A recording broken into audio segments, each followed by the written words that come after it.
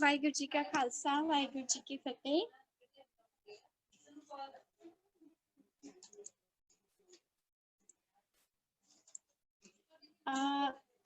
ਅੱਜ ਦੇ ਕੈਂਪ ਵਿੱਚ ਸਭ ਦਾ ਸਵਾਗਤ ਹੈ ਜੀ। ਅੱਜ ਦੇ ਜਾਪ ਦੀ ਸੇਵਾ ਹੈ ਜਸਲੀਨ ਕੌਰ ਪਟਿਆਲਾ ਤੋਂ। ਵਾਹਿਗੁਰੂ ਜੀ ਕਾ ਖਾਲਸਾ ਵਾਹਿਗੁਰੂ ਜੀ ਕੀ ਫਤਿਹ।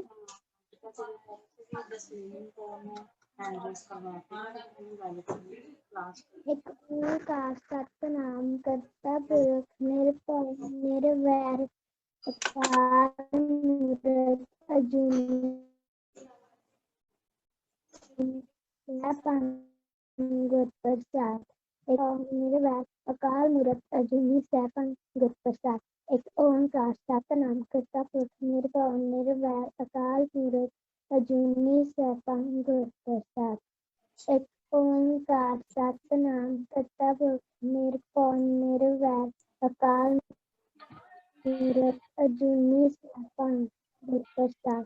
ਇੱਕ ਓਂਕਾਰ ਸਤਿਨਾਮ ਕਰਤਾ ਪੁਰਖ ਨਿਰਭਉ ਨਿਰਵੈਰ ਅਕਾਲ ਮੂਰਤ ਅਜੂਨੀ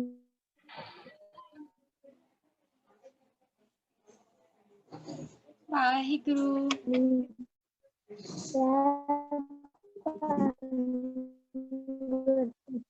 ਵਾਹਿਗੁਰੂ ਵਾਹਿਗੁਰੂ ਵਾਹਿਗੁਰੂ ਵਾਹਿਗੁਰੂ ਵਾਹਿਗੁਰੂ ਵਾਹਿਗੁਰੂ ਜੀ ਕਾ ਖਾਲਸਾ ਵਾਹਿਗੁਰੂ ਜੀ ਕੀ ਫਤਿਹ। ਵਾਹਿਗੁਰੂ ਜੀ ਕਾ ਖਾਲਸਾ ਵਾਹਿਗੁਰੂ ਜੀ ਕੀ ਫਤਿਹ। ਅੱਜ ਦੀ ਕੀਰਤਨ ਦੀ ਸੇਵਾ ਜਸਲੀਨ ਕੌਰ ਜੀ ਪਟਿਆਲਾ ਤੋਂ ਹੀ ਨੇ। ਵਾਹਿਗੁਰੂ ਜੀ ਕਾ ਖਾਲਸਾ ਵਾਹਿਗੁਰੂ ਜੀ ਕੀ ਫਤਿਹ। ਮੈਂ ਮੇਰੀ ਆਵਾਜ਼ ਆ ਰਹੀ ਹੈ ਜੀ? ਹਾਂਜੀ ਆ ਰਹੀ ਹੈ ਜੀ। ਮਿੱਤਰ ਪਿਆਰੇ ਨੂੰ ਹਾਲ ਮੁਰੀਦਾਂ ਦਾ ਕਹਿਣਾ। ਮਿੱਤਰ ਪਿਆਰੇ ਨੂੰ ਹਾਲ ਮੁਰੀਦਾਂ ਦਾ ਕਹਿਣਾ। ਤੁਧ ਬਿਨ ਰੋਗ ਰਜਾਈਆਂ ਦਾ ਓਢਨ, ਤੁਧ ਬਿਨ ਰੋਗ ਰਜਾਈਆਂ ਦਾ ਓਢਨ। ਨਾਗ ਨਿਵਾਸਾਂ ਦਾ ਸਹਿਣਾ। ਮਿੱਤਰ ਪਿਆਰੇ ਨੂੰ ਹਾਲ ਮੁਰੀਦਾਂ ਦਾ ਕਹਿਣਾ। ਮਿੱਤਰ ਪਿਆਰੇ ਸੂਲ ਸਰਾਹੀ ਖੰਜਰ ਪਿਆਲਾ, ਸੂਰ ਸਰਾਹੀ ਖੰਜਰ ਪਿਆਲਾ। ਭਿੰਗ ਕਸਾਈਆਂ ਦਾ ਸਹਿਣਾ। ਮਿੱਤਰ ਪਿਆਰੇ ਮੁਰੀਦਾਂ ਦਾ ਕਹਿਣਾ। ਮਿੱਤਰ ਪਿਆਰੇ ਨੂੰ ਯਾਰੜੇ ਦਾ ਸਾਨੂੰ ਸੱਥਰ ਚੰਗਾ। ਭਿੰਗ ਕਸਾਈਆਂ ਦਾ ਸਹਿਣਾ।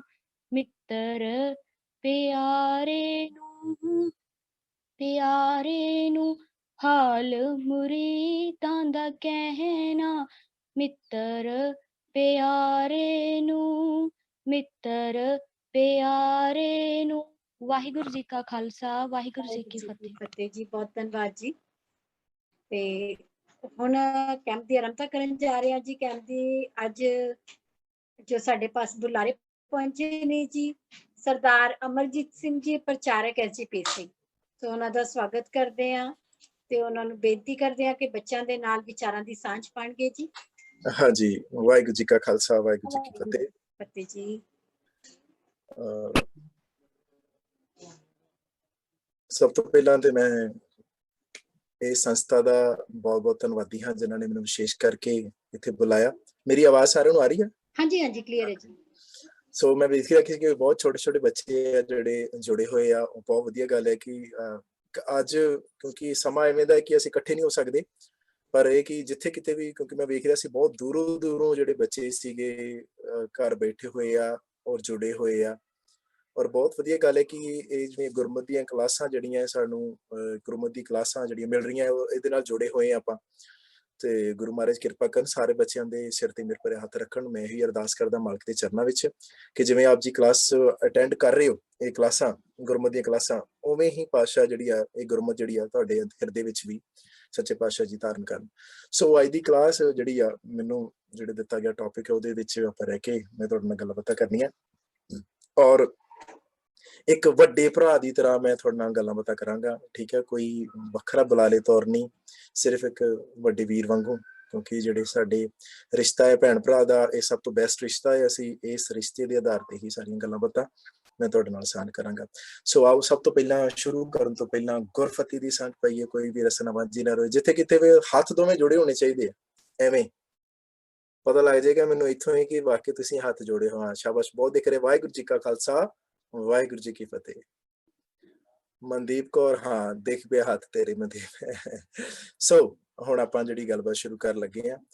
ਸੋ 2-4 ਗੱਲਾਂ ਜਿਹੜੀਆਂ ਮੈਂ ਤੁਹਾਡੇ ਨਾਲ ਸਾਂਝੀਆਂ ਕਰਨੀਆਂ, ਉਹਦੇ ਵਿੱਚ ਮੇਨ ਜਿਹੜੀ ਗੱਲ ਆ, ਜਦੋਂ ਅਸੀਂ, ਕਿਉਂਕਿ ਹੁਣ 2 ਨਵੰਬਰ ਨੂੰ ਗੁਰੂ ਰਾਮਦਾਸ ਮਹਾਰਾਜ ਜੀ ਦਾ ਪ੍ਰਕਾਸ਼ ਪੁਰਬ ਆ ਰਿਹਾ। ਠੀਕ ਹੈ, ਅੰਮ੍ਰਿਤਸਰ ਦੇ ਬਾਨੀ ਹੈ ਜਿਹੜੇ ਅੰਮ੍ਰਿਤਸਰ ਦੇ ਆ, ਉਹ ਤੇ ਵਿਸ਼ੇਸ਼ ਤੌਰ ਤੇ ਪਹੁੰਚਣਗੇ ਦਰਬਾਰ ਸਾਹਿਬ ਦੇ ਵਿੱਚ। ਪਰ ਜਿਹੜੇ ਦੂਰ ਆ, ਜਿਹੜੇ ਆ ਨਹੀਂ ਸਕਦੇ ਇਸ ਸਮੇਂ ਦੇ ਵਿੱਚ, ਜਿਨ੍ਹਾਂ ਨੂੰ ਸਮਾਂ ਮਿਲਦਾ ਹੈ ਤੇ ਜ਼ਰੂਰ ਆਇਓ। ਜੇ ਨਹੀਂ ਮਿਲਦਾ ਕੋਈ ਗੱਲ ਨਹੀਂ, ਕੋਈ ਉਚੇਚ ਕਰਕੇ ਨਹੀਂ, ਜਦੋਂ ਵੀ ਸਮਾਂ ਮਿਲੇ ਤੁਸੀਂ ਜ਼ਰੂਰ, ਕਿਉਂਕਿ ਇਹ ਸੱਚੇ ਪਾਤਸ਼ਾਹ ਜੀ ਦਾ ਦਰ ਹੈ, ਸਿੱਖਣੇ ਪਹੁੰਚਣਾ ਹੈ। ਪਰ ਜਦੋਂ ਵੀ ਅਸੀਂ ਗੁਰੂ ਰਾਮਦਾਸ ਮਹਾਰਾਜ ਜੀ ਦਾ ਜੀਵਨ ਪੜ੍ਹਦੇ ਹਾਂ ਜਾਂ ਜੀਵਨ ਦੇਖਦੇ ਹਾਂ, ਇੱਕ ਗੱਲ ਚੇਤੇ ਰੱਖਿਓ, ਸਭ ਤੋਂ ਸਟਰਗਲ, ਸਭ ਤੋਂ ਘਾਲਣਾ ਜਿਹੜੀ ਘਾਲੀ ਹੈ ਗੁਰੂ ਰਾਮਦਾਸ ਮਹਾਰਾਜ ਜੀ ਨੇ ਘਾਲੀ ਹੈ। ਇਹਦੇ ਵਿੱਚ ਬਹੁਤ ਵਿਸ਼ੇਸ਼ ਗੱਲਾਂ ਜਿਹੜੀਆਂ ਤੁਹਾਨੂੰ ਸਿੱਖਣ ਲਈ ਮਿਲਣਗੀਆਂ ਇਹਦੇ ਵਿੱਚੋਂ, ਕਿਉਂਕਿ ਬਹੁਤ ਚੀਜ਼ਾਂ ਇਹਦੇ ਵਿੱਚ ਜਿਹੜੀਆਂ ਕੋਡ ਕਰਦੀਆਂ ਗੁਰੂ ਰਾਮਦਾਸ ਮਹਾਰਾਜ ਦੇ ਜੀਵਨ ਦੇ ਨਾਲ। ਇਤਿਹਾਸਕਾਰਾਂ ਨੇ ਉਮਰਾਂ 5 ਸਾਲ ਜਾਂ 7 ਸਾਲ ਇਵੇਂ ਦੱਸੀਆਂ ਕਿ ਸੱਚੇ ਪਾਤਸ਼ਾਹ ਗੁਰੂ ਰਾਮਦਾਸ ਮਹਾਰਾਜ ਦਾ ਜਿਹੜਾ ਪਹਿਲਾ ਨਾਂ ਸੀਗਾ ਉਹ ਭਾਈ ਜੇਠਾ ਸੀ, ਤੇ 7 ਜਾਂ 5 ਸਾਲ ਦੀ ਉਮਰ ਦੇ ਵਿੱਚ ਉਹ ਯਤੀਮ ਹੋ ਜਾਂਦੇ ਨੇ। ਸ਼ਬਦ ਯਤੀਮ ਧਿਆਨ ਨਾਲ ਸੁਣਿਓ। ਯਤੀਮ ਉਸ ਬੱਚੇ ਨੂੰ ਕਿਹਾ ਜਾਂਦਾ ਹੈ ਜਿਹਦੇ ਸਿਰ ਦੇ ਉੱਤੇ ਨਾ ਮੰਮੀ ਹੁੰਦੀ ਹੈ ਤੇ ਨਾ ਪਾਪਾ ਹੁੰਦੇ ਆ। ਚੇਤਾ ਰੱਖਿਓ, ਮੰਮੀ ਪਾਪਾ ਸ਼ਬਦ ਅੱਜ ਆਪਾਂ ਵਰਤਦੇ ਹਾਂ, ਔਰ ਕਈ ਐਵੇਂ ਦੇ ਆ ਜਿਹੜੇ ਮੰਮੀ ਪਾਪਾ ਨਾਲ ਬਿਨਾਂ ਗੱਲ ਤੋਂ ਖਫਾ ਹੋ ਜਾਂਦੇ ਨੇ, ਗੱਲਬਾਤ ਨਹੀਂ ਕਰਦੇ ਮੰਮੀ ਪਾਪਾ ਨਾਲ। ਮੰਮੀ ਪਾਪਾ ਦੀ ਕਦਰ ਕੀਮਤ ਕਿੰਨੀ ਕੁ ਜ਼ਿਆਦੀ ਹੈ, ਇਹ ਗੁਰੂ ਰਾਮਦਾਸ ਮਹਾਰਾਜ ਨੂੰ ਪੁੱਛ ਕੇ ਦੇਖਿਓ। ਜਿਹਦੇ ਸਿਰ ਦੇ ਉੱਤੇ ਮੰਮੀ ਪਾਪਾ ਨਾ ਹੋਣ, ਤੇ ਭਾਵੇਂ ਜਿੰਨੇ ਮਰਜ਼ੀ ਕੋਈ ਸਾਖ ਸੰਬੰਧੀ ਹੋਣ ਨਾ, ਖਾਸ ਕਰਕੇ ਮਿੱਤਰ ਵੀ ਹੋਣ, ਉਹ ਵੀ ਪੱਲਾ ਝੜ ਜਾਂਦੇ, ਲਾਗੇ ਨਹੀਂ ਲੱਗਦਾ ਕੋਈ। ਗੁਰੂ ਰਾਮਦਾਸ ਮਹਾਰਾਜ ਦਾ ਜਿਹੜਾ ਜਨਮ ਆਪਾਂ ਪੜ੍ਹਦੇ ਹਾਂ 24 ਨਵੰਬਰ 1539 ਈਸਵੀ ਦਾ ਹੈ, 1534 ਈਸਵੀ ਨੂੰ। ਠੀਕ ਹੈ, 1534 ਨੂੰ ਲਾਹੌਰ ਦੇ ਵਿੱਚ ਹੋਏ ਸੱਚੇ ਪਾਤਸ਼ਾਹ ਜੀ ਦਾ ਜਨਮ। ਫਿਰ ਚੂਨਾ ਮੰਡੀ ਲਾਹੌਰ। ਫਿਰ ਦੂਜੇ ਪਾਸੇ ਦੇਖਦੇ ਹਾਂ ਗੁਰੂ ਰਾਮਦਾਸ ਮਹਾਰਾਜ, ਉਹਨਾਂ ਦਾ ਨਾਂ ਛੋਟਾ ਆ, ਜਦੋਂ ਉਹਨਾਂ ਦੇ ਮਾਤਾ ਪਿਤਾ ਸੰਸਾਰ ਤੋਂ ਚਲੇ ਗਏ। ਇੱਕ ਕੁਝ ਇਤਿਹਾਸਕਾਰਾਂ ਨੇ ਲਿਖਿਆ ਉਹਨਾਂ ਦੀ ਇੱਕ ਭੈਣ ਤੇ ਇੱਕ ਭਰਾ ਵੀ ਹੈ ਛੋਟਾ। ਹੁਣ ਭੈਣ ਭਰਾ ਹੋਣ ਔਰ ਆਪ ਵੀ ਛੋਟੇ ਹੋਣ, ਤੇ ਰਿਸ਼ਤੇਦਾਰ ਪਤਾ ਕੀ ਕਹਿੰਦੇ ਸੀਗੇ ਕਿ ਜੇਠਿਆ ਹੁਣ ਮੰਮੀ ਪਾਪਾ ਤੇ ਨਹੀਂ ਹੈਗੇ, ਕਿਉਂਕਿ ਮਾਤਾ ਪਿਤਾ ਨਹੀਂ ਹੈਗੇ, ਹੁਣ ਭਾਈ ਤੈਨੂੰ ਕਿੰਨੇ ਕੁ ਦਿਨ ਅਸੀਂ ਰੋਟੀ ਖਵਾਵਾਂਗੇ, ਹੁਣ ਤੈਨੂੰ ਆਪੇ ਪਕਾਉਣੀ ਪੈਗੀ ਤੇ ਆਪੇ ਖਾਣੀ ਪੈਗੀ। ਇਹ ਗੱਲ ਚੇਤੇ ਰੱਖਿਓ। ਮੈਂ ਜਿਹੜੀ ਬੇਨਤੀ ਕਰ ਲੱਗਾ ਤੁਹਾਨੂੰ, ਜਿਸ ਘਰ ਦੇ ਵਿੱਚ ਤੁਸੀਂ ਰਹਿ ਰਹੇ ਹੋ, ਸਾਰਿਆਂ ਦੇ ਆਪਣੇ ਆਪਣੇ ਘਰ ਆ, ਤੁਸੀਂ ਘਰਾਂ ਦੇ ਵਿੱਚ ਬੈਠੇ ਲੌਗਇਨ ਹੋਏ ਹੋ। ਇਹ ਘਰ ਉਨਾ ਚਿਰ ਘਰ ਆ ਜਿੰਨਾ ਚਿਰ ਘਰ ਦੇ ਅੰਦਰ ਮੰਮੀ ਪਾਪਾ ਆ, ਭੈਣ ਭਰਾ ਆ, ਇਹ ਘਰ ਆ। ਉਹਨੂੰ ਘਰ ਕਿਹਾ ਜਾਂਦਾ ਜਿੱਥੇ ਪਰਿਵਾਰ ਆ। ਤੇ ਜਿਸ ਘਰ ਦੇ ਅੰਦਰ ਕੋਈ ਨਹੀਂ ਰਹਿੰਦਾ ਉਹਨੂੰ ਮਕਾਨ ਕਿਹਾ ਜਾਂਦਾ। ਕੀ ਕਿਹਾ ਜਾਂਦਾ? ਮਕਾਨ। ਘਰ ਕਦੀ ਨਹੀਂ ਵਿਕਦੇ, ਚੇਤਾ ਰੱਖਿਓ। ਕਦੀ ਕੋਈ ਘਰ ਨਹੀਂ ਵੇਚੂਗਾ, ਜਦੋਂ ਵੀ ਵੇਚੂਗਾ ਉਹ ਮਕਾਨ ਵੇਚੂਗਾ। ਮਕਾਨਾਂ ਦੀ ਬੋਲੀ ਲੱਗਦੀ ਆ, ਮਕਾਨ ਵਿਕਦੇ ਪਰ ਘਰ ਨਹੀਂ ਕਦੀ ਵਿਕਦਾ। ਕਿਉਂਕਿ ਘਰ ਦੇ ਵਿੱਚ ਜਦੋਂ ਮੰਮੀ ਪਾਪਾ ਹੋਣ, ਭੈਣ ਭਰਾ ਹੋਣ, ਰਿਸ਼ਤੇਦਾਰ ਹੋਣ, ਉਹਨੂੰ ਘਰ ਪਰਿਵਾਰ, ਜਿਹੜੇ ਨਾਤੇ ਨੇ, ਜਿਹੜੀਆਂ ਤੰਦਾਂ ਨੇ ਸਾਡੀਆਂ, ਰਿਸ਼ਤੇ ਦੀਆਂ ਤੰਦਾਂ, ਫੀਲਿੰਗਸ ਜਿਹੜੀਆਂ ਨੇ, ਇਹ ਘਰ ਦੇ ਅੰਦਰ ਉਹ ਫੀਲਿੰਗ ਆ। ਫੀਲਿੰਗ ਕਦੀ ਵੇਚੀਆਂ ਨਹੀਂ ਜਾ ਸਕਦੀਆਂ, ਨਾ ਹੀ ਕੋਈ ਫੀਲਿੰਗ ਨੂੰ ਖਰੀਦ ਸਕਦਾ। ਵੈਸੇ ਬਹੁਤ ਜ਼ਿਆਦਾ ਐਵੇਂ ਦੇ ਬੱਚੇ ਹੋਣੇ ਜਿਹੜੇ ਆਪਣੇ ਪੈਰੈਂਟਸ ਦੇ ਨਾਲ ਬਿਨਾਂ ਗੱਲ ਤੋਂ ਖਫਾ ਹੋ ਜਾਂਦੇ ਨੇ, ਬਿਨਾਂ ਗੱਲ ਤੋਂ। ਕਈ ਵਾਰ ਸਾਨੂੰ ਕੁਝ ਮਿਲਦਾ ਨਹੀਂ ਨਾ, ਤੇ ਅਸੀਂ ਮੰਮੀ ਪਾਪਾ ਦੇ ਨਾਲ ਗੱਲ ਵੀ ਨਹੀਂ ਕਰਦੇ। ਕਿ ਮੈਨੂੰ ਆ ਫੋਨ ਚਾਹੀਦਾ ਹੈ, ਮੈਂ ਫੋਨ ਲੈਣਾ ਹੈ, ਕਿਸੇ ਦੀ ਕੋਈ ਜਿੱਦ ਹੁੰਦੀ ਹੈ, ਕਿਸੇ ਦੀ ਕੋਈ ਜਿੱਦ ਹੁੰਦੀ ਹੈ, ਤੇ ਮੈਂ ਅੱਜ ਰੋਟੀ ਨਹੀਂ ਖਾਊਂਗਾ ਰਾਤ ਦੀ, ਮੈਂ ਫਲਾਣਾ ਨਹੀਂ ਕੰਮ ਕਰੂੰਗਾ। ਬੇਟਾ ਚੇਤਾ ਰੱਖਿਓ, ਇਟਸ ਵੈਰੀ ਬੈਡ। ਇੱਕ ਗੱਲ ਮੈਂ ਅਗਲੀ ਕਹਿਣਾ ਹੁੰਦਾ, ਜਿਨ੍ਹਾਂ ਦੇ ਮੰਮੀ ਪਾਪਾ ਡਾਂਟਦੇ ਆ ਨਾ, ਜਾਂ ਇੱਥੋਂ ਤੱਕ ਕਿ ਥੱਪੜ ਵੀ ਲਾਉਂਦੇ ਹੁਣ, ਕਦੀ ਗੁੱਸਾ ਨਾ ਕਰਿਆ ਕਰੋ। ਮੰਮੀ ਪਾਪਾ ਮਾਰਦੇ ਵੀ ਹੋਣ, ਵੈਸੇ ਜਿਹੜੀ ਸਾਡੀ ਐਜੂਕੇਸ਼ਨ ਹੈ ਉਹਦੇ ਵਿੱਚ ਇਹ ਕਹਿੰਦੇ ਕਿ ਬੱਚੇ ਨੂੰ ਨਾ ਡਾਂਟਣਾ ਚਾਹੀਦਾ ਤੇ ਨਾ ਹੀ ਮਾਰਨਾ ਚਾਹੀਦਾ, ਪਰ ਜਿਹੜੀ ਮੇਰੀ ਐਜੂਕੇਸ਼ਨ ਹੈ ਉਹਦੇ ਵਿੱਚ ਹੈ ਕਿ ਬੱਚੇ ਨੂੰ ਡਾਂਟਣਾ ਵੀ ਚਾਹੀਦਾ, ਕੁੱਟਣਾ ਵੀ ਚਾਹੀਦਾ। ਸੁਣੋਗੇ ਹੈਰਾਨ ਹੋਵੋਗੇ ਨਾ, ਕਿਉਂ ਬੱਚੇ ਨੂੰ ਕਿਉਂ ਕੁੱਟਣਾ ਚਾਹੀਦਾ। ਹੁਣ ਦੇਖੋ, ਕੁੱਟਣ ਦੇ ਲਈ ਡਰ ਪੈਦਾ ਹੋਣਾ ਚਾਹੀਦਾ। ਕੁੱਟ ਖਾਣ ਵਾਲੇ ਦੇ ਅੰਦਰ ਡਰ ਹੋਏਗਾ ਤੇ ਮਾਰਨ ਵਾਲੇ ਦੇ ਅੰਦਰ ਜਜ਼ਬਾ ਹੋਏਗਾ। ਕਾਦੇ ਲਈ? ਕਿ ਮੈਂ ਇਹਨੂੰ ਕੁਝ ਬਣਾਉਣਾ ਹੈ। ਯੂ نو, ਮੈਂ ਆਪਣੇ ਡੈਡੀ ਕੋਲੋਂ ਸਭ ਤੋਂ ਜ਼ਿਆਦਾ ਕੁੱਟ ਖਾਧੀ ਆ, ਸਭ ਤੋਂ ਜ਼ਿਆਦਾ ਕੁੱਟ ਖਾਧੀ ਆ। ਕਾਦੇ ਲਈ? ਕਿਉਂਕਿ ਮੈਂ ਬਹੁਤ ਸ਼ਰਾਰਤੀ ਸੀਗਾ, ਮੈਂ ਗਲਤੀਆਂ ਕਰਦਾ ਸੀਗਾ, ਹਨਾ। ਤੇ ਜਿਹੜੀਆਂ ਗਲਤੀਆਂ ਮੈਂ ਕਰਦਾ ਸੀ, ਮੈਨੂੰ ਇਹ ਲੱਗਦਾ ਸੀ ਮੈਂ ਸਹੀ ਕਰ ਰਿਹਾ, ਪਰ ਮੇਰੇ ਮਾਂ-ਬਾਪ ਨੂੰ ਪਤਾ ਸੀ ਇਹ ਗਲਤ ਕਰ ਰਿਹਾ। ਹੁਣ ਦੇਖੋ, ਛੋਟਾ ਜਿਹਾ ਬੱਚਾ ਆ, ਸਾਹਮਣੇ ਵਾਇਰ ਹੋਵੇ, ਹਨਾ, ਤੇ ਉਹ ਫੜੇਗਾ ਨਾ, ਉਹਨੂੰ ਲੱਗੇਗਾ ਖਿਡੌਣਾ ਹੈ। ਹੁਣ ਲਾਗੇ ਮਾਂ ਆ, ਲਾਗੇ ਪਿਓ, ਉਹਨੂੰ ਪਤਾ ਹੈ ਮੇਰੇ ਬੱਚੇ ਨੇ ਹੱਥ ਲਾ ਦਿੱਤਾ ਤੇ ਕਰੰਟ ਹੈ, ਇਹਨੂੰ ਸ਼ੌਕ ਲੱਗ ਜਾਏਗਾ, ਹੋ ਸਕਦਾ ਕਿ ਇਹਦੀ ਮੌਤ ਵੀ ਹੋ ਜਾਏ। ਉਹ ਕੀ ਕਰੇਗਾ? ਪਿੱਛੇ ਨੂੰ ਕਰ ਆਏਗਾ, ਉਹ ਫੇਰ ਜਾਏਗਾ, ਉਹ ਫੇਰ ਪਛਾਣ ਕਰ, ਤੀਜੀ ਵਾਰੀ ਗਿਆ ਤਾਂ ਖਿੱਚ ਕੇ ਉਹ ਛੱਡ ਵੀ ਲਾਊਗਾ, ਹਨਾ, ਥੱਪੜ ਲਾਊਗਾ ਨਾ, ਮਾਂ ਹਟਦਾ ਨਹੀਂ ਤੂੰ, ਮੈਂ ਤੈਨੂੰ ਰੋਕਿਆ, ਪਿੱਛੇ ਹੋ ਜਾ। ਇਹ ਕੌਣ ਕਰਦਾ ਆ? ਮਾਂ ਤੇ ਪਿਓ। ਕੌਣ ਹੈ? ਸਾਨੂੰ ਪ੍ਰੋਟੈਕਟ ਕਰਨ ਵਾਲੇ ਨੇ। ਤੇ ਜਿਸ ਪੰਛੀ ਨੇ ਉੱਡਣਾ ਹੋਵੇ ਨਾ, ਉਹਦੇ ਦੋ ਪੰਖ ਆ, ਤੇ ਅਸੀਂ ਅਜੇ ਪੰਛੀ ਆ, ਹਨਾ, ਤੇ ਅਸੀਂ ਖੰਭ ਖਿਲਾਰ ਕੇ ਉੱਡਣਾ ਜੀ। ਤੇ ਖੰਭ ਮਾਂ-ਬਾਪ ਦੇ ਦੋਨੋਂ ਖੰਭ ਆ, ਕਿ ਜਦੋਂ ਦੋਨਾਂ ਕੋਲੋਂ ਇਹ ਖੰਭ ਨਾ ਹੁਣ ਕਿਸੇ ਬੱਚੇ ਕੋਲ, ਉਹਨੂੰ ਪੁੱਛ ਕੇ ਦੇਖੋ ਉਹਦੇ ਲਈ ਉੱਡਣਾ ਕਿੰਨਾ ਔਖਾ ਆ। ਕਿਉਂਕਿ ਮੈਂ ਗੁਰੂ ਰਾਮਦਾਸ ਮਹਾਰਾਜ ਦੇ ਜੀਵਨ ਤੁਹਾਡੇ ਨਾਲ ਸ਼ੇਅਰ ਕਰਨ ਲੱਗਾ, ਇਸ ਕਰਕੇ ਇੱਥੋਂ ਟੌਪਿਕ ਸ਼ੁਰੂ ਕਰਨ ਲੱਗਾ। ਸਭ ਤੋਂ ਪਹਿਲਾਂ ਮਾਂ-ਬਾਪ ਦੀਆਂ ਕਦਰਾਂ ਕੀਮਤਾਂ, ਕਿੰਨੀ ਅਹਿਮੀਅਤ ਆ, ਕਿੰਨੀ ਇੰਪੋਰਟੈਂਸ ਆ, ਮਾਂ-ਬਾਪ ਦੀ ਕਿੰਨੀ ਜ਼ਿੰਦਗੀ 'ਚ ਇੰਪੋਰਟੈਂਸ ਹੈ। ਪਰ ਅਸੀਂ ਬੜਾ ਠੀਕ ਆ, ਆਪਾਂ ਪਤਾ ਕੀ ਕਹਿੰਦੇ ਕਈ ਵਾਰੀ, ਜਦੋਂ ਪੇਰੈਂਟਸ ਕਹਿ ਦਿੰਦੇ ਮੈਂ ਤੇਰੇ ਲਈ ਇੰਨਾ ਕੁਝ ਕਰਦਾ, ਸਾਰੇ ਕਰਦੇ ਆ। ਨਹੀਂ ਬੇਟਾ, ਜੋ ਮੇਰੇ ਮੰਮੀ ਪਾਪਾ ਆਈ, ਮਤਲਬ ਸਾਰੇ ਜਾਣੇ, ਹਨਾ, ਜੋ ਤੁਹਾਡੇ ਜਾਂ ਮੇਰੇ ਮੰਮੀ ਪਾਪਾ ਮੇਰੇ ਲਈ ਕਰਦੇ ਆ, ਹੋਰ ਕਿਸੇ ਲਈ ਉਹ ਨਹੀਂ ਕਰਦੇ, ਉਹ ਸਿਰਫ ਮੇਰੇ ਲਈ ਕਰਦੇ। ਮੇਰਾ ਬਾਪੂ ਮੇਰੇ ਸਾਹਾਂ 'ਚ ਜਿੰਦਾ, ਹਨਾ, ਆਪਾਂ ਸਾਰੇ ਕਹਿ ਸਕਦੇ ਹਾਂ। ਮੇਰੀ ਮਾਂ ਮੇਰੇ ਸਾਹਾਂ 'ਚ ਜਿੰਦੀ ਆ। ਜਦੋਂ ਮੈਨੂੰ ਕਿਸੇ ਚੀਜ਼ ਦੀ ਲੋੜ ਪੈਂਦੀ ਹੈ ਨਾ, ਮੈਂ ਜਾ ਕੇ ਕਿਤੇ ਚਾਚੀ ਤਾਈ ਨੂੰ ਥੋੜਾ ਨਾ ਕਵਾਂਗਾ, ਮਾਮੀਆਂ ਨੂੰ ਜਾ ਕੇ ਥੋੜਾ ਨਾ ਕਵਾਂਗਾ, ਆਪਣੀ ਕਿੱਥੇ ਜਾਊਂਗਾ? ਮੰਮੀ ਨੂੰ ਕਹਾਂਗਾ, ਪਾਪਾ। ਹੁਣ ਦੂਜੀ ਗੱਲ ਕਿ ਚੇਤਾ ਰੱਖਿਓ, ਇੱਕ ਨਾ ਬੱਚਾ ਮੇਲੇ ਨੂੰ ਗਿਆ, ਹੁਣ ਆਪਾਂ ਵੀ ਜਾਂਦੇ ਹੋਣੇ, ਵੈਸੇ ਅੱਜ ਕੱਲ ਤੇ ਮੇਲੇ ਘਟ ਗਏ, COVID-19 ਕਰਕੇ ਸਾਰਿਆਂ ਦੇ ਮੇਲੇ ਘਰੇ ਹੀ ਲੱਗਦੇ ਪਏ, ਹਨਾ। ਸਾਰੇ ਇਕੱਲੇ ਮੰਮੀ ਪਾਪਾ ਨੂੰ ਦੇਖ ਦੇਖ ਕੇ ਕਈ ਤੇ ਫਰਸਟ੍ਰੇਸ਼ਨ ਹੋ ਗਿਆ ਨਾ, ਜਾਣ ਕੇ ਗੁੱਸਾ ਚੜਦਾ ਜਾਂਦਾ, ਕਿਉਂਕਿ ਘਰੇ ਬਹਿ ਕੇ ਵੀ ਗੁੱਸਾ ਚੜ੍ਹਦੇ ਹਨ। ਚਲੋ ਖੈਰ, ਕਿਉਂਕਿ ਘਰੇ ਬਹਿ ਕੇ ਜਿਹੜੇ ਖਾਸ ਕਰਕੇ ਜਿਹੜੇ ਬੱਚੇ ਸਕੂਲਿੰਗ ਬੱਚੇ ਨੇ, ਉਹਨਾਂ ਲਈ ਘਰੇ ਬਹਿਣਾ ਬੜਾ ਔਖਾ ਹੈ। ਪਰ ਦੂਜੇ ਨੰਬਰ ਤੇ ਜਿਨ੍ਹਾਂ ਕੋਲੋਂ ਕੋਈ ਮਿਸ਼ਨ ਹੋਵੇ ਨਾ, ਉਹ ਕਦੀ ਬੋਰ ਨਹੀਂ ਹੋ ਸਕਦਾ, ਠੀਕ ਹੈ। ਤੇ ਮਿਸ਼ਨ ਇਹ ਕੀ ਹੁੰਦਾ ਹੈ ਕਿ ਮੈਂ ਡੇਲੀ ਉੱਠਿਆ, ਕੁਝ ਨਾ ਕੁਝ ਮੇਰਾ ਮਿਸ਼ਨ ਹੈ, ਅੱਜ ਮੈਂ ਕੁਝ ਵਧੀਆ ਬਣਾਉਣਾ ਆ, ਵਧੀਆ ਬਣਾਉਣਾ ਆ। ਦੋ ਚੀਜ਼ਾਂ ਨਾ, ਬਣਾਉਣਾ ਤੇ ਖਾਣਾ, ਹਨਾ, ਵਧੀਆ ਬਣਾ ਕੇ ਖਾਣਾ ਵੀ ਆ ਤੇ ਵਧੀਆ ਕੁਝ ਬਣਾਉਣਾ ਵੀ ਆ, ਆਪਣੇ ਘਰ ਨੂੰ ਥੋੜਾ ਵਧੀਆ ਕਰਨਾ ਹੈ, ਆਪਣੀ ਐਜੂਕੇਸ਼ਨ ਨੂੰ ਵਧੀਆ ਕਰਨਾ, ਉਹ ਕਦੀ ਬੋਰ ਨਹੀਂ ਹੁੰਦੇ। ਖੈਰ, ਮੈਂ ਗੱਲ ਕਰ ਰਿਹਾ ਸੀਗਾ,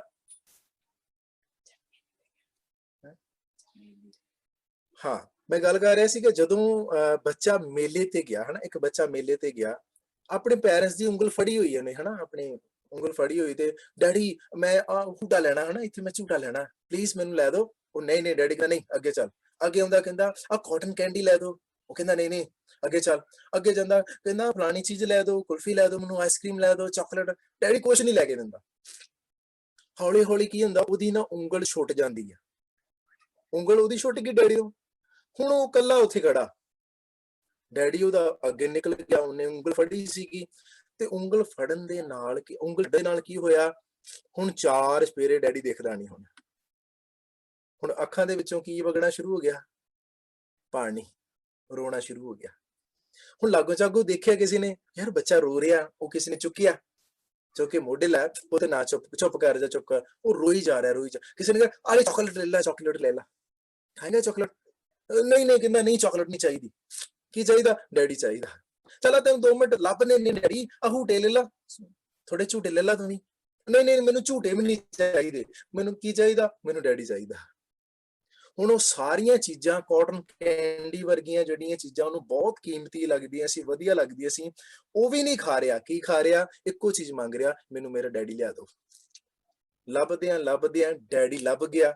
ਬੱਚਾ ਭੱਜਾ ਗਿਆ, ਡੈਡੀ ਦੇ ਗਲੇ ਲੱਗ ਗਿਆ ਤੇ ਡੈਡੀ ਦੇ ਗਲੇ ਲੱਗਣ ਨਾਲ ਬੱਚਾ ਚੁੱਪ ਹੋ ਗਿਆ।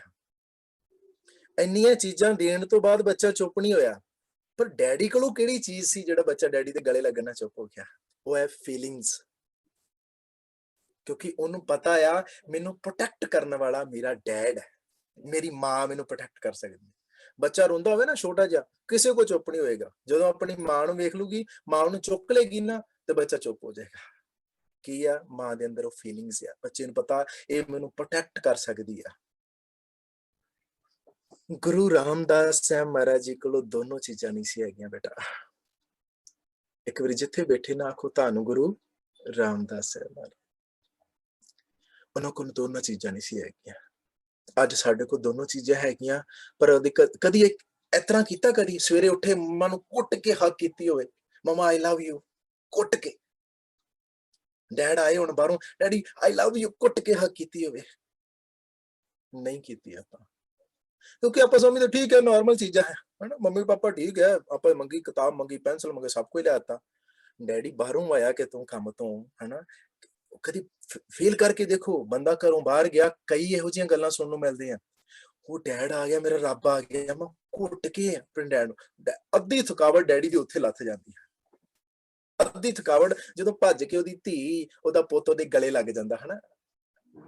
ਡੈਡੀ ਮੈਂ ਤੁਹਾਨੂੰ ਵੇਟ ਕਰ ਰਿਹਾ ਸੀ ਹਨਾ, ਭਾਵੇਂ ਨਾ ਵੀ ਕਰਦੇ ਹੁਣ, ਪਰ ਇਹ ਕਹਿਣਾ ਡੈਡੀ ਮੈਂ ਤਾਂ ਵੇਟ ਕਰ ਰਿਹਾ ਸੀ। ਡੈਡ ਮਹਿਸੂਸ ਕਰਕੇ ਦੇਖੋ ਪੁੱਤ, ਡੈਡੀ ਤੇ ਮੰਮੀ ਸਾਡੇ ਲਈ ਕਿੰਨੇ ਜ਼ਰੂਰੀ ਆ। ਫਿਰ ਮੈਂ ਆਪਣੇ ਟੌਪਿਕ ਆਉਣਾ, ਕਿਉਂਕਿ ਇਹ ਗੁਰੂ ਰਾਮਦਾਸ ਮਹਾਰਾਜ ਦਾ ਜੀਵਨ ਪੜ੍ਹਨਾ ਆਣਾ, ਤੇ ਫਿਰ ਇਹ ਚੀਜ਼ਾਂ ਦੋਨੋਂ ਧਿਆਨ 'ਚ ਰੱਖਣੀਆਂ। ਗੁਰੂ ਰਾਮਦਾਸ ਮਹਾਰਾਜ ਜਿਨ੍ਹਾਂ ਦਾ ਪਹਿਲਾ ਨਾਂ ਭਾਈ ਜੇਠਾ ਜੀ ਹੈ, ਭਾਈ ਜੇਠਾ ਜੀ ਲਾਹੌਰ ਦੇ ਜਨਮੇ ਨੇ, ਲਾਹੌਰ ਦੇ ਅੰਦਰ ਯਤੀਮ ਹੋ ਗਏ। ਚਾਚੇ ਤਾਇਆ ਨੇ ਥੋੜੇ ਦਿਨ ਰੋਟੀ ਖਵਾਈ, ਫਿਰ ਨਹੀਂ ਖਵਾਈ। ਘਰ ਦੇ ਅੰਦਰ ਮਾਂ ਤੋਂ ਬਿਨਾਂ ਚੁੱਲ੍ਹਾ ਗਰਮ ਨਹੀਂ ਰਹਿੰਦਾ, ਚੁੱਲ੍ਹੇ ਦੀ ਅੱਗ ਬੁਝ ਜਾਂਦੀ ਹੈ। ਬੁਝ ਗਈ ਘਰ ਦੇ ਅੰਦਰ ਅੱਗ। ਮੈਂ ਇੱਕ ਵਾਰੀ ਨਾ, ਕਈ ਵਾਰੀ ਮੈਂ ਇਹ ਗੱਲ ਕਹਿਣਾ ਹੁੰਦਾ, ਕਦੇ ਵੀ ਕੋਈ ਘਰ ਦੇ ਅੱਗੇ ਕੋਈ ਮੰਗਣ ਵਾਲਾ ਆਵੇ ਨਾ, ਮੰਗਣ ਵਾਲਾ, ਕਦੀ ਉਹਨੂੰ ਖਾਲੀ ਨਾ ਮੋੜਿਆ ਕਰੋ ਬੇਟਾ। ਕਦੀ ਭਾਵੇਂ ਪਾਣੀ ਦਾ ਗਲਾਸ ਹੀ ਉਹਨੂੰ ਜ਼ਰੂਰ ਪਿਲਾਈਏ, ਕੋਈ ਵੀ ਮੰਗਣ ਵਾਲਾ ਆਵੇ। ਕਿਉਂਕਿ ਮੰਗਣ ਵਾਲਾ ਪਤਾ ਕਿੱਥੇ ਮੰਗਦਾ ਹੈ? ਘਰ ਦੇ ਮੂਹਰੇ ਜਾ ਕੇ। ਮੰਗਣ ਵਾਲਾ ਕਿੱਥੋਂ ਮੰਗਦਾ ਹੈ? ਘਰ ਦੇ ਅੱਗੇ ਜਾ ਕੇ, ਕਿਉਂਕਿ ਉਹਨੂੰ ਘਰ ਦੇ ਅੱਗੇ ਪਤਾ ਹੈ ਕਿ ਇਸ ਘਰ ਦੇ ਅੰਦਰ ਅੱਗ ਬਲਦੀ ਹੈ। ਮਕਾਨ ਦੇ ਅੱਗੇ ਜਾ ਕੇ ਨਹੀਂ ਮੰਗੇਗਾ। ਮਕਾਨਾਂ ਨੂੰ ਜਿੰਦਰੇ ਲੱਗ ਜਾਇਆ ਕਰਦੇ ਨੇ, ਘਰਾਂ ਨੂੰ ਕਦੀ ਜਿੰਦਰਾ ਨਹੀਂ ਲੱਗਦਾ। ਘਰਾਂ ਨੂੰ ਕਦੀ ਜਿੰਦਰਾ, ਹੁਣ ਪਤਾ ਹੈ ਕਿ ਇਹ ਮਕਾਨ ਹੈ, ਮਕਾਨ ਦੇ ਵਿੱਚ ਕੋਈ ਰਹਿੰਦਾ ਨਹੀਂ ਹੈ ਤੇ ਮੈਨੂੰ ਕੁਝ ਮਿਲੇਗਾ ਨਹੀਂ। ਆਹ ਘਰ ਹੈ ਤੇ ਇੱਥੋਂ ਮਿਲੇਗਾ, ਪਰ ਅਸੀਂ ਉੱਥੇ ਕੀ ਕਰ, ਚੱਲ ਚੱਲ ਚੱਲ ਅੱਗੇ ਚੱਲ, ਨਹੀਂ ਹੈਗਾ ਕੁਛ ਇੱਥੇ, ਭੱਜ ਜਾ। ਨਹੀਂ ਬਾਪੂ, ਕੀ ਚਾਹੀਦਾ ਤੈਨੂੰ? ਜੇ ਪੈਸੇ ਮੰਗਦਾ ਤੇ ਨਹੀਂ ਦੇਣਾ। ਹਾਂ ਰੋਟੀ ਚਾਹੀਦੀ ਹੈ, ਪਾਣੀ ਚਾਹੀਦਾ, ਤੈਨੂੰ ਮਿਲੇਗਾ। ਪਰ ਜੇ ਤੂੰ ਕਹੇ ਕਿ ਪੈਸੇ ਨਹੀਂ ਮਿਲਣਗੇ ਤੈਨੂੰ, ਹੋਰ ਦੱਸ ਤੇਰੀ ਸੇਵਾ ਕੀ ਕਰੀਏ ਅਸੀਂ? ਜ਼ਰੂਰ ਉਹਨੂੰ ਪਾਣੀ ਪਿਲਾਇਆ ਕਰੋ, ਕਿਉਂਕਿ ਜਿੰਨਾ ਘਰਾਂ ਦੇ ਅੰਦਰ ਅੱਗ ਬਲਦੀ ਹੈ ਨਾ ਬੇਟਾ, ਉਹਨਾਂ ਘਰਾਂ ਦੇ ਅੱਗੇ ਹੀ ਲੋਕ ਮੰਗਣ ਆਉਂਦੇ ਆ। ਜਿੰਨਾ ਘਰਾਂ ਦੇ ਵਿੱਚ ਅੱਗ ਨਹੀਂ ਬਲਦੀ, ਉਹਨਾਂ ਘਰਾਂ ਦੇ ਵਿੱਚ ਕੋਈ ਨਹੀਂ ਜੇ ਮੰਗਣ ਆਉਂਦਾ। ਇਹ ਅਰਦਾਸ ਕਰਿਆ ਕਰੋ, ਪਾਤਸ਼ਾਹ ਸਾਡੇ ਘਰ ਦੇ ਅੰਦਰ ਸਾਡਾ ਚੁੱਲ੍ਹਾ ਬਲਦਾ ਰਵੇ, ਚੁੱਲ੍ਹਾ ਬਲਦਾ ਰਵੇ, ਆਟਾ ਕਦੀ ਖਤਮ ਨਾ ਹੋਵੇ। ਇਹ ਅਰਦਾਸ ਵਾਹਿਗੁਰੂ ਜੀ ਦੇ ਚਰਨਾਂ 'ਚ ਆਪਾਂ ਕਰਦੇ ਹਾਂ। ਅਗਲੀ ਬੇਨਤੀ ਹੁਣ ਸੁਣਿਓ। ਗੁਰੂ ਰਾਮਦਾਸ ਸਾਹਿਬ ਮਹਾਰਾਜ, ਭਾਈ ਜੇਠਾ ਜੀ ਬਚਪਨ ਦਾ ਨਾਂ ਆ, ਤੇ ਜਦੋਂ ਰਿਸ਼ਤੇਦਾਰਾਂ ਨੇ ਨਾ ਖਵਾਇਆ, ਸਾਕ ਸੰਬੰਧੀਆਂ ਨੇ ਨਾ ਖਵਾਇਆ, ਫਿਰ ਹੁਣ ਉਹ ਲਾਹੌਰ ਦੀਆਂ ਗਲੀਆਂ ਦੇ ਵਿੱਚ ਭੁੱਖੇ ਭਾਣੇ ਤੁਰੇ ਫਿਰਦੇ ਆ। ਲਾਹੌਰ ਦੀਆਂ ਗਲੀਆਂ ਦੇ ਵਿੱਚ ਇੱਧਰ ਪਤਾ ਲੱਗਿਆ, ਕਿਉਂਕਿ ਉਹਨਾਂ ਦਾ ਨਾਨਕਾ ਪਿੰਡ ਆ ਬਾਸਰ ਕੇ ਗਿੱਲਾਂ। ਬਾਸਰ ਕੇ ਗਿੱਲਾਂ ਛਹਾੜਾ ਸਾਹਿਬ ਜੀ ਦੇ ਬਿਲਕੁਲ ਲਾਗੇ ਆ। ਬਾਸਰ ਕੇ ਗਿੱਲਾਂ ਦੇ ਵਿੱਚ ਨਾਨੀ ਰਹਿੰਦੀ ਆ, ਤੇ ਨਾਨੀ ਨੂੰ ਪਤਾ ਲੱਗਿਆ ਮੇਰਾ ਦੋਤਰੀਆਂ ਹਨਾ, ਮੇਰੀ ਬੇਟੀ ਦੇ ਬੱਚੇ, ਕਿਉਂਕਿ ਨਾਨਕੇ ਨਾਲ ਸਾਡਾ ਜ਼ਿਆਦਾ ਮੋਹ ਹੁੰਦਾ ਸਾਡਾ ਕਈਆਂ ਦਾ, ਕਿਉਂਕਿ ਉੱਥੇ ਮਾਂ ਦੀ ਮਾਂ ਰਹਿੰਦੀ ਹੈ ਨਾਨੀ ਮਾਂ, ਤੇ ਨਾਨੀ ਮਾਂ ਨਾਲ ਥੋੜਾ ਜਿਹਾ ਜ਼ਿਆਦਾ ਲਗਾਅ ਹੋ ਜਾਂਦਾ, ਕਿਉਂਕਿ ਉਹ ਨਾਨੀ ਮਾਂ ਜ਼ਿਆਦਾ ਬੱਚਿਆਂ ਨੂੰ, ਇਹ ਨਹੀਂ ਕਿ ਦਾਦੀ ਨਹੀਂ ਪਿਆਰ ਕਰਦੀ, ਦਾਦੀ ਉਹ ਤੋਂ ਵੱਧ ਕਰਦੀ ਹੈ, ਪਰ ਨਾਨੀ ਮਾਂ ਦਾ ਕੋਈ ਰਿਸ਼ਤਾ, ਕਿਉਂਕਿ ਮਾਵਾਂ ਨਾ ਦੋਵੇਂ, ਉਹ ਦਾਦੀ ਮਾਂ ਆ, ਉਹ ਨਾਨੀ ਮਾਂ ਆ। ਹੁਣ ਨਾਨੀ ਮਾਂ ਨੂੰ ਪਤਾ ਲੱਗਿਆ ਤੇ ਨਾਨੀ ਮਾਂ ਜਿਹੜੀ ਸੀਗੀ ਉਹ ਗਈ ਲਾਹੌਰ, ਕਿਉਂਕਿ ਅੱਜ ਵਾਲਾ ਸਿਸਟਮ ਨਹੀਂ ਨਾ ਹੈਗਾ। ਤੇ ਇੱਥੋਂ ਅਸੀਂ ਟ੍ਰੇਨ ਫੜੀ, ਬੱਸ ਫੜੀ ਤੇ ਪਤਾ ਨਹੀਂ ਕਿੰਨੇ ਦਿਨਾਂ ਬਾਅਦ ਉੱਥੇ ਪਹੁੰਚੇ, ਲਾਹੌਰ ਦੇ ਵਿੱਚ ਪਹੁੰਚੀ। 2-3 ਦਿਨ ਲੱਗ ਗਏ ਅੰਮ੍ਰਿਤਸਰੋਂ ਜਾਂਦੇ ਆ, ਕਿਉਂਕਿ ਸਮਾਂ ਵੀ ਇਵੇਂ ਦਾ ਸੀ, ਫਾਸਲਾ ਵੀ ਕਾਫੀ ਇੱਥੋਂ, ਮਤਲਬ ਲਗਭਗ ਅੰਮ੍ਰਿਤਸਰ ਤੋਂ ਜਿਹੜਾ ਫਾਸਲਾ ਆ 35-40 ਕਿਲੋਮੀਟਰ ਲਾਹੌਰ ਆ। ਨਾਨੀ ਮਾਂ ਪਹੁੰਚੀ, ਜਾ ਕੇ ਦੇਖਿਆ ਘਰ ਦੇ ਅੰਦਰ ਕੋਈ ਨਹੀਂ ਸੀਗਾ। ਪੁੱਛਿਆ ਕਿਸੇ ਨੂੰ ਕਿ ਮੇਰੇ ਇੱਥੇ ਬੱਚੇ, ਬੇਟੀ ਦੇ ਬੱਚੇ ਰਹਿੰਦੇ ਆ, ਕਹਿੰਦੇ ਇੱਥੇ ਨਹੀਂ ਹੋਣੇ, ਇੱਥੇ ਫਿਰਦੇ ਹੋਣੇ ਗਲੀਆਂ ਦੇ ਵਿੱਚ ਕਿਤੇ। ਲੱਭਦੇ ਲਭਾਉਂਦੇ ਉਹਨੇ ਜੇਠੇ ਨੂੰ ਲੱਭਿਆ। ਜੇਠੇ ਨੇ ਦੇਖਿਆ ਕਿ ਮੇਰਾ ਕੋਈ ਆਪਣਾ ਆਇਆ, ਹਨਾ। ਮਹਿਸੂਸ ਕਰਕੇ ਦੇਖਿਓ, ਇਹੋ ਜਿਹੀ ਹਾਲਤ ਵਿੱਚ ਜਿੱਥੋਂ ਕਹਿੰਦੇ ਨੇ ਕਿ ਬੰਦੇ ਨੂੰ ਡੁੱਬਦੇ ਨੂੰ ਕੋਈ ਤੀਲਾ ਵੀ ਦੇ ਦੇ ਨਾ, ਕਿਣਕਾ ਵੀ ਦੇ ਦੇ, ਉਹਦਾ ਵੀ ਸਹਾਰਾ ਹੋ ਜਾਂਦਾ ਕਿ ਮੈਨੂੰ ਕਿਸੇ ਨੇ ਕੋਈ ਚੀਜ਼ ਫੜਾਈ ਹੈ। ਵੇਖਿਆ ਕੋਈ ਲਾਗੇ ਲਾਉਣ ਵਾਲਾ ਨਹੀਂ ਹੈ। ਇੱਥੋਂ ਤੱਕ ਸੋਚਿਓ, ਜਿਨ੍ਹਾਂ ਦੇ ਨਾ ਖਾਸ ਕਰਕੇ ਮਾਂ-ਬਾਪ ਨਹੀਂ ਹੁੰਦੇ ਨਾ, ਜਿਹੜੇ ਦੂਜੇ ਬੱਚੇ ਹੁੰਦੇ ਨਾ, ਉਹਨਾਂ ਦੀਆਂ ਮਾਵਾਂ ਇਹ ਕਹਿੰਦੀਆਂ ਫਲਾਣੇ ਦੇ ਨਾਲ ਨਹੀਂ ਖੇਡਣਾ ਤੁਸੀਂ, ਉਹਦੇ ਮੰਮੀ ਡੈਡੀ ਨਹੀਂ ਹੈਗੇ, ਉਹ ਬਦ ਸ਼ਗਨੇ ਆ। ਬਦ ਸ਼ਗਨਾ ਸ਼ਬਦ ਬੱਚੇ ਵੀ ਲਾਗੇ ਨਹੀਂ ਸੀ ਖਿਡਾਉਂਦੇ ਭਾਈ ਜੇਠੇ ਨੂੰ, ਕਿ ਤੂੰ ਆਪਣੇ ਮੰਮੀ ਪਾਪਾ ਨੂੰ ਖਾ ਗਿਆ, ਸਾਨੂੰ ਵੀ, ਸਾਡੇ ਮਾਂ-ਬਾਪ ਨੂੰ ਵੀ ਖਾ ਜਾਏਗਾ। ਮਾਂ-ਬਾਪ ਇਹ ਕਹਿੰਦੇ ਸਨ। ਜਿਹੜੀਆਂ ਦੂਜੀਆਂ ਔਰਤਾਂ ਸਨ, ਲਾਗੇ ਸਾਖ ਸੰਬੰਧੀ ਸਨ, ਉਹ ਮੱਥੇ ਨਹੀਂ ਸੀ ਲੱਗਦੇ। ਉਹ ਕਹਿੰਦੇ ਨੇ ਇਹਦੇ ਨਹੀਂ ਮੱਥੇ ਲੱਗਣਾ, ਇਹਦੇ ਮਾਂ-ਬਾਪ ਨਹੀਂ ਹੈਗੇ। ਲੋਕ ਮਾੜਾ ਸਮਝਦੇ ਸਨ। ਕੀ ਹਾਲਤ ਹੋਏਗੀ ਭਾਈ ਜੇਠਾ ਜੀ ਦੀ, ਇਹ ਆਪਾਂ ਮਹਿਸੂਸ ਕਰ ਸਕਦੇ ਹਾਂ। ਜਦੋਂ ਨਾਨੀ ਮਾਂ ਨੂੰ ਦੇਖਿਆ, ਭਾਈ ਜੇਠਾ ਜੀ ਭੱਜ ਕੇ ਆਏ, ਭੱਜ ਕੇ ਨਾਨੀ ਮਾਂ ਦੇ ਗਲੇ ਲੱਗੇ। ਜਦੋਂ ਨਿੱਘ ਮਿਲਿਆ, ਨਾਨੀ ਮਾਂ ਨੇ ਕਿਹਾ ਪੁੱਤ ਆਓ ਘਰ ਚੱਲੀਏ। ਹੁਣ ਸੁਣਿਓ, ਭਾਈ ਜੇਠਾ ਜੀ ਕਹਿੰਦੇ ਨਾਨੀ ਮਾਂ ਕਿਹੜੇ ਘਰ, ਘਰ ਤੇ ਕੋਈ ਨਹੀਂ ਹੈ, ਘਰ ਦੇ ਅੰਦਰ ਨਾ ਗਵਾਲਦੀ ਏ, ਨਾ ਘਰ ਦੇ ਅੰਦਰ ਕੋਈ ਜੀ ਹੈ, ਉਹ ਤੇ ਮਕਾਨ ਆ। ਨਾਨੀ ਮਾਂ ਅਸੀਂ ਮਕਾਨ ਦੇ ਵਿੱਚ ਨਹੀਂ ਜਾਣਾ। ਮਕਾਨ ਸ਼ਬਦ ਮੈਂ ਅੱਗੇ ਵੀ ਦੱਸਿਆ, ਮਕਾਨ ਬਹੁਤ ਸ਼ਬਦ ਮਾੜਾ। ਮਕਾਨ ਉਹਨੂੰ ਵੀ ਕਿਹਾ ਜਾਂਦਾ ਜਿਹੜਾ ਸਖਣਾ ਹੁੰਦਾ। ਆਮ ਕਰਕੇ ਸਾਡੇ ਪਿੰਡਾਂ ਦੇ ਵਿੱਚ ਨਾ, ਜਿਹੜੇ ਪਿੰਡਾਂ ਵਾਲੇ ਪਤਾ, ਜਿਹੜੇ ਪਿੰਡਾਂ ਦੇ ਰਹਿੰਦੇ ਹੋਣਗੇ, ਉਹਨਾਂ ਨੂੰ ਇਸ ਗੱਲ ਦਾ ਪਤਾ ਆ। ਮਕਾਨ ਸ਼ਬਦ ਦਾ ਮਤਲਬ ਹੈ ਜਦੋਂ ਕੋਈ ਮਰ ਜਾਂਦਾ ਹੈ ਨਾ, ਉਹਦੀ ਜਦੋਂ ਰਿਸ਼ਤੇਦਾਰੀਆਂ ਦੇ ਵਿੱਚੋਂ ਉਹਦੇ ਭੋਗ ਤੇ ਜਾਣਾ, ਉਹਨੂੰ ਵੀ ਮਕਾਨ ਕਿਹਾ ਜਾਂਦਾ। ਅਸੀਂ ਮਕਾਣੇ ਚੱਲੇ ਆ, ਬੜਾ ਮਾੜਾ ਸ਼ਬਦ ਹੈ। ਕਹਿੰਦੇ ਨਾਨੀ ਮਾਂ ਉਹ ਮਕਾਨ ਹੈ, ਅਸੀਂ ਮਕਾਨ 'ਚ ਨਹੀਂ ਜਾਣਾ, ਅਸੀਂ ਘਰ 'ਚ ਜਾਣਾ ਹੈ। ਨਾਨੀ ਮਾਂ ਕਹਿੰਦੀ ਘਰ ਜਾਣਾ ਤੇ ਚਲੋ ਮੇਰੇ ਨਾਲ, ਫਿਰ ਬਾਸਰ ਕੇ ਗਿੱਲਾਂ ਆਪਣੇ ਨਾਨਕੇ ਪਿੰਡ ਚੱਲੀਏ। ਠੀਕ ਹੈ ਨਾਨੀ ਮਾਂ ਦੇ ਨਾਲ ਭਾਈ ਜੇਠਾ ਜੀ ਤੇ ਆਪਣੇ ਭੈਣ ਭਰਾ ਨੂੰ ਲੈ ਕੇ ਇੱਥੇ ਬਾਸਰ ਕੇ ਗਿੱਲਾਂ ਆ ਗਏ। ਬਾਸਰ ਕੇ ਗਿੱਲਾਂ ਆ ਕੇ ਨਾਨੀ ਮਾਂ ਨੇ ਬੜੇ ਪਿਆਰ ਨਾਲ ਭਾਈ ਜੇਠੇ ਜੀ ਨੂੰ ਆਪਣੇ ਕੋਲ ਬੁਲਾਇਆ ਤੇ ਕਹਿਣ ਲੱਗੀ ਕਿ ਪੁੱਤ ਗੱਲ ਏਦਾਂ ਆ ਕਿ ਮੇਰੀ ਵੀ ਹਾਲਤ ਇੰਨੀ ਵਧੀਆ ਨਹੀਂ। ਹੁਣ ਦੇਖੋ ਜੀਵਨ ਕਿਵੇਂ ਦਾ, ਗੁਰੂ ਰਾਮਦਾਸ ਮਹਾਰਾਜ ਦਾ ਜੀਵਨ ਦੇ ਵਿੱਚੋਂ ਬਹੁਤ ਕੁਝ ਸਿੱਖਣ ਨੂੰ ਮਿਲ ਗਿਆ। ਖਾਸ ਕਰਕੇ ਕਾਪੀ ਪੈਨ ਕੋਲ ਰੱਖਿਓ ਤੇ ਜਿਹੜੇ ਇੰਪੋਰਟੈਂਟ ਜਿਹੜੀਆਂ ਚੀਜ਼ਾਂ ਤੁਹਾਨੂੰ ਲੱਗਦੀਆਂ ਇੰਪੋਰਟੈਂਟ, ਉਹ ਜ਼ਰੂਰ ਲਿਖਿਓ ਕਿ ਪੁੱਤ ਕਿਵੇਂ ਬਣੀਦਾ, ਇਹ ਗੁਰੂ ਰਾਮਦਾਸ ਮਹਾਰਾਜ ਜੀ ਸਿਖਾਉਣਗੇ। ਬੇਟਾ ਕਿਵੇਂ ਬਣਨਾ ਆ, ਬੇਟੇ ਦੇ ਫਰਜ਼ ਕੀ ਹੁੰਦੇ ਨੇ, ਠੀਕ ਹੈ। ਦੋਤਰਾ ਕਿਵੇਂ ਬਣਨਾ ਆ, ਦੋਤਰੇ ਦੇ ਕੀ ਫਰਜ਼ ਨੇ। ਤੇ ਜਦੋਂ ਨਾਨੀ ਮਾਂ ਕਹਿਣ ਲੱਗੀ ਜੇਠਿਆ ਮੇਰੇ ਕੋਲ ਪੈਸੇ ਨਹੀਂ ਹੈਗੇ ਮੈਂ ਤੈਨੂੰ ਖਵਾ ਸਕਾਂ, ਹਾਂ ਇੰਨਾ ਕਰ ਸਕਦੀ ਹਾਂ, ਮੈਂ ਕੁਝ ਬਣਾ ਕੇ ਤੈਨੂੰ ਦੇਵਾਂਗੀ, ਬਣਾ ਕੇ ਤੈਨੂੰ ਦੇਵਾਂਗੀ। ਉਹ ਬਾਜ਼ਾਰ ਵਿੱਚ ਜਾ ਕੇ ਵੇਚ ਕੇ ਆਈ, ਤੇ ਜੇ ਕੋਈ ਮਿਲੇਗੀ ਵਟਕ ਆਪਾਂ ਨੂੰ, ਵੱਟ ਕੇ ਲੈ ਕੇ ਆਏਗਾ, ਪੈਸਾ ਲੈ ਕੇ ਆਏਗਾ, ਤੇ ਫਿਰ ਅਸੀਂ ਉਹਦਾ ਕੋਈ ਆਟਾ ਲਿਆ ਕੇ ਘਰੇ ਬਣਾ ਕੇ ਆਪਾਂ ਛਕ ਲਿਆ ਕਰਾਂਗੇ। ਹੁਣ ਦੇਖੋ ਜ਼ਿੰਮੇਵਾਰੀ ਦਾ ਅਹਿਸਾਸ ਕੀ ਹੁੰਦਾ, ਕਿਉਂਕਿ ਜ਼ਿੰਮੇਵਾਰੀਆਂ ਜਿਹੜੀਆਂ, ਜਿਨ੍ਹਾਂ ਦੇ ਸਿਰ ਤੇ ਜ਼ਿੰਮੇਵਾਰੀਆਂ ਹੁੰਦੀਆਂ ਨੇ, ਚੇਤਾ ਰੱਖਿਓ ਨਾ ਕਦੀ ਉਹ ਥੱਕਦੇ ਨੇ, ਨਾ ਕਦੀ ਉਹ ਰੁਕਦੇ ਨੇ। ਜਿਨ੍ਹਾਂ ਦੇ ਸਿਰ ਤੇ ਜ਼ਿੰਮੇਵਾਰੀ ਹੁੰਦੀ ਆ, ਨਾ ਕਦੀ ਥੱਕਦੇ ਨੇ, ਉਹ ਥੱਕ ਹੀ ਨਹੀਂ ਸਕਦੇ। ਹੁਣ ਸਾਡੇ ਕੋਲ ਜ਼ਿੰਮੇਵਾਰੀਆਂ ਹੈ ਨਹੀਂ, ਅਸੀਂ ਸੋਚਦੇ ਨਹੀਂ ਸਾਡੇ ਕੋਲ ਜ਼ਿੰਮੇਵਾਰੀ ਹੈ, ਕਿਉਂਕਿ ਸਾਨੂੰ ਪਤਾ ਨਹੀਂ ਨਾ ਜਿਹੜੀ ਫੀਸ ਮੇਰੇ ਪਾਪਾ ਪੇ ਕਰ ਰਹੇ ਆ, ਮੇਰੇ ਸਿਰ ਤੇ ਜ਼ਿੰਮੇਵਾਰੀ ਹੈ ਬੜੀ ਤਗੜੀ। ਅਸੀਂ ਕਹਿੰਦੇ ਸਕੂਲੇ ਭਾਵੇਂ ਪੜ੍ਹੋ ਨਾ ਪੜ੍ਹੋ ਗੱਲ ਹੀ ਕੋਈ ਨਹੀਂ, ਪਰ ਜਿੱਦਣ ਪਤਾ ਲੱਗੇ ਨਾ ਮੇਰੇ ਸਿਰ ਤੇ ਜ਼ਿੰਮੇਵਾਰੀ ਆ, ਇਹ ਬੜੀ ਵੱਡਾ ਕਰਜ਼ ਹੈ ਮੇਰੇ ਸਿਰ ਤੇ। ਜੇ ਮੈਂ ਪੜਾਂਗਾ ਨਹੀਂ, ਭਾਵੇਂ ਅੱਜ ਮੈਂ ਘਰੇ ਬੈਠਾ ਆ, ਘਰੇ ਬੈਠਿਆ ਵੀ ਮੇਰੇ ਸਕੂਲ ਦੀ, ਕਈਆਂ ਦੀ ਸਕੂਲਾਂ ਦੀ ਫੀਸਾਂ ਜਾ ਰਹੀਆਂ, ਪਰ ਜੇ ਅਹਿਸਾਸ ਹੋਵੇ ਨਾ ਜ਼ਿੰਮੇਵਾਰੀ ਦਾ, ਫਿਰ ਰੈਗੂਲਰ ਆਪਾਂ ਜਿਸ ਤਰ੍ਹਾਂ ਆਹ ਕਲਾਸ ਲਾ ਰਹੇ ਆ ਨਾ, ਫਿਰ ਦੂਜੀਆਂ ਵੀ ਕਲਾਸਾਂ ਸਕੂਲ ਦੀ ਐਜੂਕੇਸ਼ਨ ਵੀ ਅਸੀਂ ਲਵਾਂਗੇ। ਖੈਰ ਜੇਠਾ ਜੀ ਕਹਿਣ ਲੱਗੇ ਮਾਂ ਜਿੱਦਾਂ ਤੁਸੀਂ ਕਹੋਗੇ, ਨਾਨੀ ਮਾਂ ਜਿਵੇਂ ਤੁਸੀਂ ਕਹੋਗੇ ਮੈਂ ਉਵੇਂ ਕਰਾਂਗਾ। ਨਾਨੀ ਮਾਂ ਨੇ ਘੁੰਗਣੀਆਂ ਬਣਾ ਕੇ ਵੇਚੀਆਂ। ਘੁੰਗਣੀਆਂ ਬੇਟਾ ਉਹਨੂੰ ਕਿਹਾ ਜਾਂਦਾ ਜਿਹੜੇ ਉਬਲੇ ਹੋਏ ਦਾਣੇ ਜਿਹੜੇ ਹੁੰਦੇ ਨਾ, ਦਾੜਿਆਂ ਨੂੰ ਉਬਾਲ ਕੇ ਜਿਵੇਂ ਕਣਕ ਆ, ਮਕਈ ਆ, ਇਹਨਾਂ ਨੂੰ ਉਬਾਲ ਕੇ ਜਿਹੜਾ ਨਾ ਉਹਨਾਂ ਨੂੰ ਕਹਿੰਦੇ ਸੀ ਘੁੰਗਣੀਆਂ। ਉਬਾਲ ਕੇ ਘੁੰਗਣੀਆਂ ਬਣਾ ਕੇ ਦਿੱਤੀਆਂ ਤੇ ਘੁੰਗਣੀਆਂ ਬਣਾ ਕੇ ਭਾਈ ਜੇਠਾ ਜੀ ਸਿਰ ਤੇ ਛਾਬਾ ਚੁੱਕਿਆ ਤੇ ਬਾਸਰ ਕੇ ਗਿੱਲਾਂ ਦੇ ਪਿੰਡ ਦੇ ਵਿੱਚ ਜਾ ਕੇ ਉਹ ਵੰਡ ਕੇ ਆਉਂਦੇ ਨੇ, ਹੋਕਾ ਦਿੰਦੇ ਨੇ। ਤੇ ਲੋਕਾਂ ਨੇ ਸਾਡੇ ਸ਼ਹਿਰਾਂ ਦਾ, ਜਿਹੜੇ ਸ਼ਹਿਰ ਰਹਿੰਦੇ ਨੇ ਸ਼ਹਿਰੀ ਲੋਕ, ਇਹਨਾਂ ਨੂੰ ਨਹੀਂ ਇਹਨਾਂ ਗੱਲਾਂ ਦਾ ਪਤਾ ਕਿ ਸਾਡੇ ਨਾਲ ਦੇ ਗਵਾਂਢੀ ਕੌਣ ਆ, ਸਾਡੇ ਫਲਾਣੇ ਘਰ ਦਾ ਕੌਣ ਆ। ਸ਼ਹਿਰਾਂ ਪਰ ਪਿੰਡਾਂ 'ਚ ਪਤਾ ਹੁੰਦਾ। ਪਿੰਡ ਅੱਜ ਕੱਲ ਤੇ WhatsApp ਹੈ ਨਾ, ਅਸੀਂ WhatsApp ਤੇ ਜੁੜੇ ਇੱਕ ਦੂਜੇ ਨਾਲ। WhatsApp ਸਾਡੇ ਗਰੁੱਪ ਆ। ਪੁਰਾਣੇ WhatsApp ਗਰੁੱਪ ਕੀ ਹੁੰਦੇ ਸੀ? ਪਿੰਡਾਂ ਦੀਆਂ ਸੱਥਾਂ, ਉਹ ਗਰੁੱਪ ਹੁੰਦੇ ਸਨ। ਉੱਥੋਂ ਮੈਸੇਜ ਫਾਰਵਰਡ ਹੁੰਦੇ ਸਾਰਿਆਂ ਦੇ ਘਰਾਂ ਦੇ ਵਿੱਚ, ਫਲਾਣੇ ਘਰ ਇਹ ਹੋ ਗਿਆ, ਫਲਾਣੇ ਘਰ ਉਹ ਗਿਆ, ਫਲਾਣੇ ਆ ਹੋ ਗਿਆ, ਫਲਾਣੇ ਦੀ ਮੱਝ ਭੱਜ ਗਈ, ਫਲਾਣੇ ਦੇ ਆ ਹੋ ਗਿਆ, ਫਲਾਣੇ ਦਾ ਕੱਟਾ ਮਰ ਗਿਆ। ਉਹ WhatsApp ਗਰੁੱਪ ਜਿਹੜਾ ਸੀ ਪਿੰਡਾਂ ਦੀਆਂ ਸੱਥਾਂ ਸਨ। ਪਿੰਡਾਂ ਦੀਆਂ ਸੱਥਾਂ ਵਿੱਚ ਗੱਲਾਂ ਹੋਣ ਲੱਗੀਆਂ। ਛੋਟਾ ਜਿਹਾ ਬੱਚਾ, ਉਹ ਬੜੀ ਮਿਹਨਤ ਕਰਦਾ ਹੈ। ਛੋਟਾ ਜਿਹਾ ਬੱਚਾ ਵੇਖੋ, ਸਿਰ ਦੇ ਉੱਤੇ ਛਾਬਾ ਰੱਖ ਕੇ ਉਹ ਘੁੰਗਣੀਆਂ ਵੇਚਣ ਜਾਂਦਾ ਹੈ। ਫਿਰ ਜਿਨ੍ਹਾਂ ਨੇ ਨਹੀਂ ਨਾ ਲੈਣੀ ਹੁੰਦੀਆਂ, ਉਹ ਵੀ ਲੈ ਲੈਂਦੇ ਸਨ ਕਿ ਬਈ ਸਾਨੂੰ ਵੀ ਮੁੱਠ ਦੇ ਜਾ, ਸਾਨੂੰ ਵੀ ਥੋੜੇ ਜਿਹੇ ਦੇ।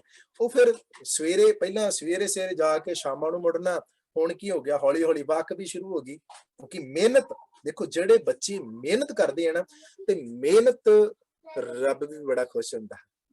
ਜਿਹੜੇ ਦੇਖੋ ਦੋ ਚੀਜ਼ਾਂ ਨਾ, ਇੱਕ ਰੱਬ ਦੀਆਂ ਦਿੱਤੀਆਂ ਦਾਤਾਂ ਦਾ ਸ਼ੁਕਰਾਨਾ ਕਰਨਾ, ਤੇ ਇੱਕ ਉਹ ਨੇ ਜਿਹੜੇ ਨਾ ਸ਼ੁਕਰੇ ਨੇ। ਠੀਕ ਹੈ, ਨਾ ਸ਼ੁਕਰਿਆਂ ਨੂੰ ਰੱਬ ਦਿੰਦਾ ਨਹੀਂ। ਫਿਰ ਕਹਿੰਦਾ ਠੀਕ ਹੈ, ਜਿੰਨੇ ਕਿ ਤੂੰ ਹੈਗਾ ਆ, ਤੂੰ ਇੱਕ ਰੋਟੀ ਜੋਗਾ, ਤੈਨੂੰ ਇੱਕ ਰੋਟੀ ਮਿਲਿਆ ਕਰੂਗੀ।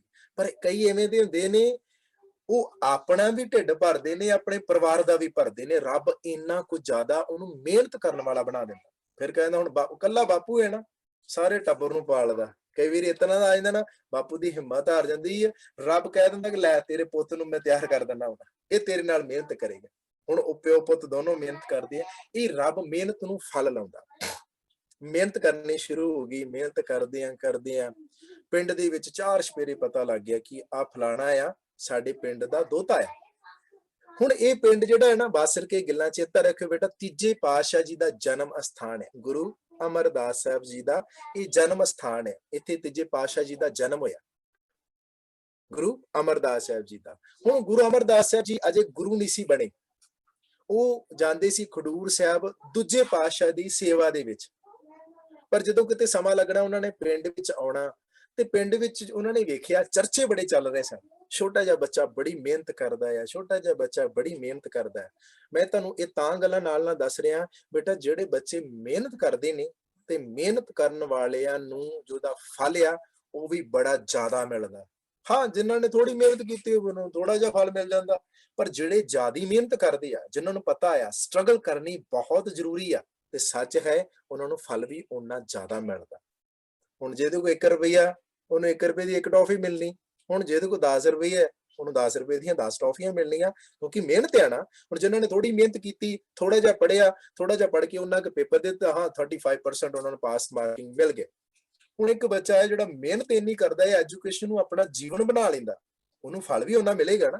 ਫਸਟ ਦੇ ਵਿੱਚ ਤੇ ਥਰਡ ਦੇ ਵਿੱਚ ਥੋੜਾ ਜਿਹਾ ਅੰਤਰ ਆ। ਫਸਟ ਵਾਲੇ ਨੇ ਸਟਰਗਲ ਥੋੜੀ ਜ਼ਿਆਦਾ ਕੀਤੀ ਆ, ਤੇ ਜਿਹੜਾ ਮੇਰੇ ਵਰਗਾ ਥਰਡ ਵਿੱਚ ਆਉਣ ਵਾਲਾ ਆ, ਉਹ ਕਹਿੰਦਾ ਚੱਲ ਕੋਈ ਗੱਲ ਨਹੀਂ, ਪਾਸ ਹੀ ਹੋਣਾ।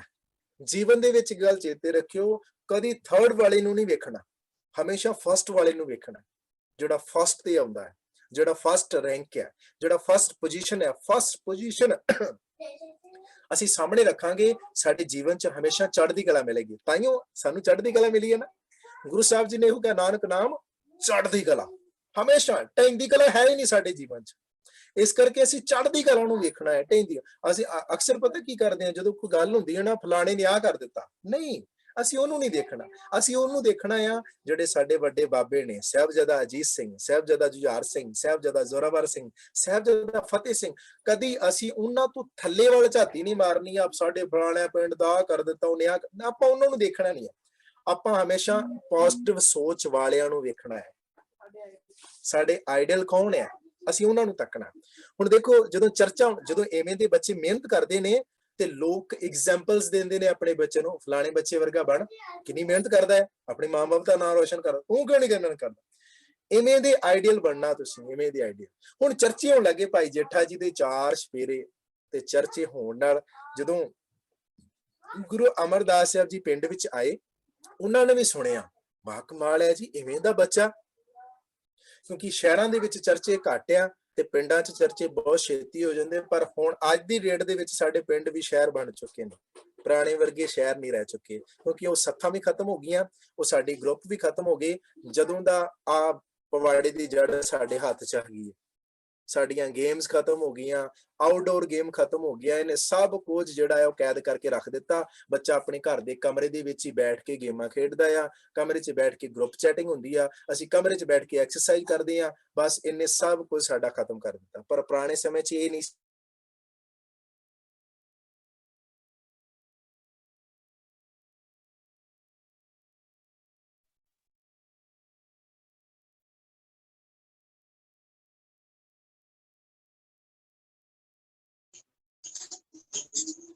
ਵਾਹਿਗੁਰੂ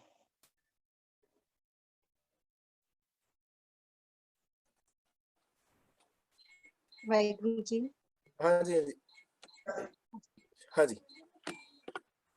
ਸੋ ਮੈਂ ਆਪਣੀ ਗੱਲ ਕਰ ਰਿਹਾ ਸੀਗਾ ਕਿ ਮੋਬਾਈਲ ਫੋਨ ਨੇ ਸਾਡਾ ਸਭ ਕੁਝ ਸਤਿਆਨਾਸ਼ ਕਰ ਦਿੱਤਾ। ਪਰ ਪੁਰਾਣੇ ਸਮਿਆਂ 'ਚ ਸਾਡਾ ਗਰੁੱਪ ਜਿਹੜਾ ਸੀਗਾ ਉਹ ਪੁਰਾਣੀਆਂ ਸੱਥਾਂ ਹੁੰਦੀਆਂ ਸਨ। ਹੁਣ ਜਦੋਂ ਗੁਰੂ ਅਮਰਦਾਸ ਸਾਹਿਬ ਜੀ ਨੇ ਛੋਟੇ ਜਿਹੇ ਬੱਚੇ ਦੇ ਇਹ ਗੱਲਾਂ ਸੁਣੀਆਂ, ਉਹਨੂੰ ਲੱਗਿਆ ਕਿ ਇਹ ਬੱਚਾ ਇੱਥੇ ਨਹੀਂ ਰਹਿਣਾ ਚਾਹੀਦਾ। ਉਹਨੂੰ ਸਮਝ ਆ ਗਿਆ, ਗੁਰੂ ਅੰਗਦ ਸਾਹਿਬ ਜੀ ਨੇ ਗੁਰੂ ਅਮਰਦਾਸ ਸਾਹਿਬ ਜੀ ਨੂੰ ਕਿਹਾ ਕਿ ਨਵਾਂ ਨਗਰ ਵਸਾਉਣਾ ਹੈ। ਉਹਨਾਂ ਨੇ ਨਵਾਂ ਨਗਰ ਗੋਇੰਦਵਾਲ ਸਾਹਿਬ ਜਾ ਕੇ ਵਸਾਇਆ। ਹੁਣ ਗੋਇੰਦਵਾਲ ਤੋਂ ਜਦੋਂ ਉਹ ਵਾਪਸ ਆਏ, ਗੁਰੂ ਬਣ ਕੇ ਵਾਪਸ ਪਿੰਡ ਵਿੱਚ ਆਏ, ਉਹਨਾਂ ਨੇ ਭਾਈ ਜੇਠੇ ਨੂੰ ਮਿਲੇ ਤੇ ਜੇਠੇ ਨੂੰ ਕਿਹਾ, ਜੇਠਿਆ ਮੇਰੇ ਨਾਲ ਚੱਲੇਗਾ? ਕਹਿੰਦੇ ਜਿਵੇਂ ਤੁਸੀਂ ਆਖੋ ਜੀ। ਉਹਨਾਂ ਨੇ ਕਿਹਾ ਤੂੰ ਮੇਰੇ ਨਾਲ ਚੱਲ। ਆਪਣੇ ਨਾਲ ਨਵੇਂ ਨਗਰ ਲੈ ਗਏ ਗੋਇੰਦਵਾਲ ਸਾਹਿਬ, ਕਿਉਂਕਿ ਇੱਥੇ ਵੀ ਮਿਹਨਤ ਕਰਦੇ, ਕਹਿੰਦੇ ਉੱਥੇ ਵੀ ਮਿਹਨਤ ਕਰੀ। ਹੁਣ ਉਹ ਦੋ ਕੰਮ ਕਰਨੇ ਸ਼ੁਰੂ ਕੀਤੇ। ਦੇਖੋ, ਕਿਰਤ ਕਰਨੀ ਸਿੱਖਣੀ ਬੜਾ ਜ਼ਰੂਰੀ ਹੈ। ਹੁਣ ਜਿਹੜੇ ਬੱਚੇ, ਹੁਣ ਦੇਖੋ ਜਿਹੜੇ ਵੱਡੇ ਹੋ ਗਏ ਨੇ ਤੁਹਾਡੇ ਜਿਹੜੇ ਮਾਂ-ਬਾਪ ਆ, ਹੁਣ ਤੁਹਾਡੀ ਮਾਂ ਜਿਹੜੀ ਉਹ ਵੀ ਕਿਰਤ ਕਰਦੀ ਆ। ਮਾਂ ਦੀ ਕਿਰਤ ਕੀ ਆ? ਜਿਹੜਾ ਕਿਚਨ ਦੇ ਅੰਦਰ ਬਰਕਤ ਪਾ ਕੇ ਰੱਖਣੀ, ਠੀਕ ਹੈ, ਉਹਨੂੰ ਕਿਰਤ ਕਹਿੰਦੇ ਹਨਾ। ਤੇ ਜਿਨ੍ਹਾਂ ਦੀਆਂ ਮਾਵਾਂ ਹਮੇਸ਼ਾ ਹੀ ਆਬਜੈਕਸ਼ਨ ਕਰਦੀਆਂ, ਆਟਾ ਖਤਮ ਹੋ ਗਿਆ ਕਰਦੇ ਹਨ, ਉਹਨੂੰ ਕਿਰਤ ਨਹੀਂ ਕਰਦੀਆਂ ਹਨਾ। ਜਦੋਂ ਪਤਾ ਕਿ ਆਟਾ ਖਤਮ ਹੋਣ ਤੋਂ ਪਹਿਲਾਂ ਦੱਸ ਦੇਣਾ ਬਈ ਆਟਾ ਖਤਮ ਹੋਣ ਵਾਲਾ ਹੈ। ਇਹ ਨਾ ਹੋ ਕਿ ਸ਼ਾਮ ਨੂੰ ਆਟਾ ਖਤਮ ਹੋ ਜਾਏ ਤਾਂ ਕਹੋ ਜੀ ਆਟਾ ਖਤਮ ਹੋ ਗਿਆ ਜੀ, ਹੁਣ ਨਹੀਂ ਰੋਟੀ ਬਣਨੀ। ਬਰਕਤ ਉਹਨੂੰ ਕਹਿੰਦੇ ਆ ਕਿ 4 ਦਿਨ ਪਹਿਲਾਂ ਹੀ ਅਲਟੀਮੇਟ ਦੇ ਦੇਣਾ ਬਈ ਆਟਾ ਖਤਮ ਹੋਣਾ ਹੈ, ਆਟਾ ਲਿਆਓ, ਉਹਨੂੰ ਕਹਿੰਦੇ ਕਿਰਤ। ਚਲੋ ਖੈਰ, ਸਾਡੇ ਮਾਂ-ਬਾਪ ਦੀ ਵੀ ਕਿਰਤ ਹੈ, ਪਰ ਸਾਡੀ ਕਿਰਤ ਕਿਹੜੀ ਆ? ਬੱਚਿਆਂ ਦੀ ਕਿਰਤ ਹੈ ਐਜੂਕੇਸ਼ਨ, ਸਟੱਡੀ। ਪਰ ਜਿਹੜੇ ਬੱਚੇ ਐਜੂਕੇਸ਼ਨ ਸਟੱਡੀ ਨਹੀਂ ਕਰਦੇ, ਇਹਦਾ ਮਤਲਬ ਉਹ ਆਪਣੀ ਕਿਰਤ ਤੋਂ ਪਾਸੇ ਹੋ ਗਏ। ਤੇ ਵਾਹਿਗੁਰੂ ਕਿਰਤ ਕਰਨ ਵਾਲਿਆਂ ਨੂੰ ਹੀ ਕੀ ਕਰਦਾ ਆ? ਕਿਰਤ ਕਰੋ, ਫਿਰ ਨਾਮ ਜਪੋ, ਫਿਰ ਕੀ ਆ? ਵੰਡ ਕੇ ਛਕੋ। ਕਿਰਤ ਕਰੋ, ਪਰ ਅੱਜ ਉਲਟਾ ਕਰ ਦਿੱਤਾ ਆ। ਕਹਿੰਦੇ ਨਾਮ ਜਪੋ ਤੇ ਫਿਰ ਕਿਰਤ ਕਰੋ। ਬਿਲਕੁਲ ਨਹੀਂ, ਪਹਿਲਾਂ ਕਿਰਤ ਆ ਫਿਰ ਨਾਮ ਜਪਣਾ ਆ। ਤੇ ਨਾਮ ਕਿਹੜਾ ਜਪਣਾ ਆ? ਆਪਣੀ ਸਟੱਡੀ ਨੂੰ ਆਪਣੇ ਅੰਦਰ ਵਸਾਉਣਾ, ਇਹ ਆ ਨਾਮ ਜਪਣਾ। ਉਹ ਨਾਮ ਜਪਣਾ ਨਹੀਂ ਆਪਣੀ ਪੜ੍ਹਾਈ ਛੱਡ ਦੋ, ਉਧਰੋਂ ਪੇਪਰ ਹੋਣ ਤੇ ਮਾਲਾ ਫੜ ਲਓ ਜੀ, ਵਾਹਿਗੁਰੂ ਵਾਹਿਗੁਰੂ ਕਰ ਲਓ। ਨਹੀਂ, ਨਾਮ ਕੀ ਹੈ? ਸਾਡੇ ਲਈ ਨਾਮ ਜਪਣਾ ਕੀ ਆ? ਮੇਰੀ ਸਟੱਡੀ। ਹਾਂ, ਮੈਂ ਚੰਗੀ ਤਰ੍ਹਾਂ ਆਪਣੀ ਸਟੱਡੀ ਕਰ ਲਈ ਆ, ਹੁਣ ਬੈਠਾ ਆ, ਹੁਣ ਰੱਬ ਨੂੰ ਚੇਤੇ ਕਰਨਾ। ਪਾਸ਼ਾ ਕਿਰਪਾ ਕਰਿਓ। ਹੁਣ ਮੇਰੇ ਵਰਗੇ ਕਈ ਪਤਾ ਕੀ ਕਹਿੰਦੇ ਆ, ਪੜੋ ਭਾਵੇਂ ਨਾ ਸਿਆ, ਜਦੋਂ ਪੇਪਰ ਹੋਣ ਉਦੋਂ ਨਾ ਦਹੀਂ ਖਾ ਕੇ ਚੱਲ ਜਾ ਕਰਿਓ ਸਕੂਲ, ਕਿ ਦਹੀਂ ਖਾਣ ਨਾਲ ਜੀ ਪੜ੍ਹਾਈ ਹੋ ਜਾਣੀ ਆ, ਪੇਪਰ ਆ ਜਾਣੇ। ਬਿਲਕੁਲ ਨਹੀਂ। ਦਹੀਂ ਕਾਹਦੇ ਵਾਸਤੇ ਮਾਵਾਂ ਖਵਾਉਂਦੀਆਂ ਸਨ? ਬੜਾ ਵਧੀਆ ਲੌਜਿਕ ਜਿਹਾ ਹੈਗਾ ਆ। ਕਈ ਬੱਚਿਆਂ ਨੂੰ, ਵੈਸੇ ਕਈ ਦਹੀਂ ਖਾਂਦੇ ਨਹੀਂ ਆ, ਪਰ ਮੈਂ ਫਿਰ ਵੀ ਕਹਾਂ ਦਹੀਂ ਖਾਣਾ ਬੜਾ ਜ਼ਰੂਰੀ ਹੈ, ਹਮੇਸ਼ਾ ਖਾਇਆ ਕਰੋ। ਪਰ ਇਹ ਨਹੀਂ ਵਹਿਮ ਲੈ ਕੇ ਬਹਿਣਾ ਕਿ ਦਹੀਂ ਖਾਣ ਨਾਲ ਪੇਪਰ ਵਧੀਆ ਹੋਏਗਾ। ਨਹੀਂ, ਦਹੀਂ ਖਾਣ ਦਾ ਮਤਲਬ 3 ਘੰਟੇ ਬਹਿਣਾ। ਹੁਣ ਮੈਂ ਦਹੀਂ ਤਾਂ ਖਾਧਾ ਜਾਂਦਾ ਆ ਕਿ ਦਹੀਂ ਖਾਣ ਤੋਂ ਬਾਅਦ 4-5 ਘੰਟੇ ਭੁੱਖ ਨਹੀਂ ਲੱਗਦੀ। ਹੁਣ ਆਪਾਂ ਸਾਰੇ ਬੱਚੇ ਆ ਤੇ ਬੱਚਿਆਂ ਨੂੰ ਕੀ ਹੁੰਦਾ ਕਿ 5 ਮਿੰਟ ਬਾਅਦ ਇਧਰੋਂ ਚਿਪਸ ਖਾਧੀ ਹੁੰਦੀ, ਨਾਲ ਹੀ ਕੋਲਡ ਡਰਿੰਕ ਚਾਹੀਦੀ ਹੈ, ਫਲਾਣੀ ਚੀਜ਼ ਚਾਹੀਦੀ ਹੈ, 5-5 ਮਿੰਟ ਨਾਲ ਭੁੱਖ ਲੱਗਣਾ ਪੈਂਦੀ ਹੈ। ਹੁਣ ਦਹੀਂ ਖਾਧਾ ਹੋਏਗਾ, ਪਤਾ ਕਿ ਹੁਣ 2-3 ਘੰਟੇ ਵਿੱਚ ਢਿੱਡ ਨੇ ਮੰਗਣਾ ਕੁਛ ਨਹੀਂ ਹੈ, ਕਿਉਂਕਿ એનર્ਜੀ ਉਹਦੇ ਅੰਦਰ ਪੋਜ਼ਿਟਿਵ એનર્ਜੀ ਗਈ ਹੈ, ਕਿਉਂਕਿ ਉਹ ਜਿਹੜਾ ਦਹੀਂ ਹੈ ਉਹ ਗਲੂਕੋਜ਼ ਦਾ ਕੰਮ ਕਰਦਾ ਹੈ ਤੇ ਸਾਡੀ ਬੋਡੀ ਨੂੰ ਗਲੂਕੋਜ਼ ਦੀ ਲੋੜ ਪੈਂਦੀ ਹੈ। ਥੋੜੇ ਸਮੇਂ ਬਾਅਦ ਹੀ ਅਸੀਂ ਗਲੂਕੋਜ਼ ਲੈਂਦੇ ਆ ਤੇ ਦਹੀਂ ਜਿਹੜਾ ਆ ਉਹ ਗਲੂਕੋਜ਼ ਦਾ ਕੰਮ ਕਰਦਾ। ਖੈਰ, ਜਦੋਂ ਮਿਹਨਤ ਕਰਾਂਗੇ ਨਾ ਤੇ ਮਿਹਨਤ ਨੂੰ ਫਲ ਵੀ ਮਿਲੇਗਾ। ਜਿਹੜੇ ਬੱਚੇ ਮਿਹਨਤੀ ਨੇ, ਜਿਹੜੇ ਮਿਹਨਤੀ ਨਹੀਂ ਕਰਦੇ ਤੇ ਉਹਨਾਂ ਨੂੰ ਫਲ ਵੀ ਨਹੀਂ ਮਿਲਦਾ। ਹੁਣ ਭਾਈ ਜੇਠਾ ਜੀ ਗੁਰੂ ਅਮਰਦਾਸ ਸਾਹਿਬ ਜੀ ਦੇ ਧਿਆਨ ਚ ਆਏ, ਕਹਿੰਦੇ ਤੂੰ ਇੱਥੇ ਵੀ ਕਿਰਤ ਕਰਦਾ ਆ, ਚੱਲ ਸਾਡੇ ਨਾਲ ਉੱਥੇ ਵੀ ਕਿਰਤ ਕਰੀ। ਹੁਣ ਨਗਰੀ ਪਹੁੰਚ ਗਏ ਨੇ ਗੋਇੰਦਵਾਲ ਦੀ। ਹੁਣ ਗੋਇੰਦਵਾਲ ਨਗਰੀ ਦੇ ਵਿੱਚ ਸਵੇਰੇ ਸ਼ਾਮ ਉਹ ਕੀ ਕਰਦੇ ਆ? ਸੰਗਤ ਕਰਦੇ ਆ। ਸੰਗਤ ਕਰਦੇ ਆ ਤੇ ਸੰਗਤ ਕਰਨ ਤੋਂ ਬਾਅਦ ਫਿਰ ਆਪਣੀ ਕਿਰਤ ਕਰਦੇ ਆ। ਸਾਰਾ ਦਿਨ ਘੁੰਗਣੀਆਂ ਵੇਚਣੀਆਂ, ਸਵੇਰੇ ਸ਼ਾਮ ਗੁਰੂ ਕੇ ਲੰਗਰ ਵਿੱਚ ਆ ਕੇ ਸੰਗਤ ਵਿੱਚ ਬੈਠ ਕੇ ਗੁਰੂ ਸਾਹਿਬ ਜੀ ਦੀ ਬਾਣੀ ਦੀ ਵਿਚਾਰ ਸੁਣਨੀ, ਸਤਿਗੁਰੂ ਜੀ ਦੇ ਸ਼ਬਦਾਂ ਦੀ ਵਿਚਾਰ ਸੁਣਨੀ, ਸਤਿਗੁਰੂ ਕੋਲੋਂ ਸ਼ਬਦ ਲੈਣਾ, ਗੁਰੂ ਅੰਗਦ ਸਾਹਿਬ ਜੀ ਵਾਹਿਗੁਰੂ ਗੁਰੂ ਅਮਰਦਾਸ ਸਾਹਿਬ ਜੀ ਦੇ ਕੋਲੋਂ। ਸਮਾਂ ਚੱਲਿਆ, ਦੇਖਿਓ ਹੁਣ ਦੇਖੋ ਮਿਹਨਤ ਕਿਵੇਂ ਫਲ ਆਉਂਦੀ ਆ। ਅੱਜ ਕੱਲ ਲੋਕ ਜਿਹੜੇ ਹੈ ਨਾ ਸਾਡੇ ਖਾਸ ਕਰਕੇ ਉਸ ਬੱਚੇ ਨਾਲ ਰਿਸ਼ਤਾ ਨਹੀਂ ਕਰਦੇ ਜਿਹਦੇ ਮੰਮੀ ਪਾਪਾ ਨਹੀਂ ਹੁੰਦੇ। ਪੁਰਾਣੇ ਲੋਕ ਵੀ ਇਵੇਂ ਦੇ ਸਨ। ਉਹ ਕਹਿੰਦੇ ਕਿ ਅਸੀਂ ਆਪਣੀ ਧੀ ਦੇ ਨਾਲ ਰਿਸ਼ਤਾ ਕਰਨਾ ਆ ਤੇ ਕਿੱਥੇ ਬੈਠਾਂਗੇ ਜਾ ਕੇ। ਧੀ ਦਾ ਰਿਸ਼ਤਾ ਕਿਸੇ ਨੇ ਕਰਨਾ ਹੋਵੇ, ਮੁੰਡੇ ਦਾ ਕੋਈ ਨਾ ਹੋਵੇ, ਕੋਈ ਵੀ ਨਹੀਂ ਕਰਦਾ ਰਿਸ਼ਤਾ। ਬੜਾ ਕੋਈ 100 ਵਿਚਾਰ ਸੋਚਦਾ ਆ। ਆਪਾਂ ਕੀ ਵੇਖਦੇ ਆ, ਪੈਲੀ ਬੰਨਾ ਵੇਖਦੇ ਆ, ਉਹਦੀ ਐਜੂਕੇਸ਼ਨ ਵੇਖਦੇ ਆ, ਉਹਦੀ ਸਟੱਡੀ ਦੇਖਦੇ ਆ, ਵਾਹਿਗੁਰੂ ਐਜੂਕੇਸ਼ਨ ਵੇਖਦੇ ਆ, ਉਹਦਾ ਕੰਮ ਦੇਖਦੇ ਆ। ਹਾਂ ਉਹ ਵਿਦੇਸ਼ੀ ਹੋਵੇ, ਬਾਹਰ ਵਾਲਾ ਹੋਵੇ ਤੇ ਫਿਰ ਭਾਵੇਂ ਨਸ਼ੇੜੀ ਵੀ ਹੋਵੇ, ਵਿਆਹ ਕਰ ਦੋ ਜੀ। ਮੁੰਡਾ ਬਾਹਰੋਂ ਆਇਆ ਜੀ, ਫਿਰ ਕੋਈ ਗੱਲ ਨਹੀਂ ਜੀ, ਬਾਹਰ ਦਾ ਪੀਆਰ ਆ, ਪੀਆਰ ਤੇ ਕਿਸੇ ਨੇ ਦੱਸ ਦਿੱਤਾ ਨਸ਼ੇ ਕਰਦਾ, ਕੋਈ ਗੱਲ ਨਹੀਂ ਜੀ, ਕੁਛ ਨਹੀਂ ਹੁੰਦਾ, ਨਸ਼ੇ ਤੇ ਕਰਦੇ, ਕੋਈ ਗੱਲ ਨਹੀਂ, ਸ਼ਰਾਬ ਪੀਂਦਾ, ਕੋਈ ਨੇ ਵਿਆਹ ਕਰਦਾ। ਅਸੀਂ ਇਹ ਚੀਜ਼ਾਂ ਵੇਖਦੇ ਹਾਂ। ਹੁਣ ਦੇਖਿਓ ਮਿਹਨਤ ਕੀ ਕਰਦੀ ਹੈ। ਜਿਹੜੇ ਬੱਚੇ ਮਿਹਨਤੀ ਹੁੰਦੇ ਨਾ, ਭਾਵੇਂ ਸਾਡੀਆਂ ਧੀਆਂ ਆ, ਜੇ ਮਿਹਨਤੀ ਹੋ ਗਏ, ਧੀਆਂ ਦਾ ਸਭ ਤੋਂ ਵੱਡਾ ਦਾਜ ਕੀ ਹੈ? ਉਹਦੀ ਸਟੱਡੀ। ਮਾਂ-ਬਾਪ ਆਪਣੇ ਬੱਚੇ ਨੂੰ, ਆਪਣੀ ਧੀ ਨੂੰ ਸਭ ਤੋਂ ਵਧੀਆ ਪੜ੍ਹਾਈ ਕਰਾਉਂਦਾ ਹੈ ਨਾ, ਇਹਦਾ ਮਤਲਬ ਸਭ ਤੋਂ ਮਹਿੰਗਾ ਦਾਜ ਆਪਣੀ ਧੀ ਨੂੰ ਦੇ ਦਿੱਤਾ ਆ। ਤੇ ਜਿਹੜੇ ਦਾਜ ਦੇ ਲੋਭੀ ਵਧੀਆ ਪੜ੍ਹੀ ਲਿਖੀ ਕੁੜੀ ਲੈਣ ਤੋਂ ਬਾਅਦ ਵੀ ਭਿਖਾਰੀਆਂ ਵਾਂਗੂ ਮੰਗਦੇ ਆ, ਤੇ ਇਹੋ ਜਿਹੇ ਭਿਖਾਰੀਆਂ ਨੂੰ ਫਿਰ ਕੁਝ ਨਹੀਂ ਮਿਲਣਾ ਚਾਹੀਦਾ। ਲਾਲਚੀਆਂ ਨੂੰ ਫਿਰ ਉੱਥੇ ਰਿਸ਼ਤਾ ਹੀ ਨਾ ਕਰੋ। ਖੈਰ, ਜਦੋਂ ਮਿਹਨਤ ਕੀਤੀ ਤੇ ਮਿਹਨਤ ਦੇ ਨਾਲ ਇੱਕ ਦਿਨ ਦੀ ਗੱਲ, ਭਾਈ ਜੇਠਾ ਜੀ ਉੱਥੇ ਨਾ ਬੌਲੀ ਦੀ ਸੇਵਾ ਚੱਲ ਰਹੀ ਸੀ, ਤੇ ਬੌਲੀ ਦੀ ਸੇਵਾ ਚੱਲਦੇ ਸਿਰ ਤੇ ਟੋਕਰਾ ਚੁੱਕਿਆ ਤੇ ਉਹ ਮਿੱਟੀ ਦਾ ਤੇ ਉਹ ਬਾਹਰ ਆ ਰਿਹਾ। ਤੇ ਗੁਰੂ ਸਾਹਿਬ ਜੀ, ਗੁਰੂ ਅਮਰਦਾਸ ਸਾਹਿਬ ਜੀ, ਉਹਨਾਂ ਦੇ ਧਰਮ ਸਮਤਨੀ ਸੱਚੇ ਪਾਤਸ਼ਾਹ ਤਖਤ ਤੇ ਬੈਠੇ ਨੇ, ਲਾਗੇ ਉਹਨਾਂ ਦੀ ਧਰਮ ਸਮਤਨੀ ਬੈਠੀ ਆ, ਤੇ ਗੱਲਾਂ ਚੱਲਦੀਆਂ ਪਈਆਂ ਨੇ ਆਪਸ ਵਿੱਚ। ਦੋਨੋਂ ਪਤੀ ਪਤਨੀ ਗੱਲਾਂ ਕਰ ਰਹੇ, ਕਹਿੰਦੇ ਕਿ ਆਪਣੀ ਭਾਨੀ ਬੇਟੀ ਆਪਣੀ ਵੱਡੀ ਹੋ ਗਈ ਹੈ, ਆਪਾਂ ਉਹਦਾ ਰਿਸ਼ਤਾ ਕਰਨਾ। ਹੁਣ ਹਰ ਇੱਕ ਮਾਂ-ਬਾਪ ਦਾ ਇਹ ਹਸਰ ਹੁੰਦੀ ਹੈ, ਉਹਨਾਂ ਦਾ ਇਹ ਖਾਬ ਹੁੰਦਾ ਹੈ ਕਿ ਸਾਡੀ ਧੀ ਦਾ ਵਧੀਆ ਰਿਸ਼ਤਾ ਹੋਵੇ। ਖਾਸ ਕਰਕੇ ਜਿਹੜੀਆਂ ਸਾਡੀਆਂ ਮਾਵਾਂ, ਉਹਨਾਂ ਨੂੰ ਛੇਤੀ ਫਿਕਰ ਪੈ ਜਾਂਦਾ ਜਦੋਂ ਧੀ ਵੱਡੀ ਹੋ ਜਾਵੇ ਨਾ। ਬਾਪ ਨੂੰ ਜ਼ਿੰਮੇਵਾਰੀਆਂ ਦਾ ਤੇ ਮਾਂ ਨੂੰ ਜ਼ਿੰਮੇਵਾਰੀਆਂ ਦਾ ਫਿਕਰ ਪੈ ਜਾਂਦਾ ਕਿ ਸਾਡੀ ਧੀ ਵੱਡੀ ਹੋ ਗਈ ਹੈ, ਅਸੀਂ ਹੁਣ ਇਹਦਾ ਵਧੀਆ ਜਿਹਾ ਕੋਈ ਰਿਸ਼ਤਾ ਮੁੰਡਾ ਲੱਭ ਕੇ ਵਿਆਹ ਕਰੀਏ। ਇਹ ਹਰ ਇੱਕ ਮਾਂ-ਬਾਪ ਦੀਆਂ ਸਦਰਾਂ ਹੁੰਦੀਆਂ। ਜਦੋਂ ਗੁਰੂ ਅਮਰਦਾਸ ਸਾਹਿਬ ਜੀ ਦੀ ਪਤਨੀ ਨੇ ਗੱਲ ਕਹੀ ਤੇ ਪਾਤਸ਼ਾਹ ਸੁਭਾਕੀ ਪੁੱਛਿਆ, ਬਈ ਕਿਵੇਂ ਦਾ ਮੁੰਡਾ ਲੱਭੀਏ? ਫਿਰ ਆਪਾਂ ਵੀ ਲੱਭਦੇ ਆ ਨਾ। ਹੁਣ ਮੈਂ ਵੀ ਕਈ ਵਾਰੀ ਨਾ, ਜਦੋਂ ਹੁਣ ਤੇ ਨਹੀਂ, ਕਿਉਂਕਿ ਮੈਂ ਬਹੁਤ ਘੱਟ ਹੁਣ ਪਹਿਲਾਂ ਨਿਊਜ਼ਪੇਪਰ ਆਉਂਦਾ ਸੀ, ਜਦੋਂ ਦਾ ਹੁਣ ਸਾਡੇ ਘਰਾਂ 'ਚ ਇੰਟਰਨੈਟ ਆ ਗਿਆ, ਅਸੀਂ ਨਿਊਜ਼ਪੇਪਰ ਬੰਦ ਕਰ ਦਿੱਤਾ ਹੈ, ਤੇ ਆਨਲਾਈਨ ਹੀ ਮੈਂ ਨਿਊਜ਼ ਪੜ੍ਹ ਲੈਂਦਾ ਹਾਂ। ਪੁਰਾਣੇ ਸਮਿਆਂ ਦੇ ਵਿੱਚ ਮੈਂ ਥੋੜਾ ਜਿਹਾ ਪਿੱਛੇ ਜਾਵਾਂ 5-7 ਸਾਲ, ਤੇ ਉਦੋਂ ਨਿਊਜ਼ਪੇਪਰ ਘਰੇ ਲਵਾਇਆ ਸੀਗਾ, ਤੇ ਇੱਕ ਮੈਟਰੀਮੋਨੀਅਲ ਜਿਹੜਾ ਸੀਗਾ ਨਾ, ਇੱਕ ਪੇਜ ਹੁੰਦਾ ਸੀ, ਰਿਸ਼ਤੇ ਲੱਭੋ, ਹਨਾ, ਉਹਦੇ ਤੇ ਰਿਸ਼ਤਿਆਂ ਦੀ ਐਡ ਦਿੱਤੀ ਹੁੰਦੀ ਸੀ। ਅੱਜ ਵੀ ਮੇਰੇ ਖਿਆਲ ਐਡ ਆਉਂਦੀ ਹੋਏਗੀ। ਉਹਦੇ ਵਿੱਚ ਜ਼ਿਆਦਾਤਰ ਜਦੋਂ ਆਪਾਂ ਰਿਸ਼ਤੇ ਲੱਭਦੇ ਹਾਂ ਤੇ ਕੁੜੀਆਂ ਇਹ ਗੱਲ ਕਹਿੰਦੀਆਂ ਕਿ ਸਾਨੂੰ ਕਲੀਨ ਸ਼ੇਵ ਮੁੰਡਾ ਚਾਹੀਦਾ, ਕਲੀਨ ਸ਼ੇਵ, ਹਨਾ, ਜਿਹਨੇ ਦਾੜੀ ਕੱਟੀ ਹੋਵੇ, ਮੈਨੂੰ ਸਰਦਾਰ ਨਹੀਂ ਪਸੰਦ। ਖਾਸ ਕਰਕੇ ਜਿਹੜੀਆਂ ਸਾਡੀਆਂ ਭੈਣਾਂ ਨੇ, ਖਾਸ ਕਰਕੇ ਜਿਹੜੀਆਂ ਸਿੱਖ ਪਰਿਵਾਰ ਨਾਲ ਬਿਲੋਂਗ ਕਰਦੀਆਂ, ਜਿਨ੍ਹਾਂ ਦੇ ਨਾਲ ਕੌਰ ਤੇ ਸਿੰਘ ਲੱਗਦਾ ਹੈ, ਬਈ ਮੈਂ ਉਹਨਾਂ ਭੈਣਾਂ ਨੂੰ ਬੇਨਤੀ ਕਰਨਾ ਚਾਹੁੰਦਾ, ਜਦੋਂ ਵੀ ਰਿਸ਼ਤਾ ਹੋਵੇ ਤੇ ਉਦੋਂ ਸਰਦਾਰ ਬੰਦਾ ਹੀ ਸਾਡੇ ਨਾਲ ਸ਼ੋਭਾ ਦਿੰਦਾ, ਕਿਉਂਕਿ ਸ਼ੇਰਨੀਆਂ ਨਾਲ ਸ਼ੇਰ ਹੀ ਸੋਹਣੇ ਲੱਗਦੇ, ਗਿੱਦੜ ਨਹੀਂ ਸੋਹਣੇ ਲੱਗਦੇ। ਸਰਦਾਰ, ਸਾਡੀ ਦਸਤਾਰ ਜਿਹੜੀ ਆ ਸਰਦਾਰੀ ਆ ਸਰ। ਖੈਰ, ਹੁਣ ਸੁਭਾਕੀ ਪੁੱਛਿਆ ਗੁਰੂ ਅਮਰਦਾਸ ਸਾਹਿਬ ਜੀ ਨੇ ਕਿ ਮੁੰਡਾ ਕਿਵੇਂ ਦਾ ਲੱਭੀਏ?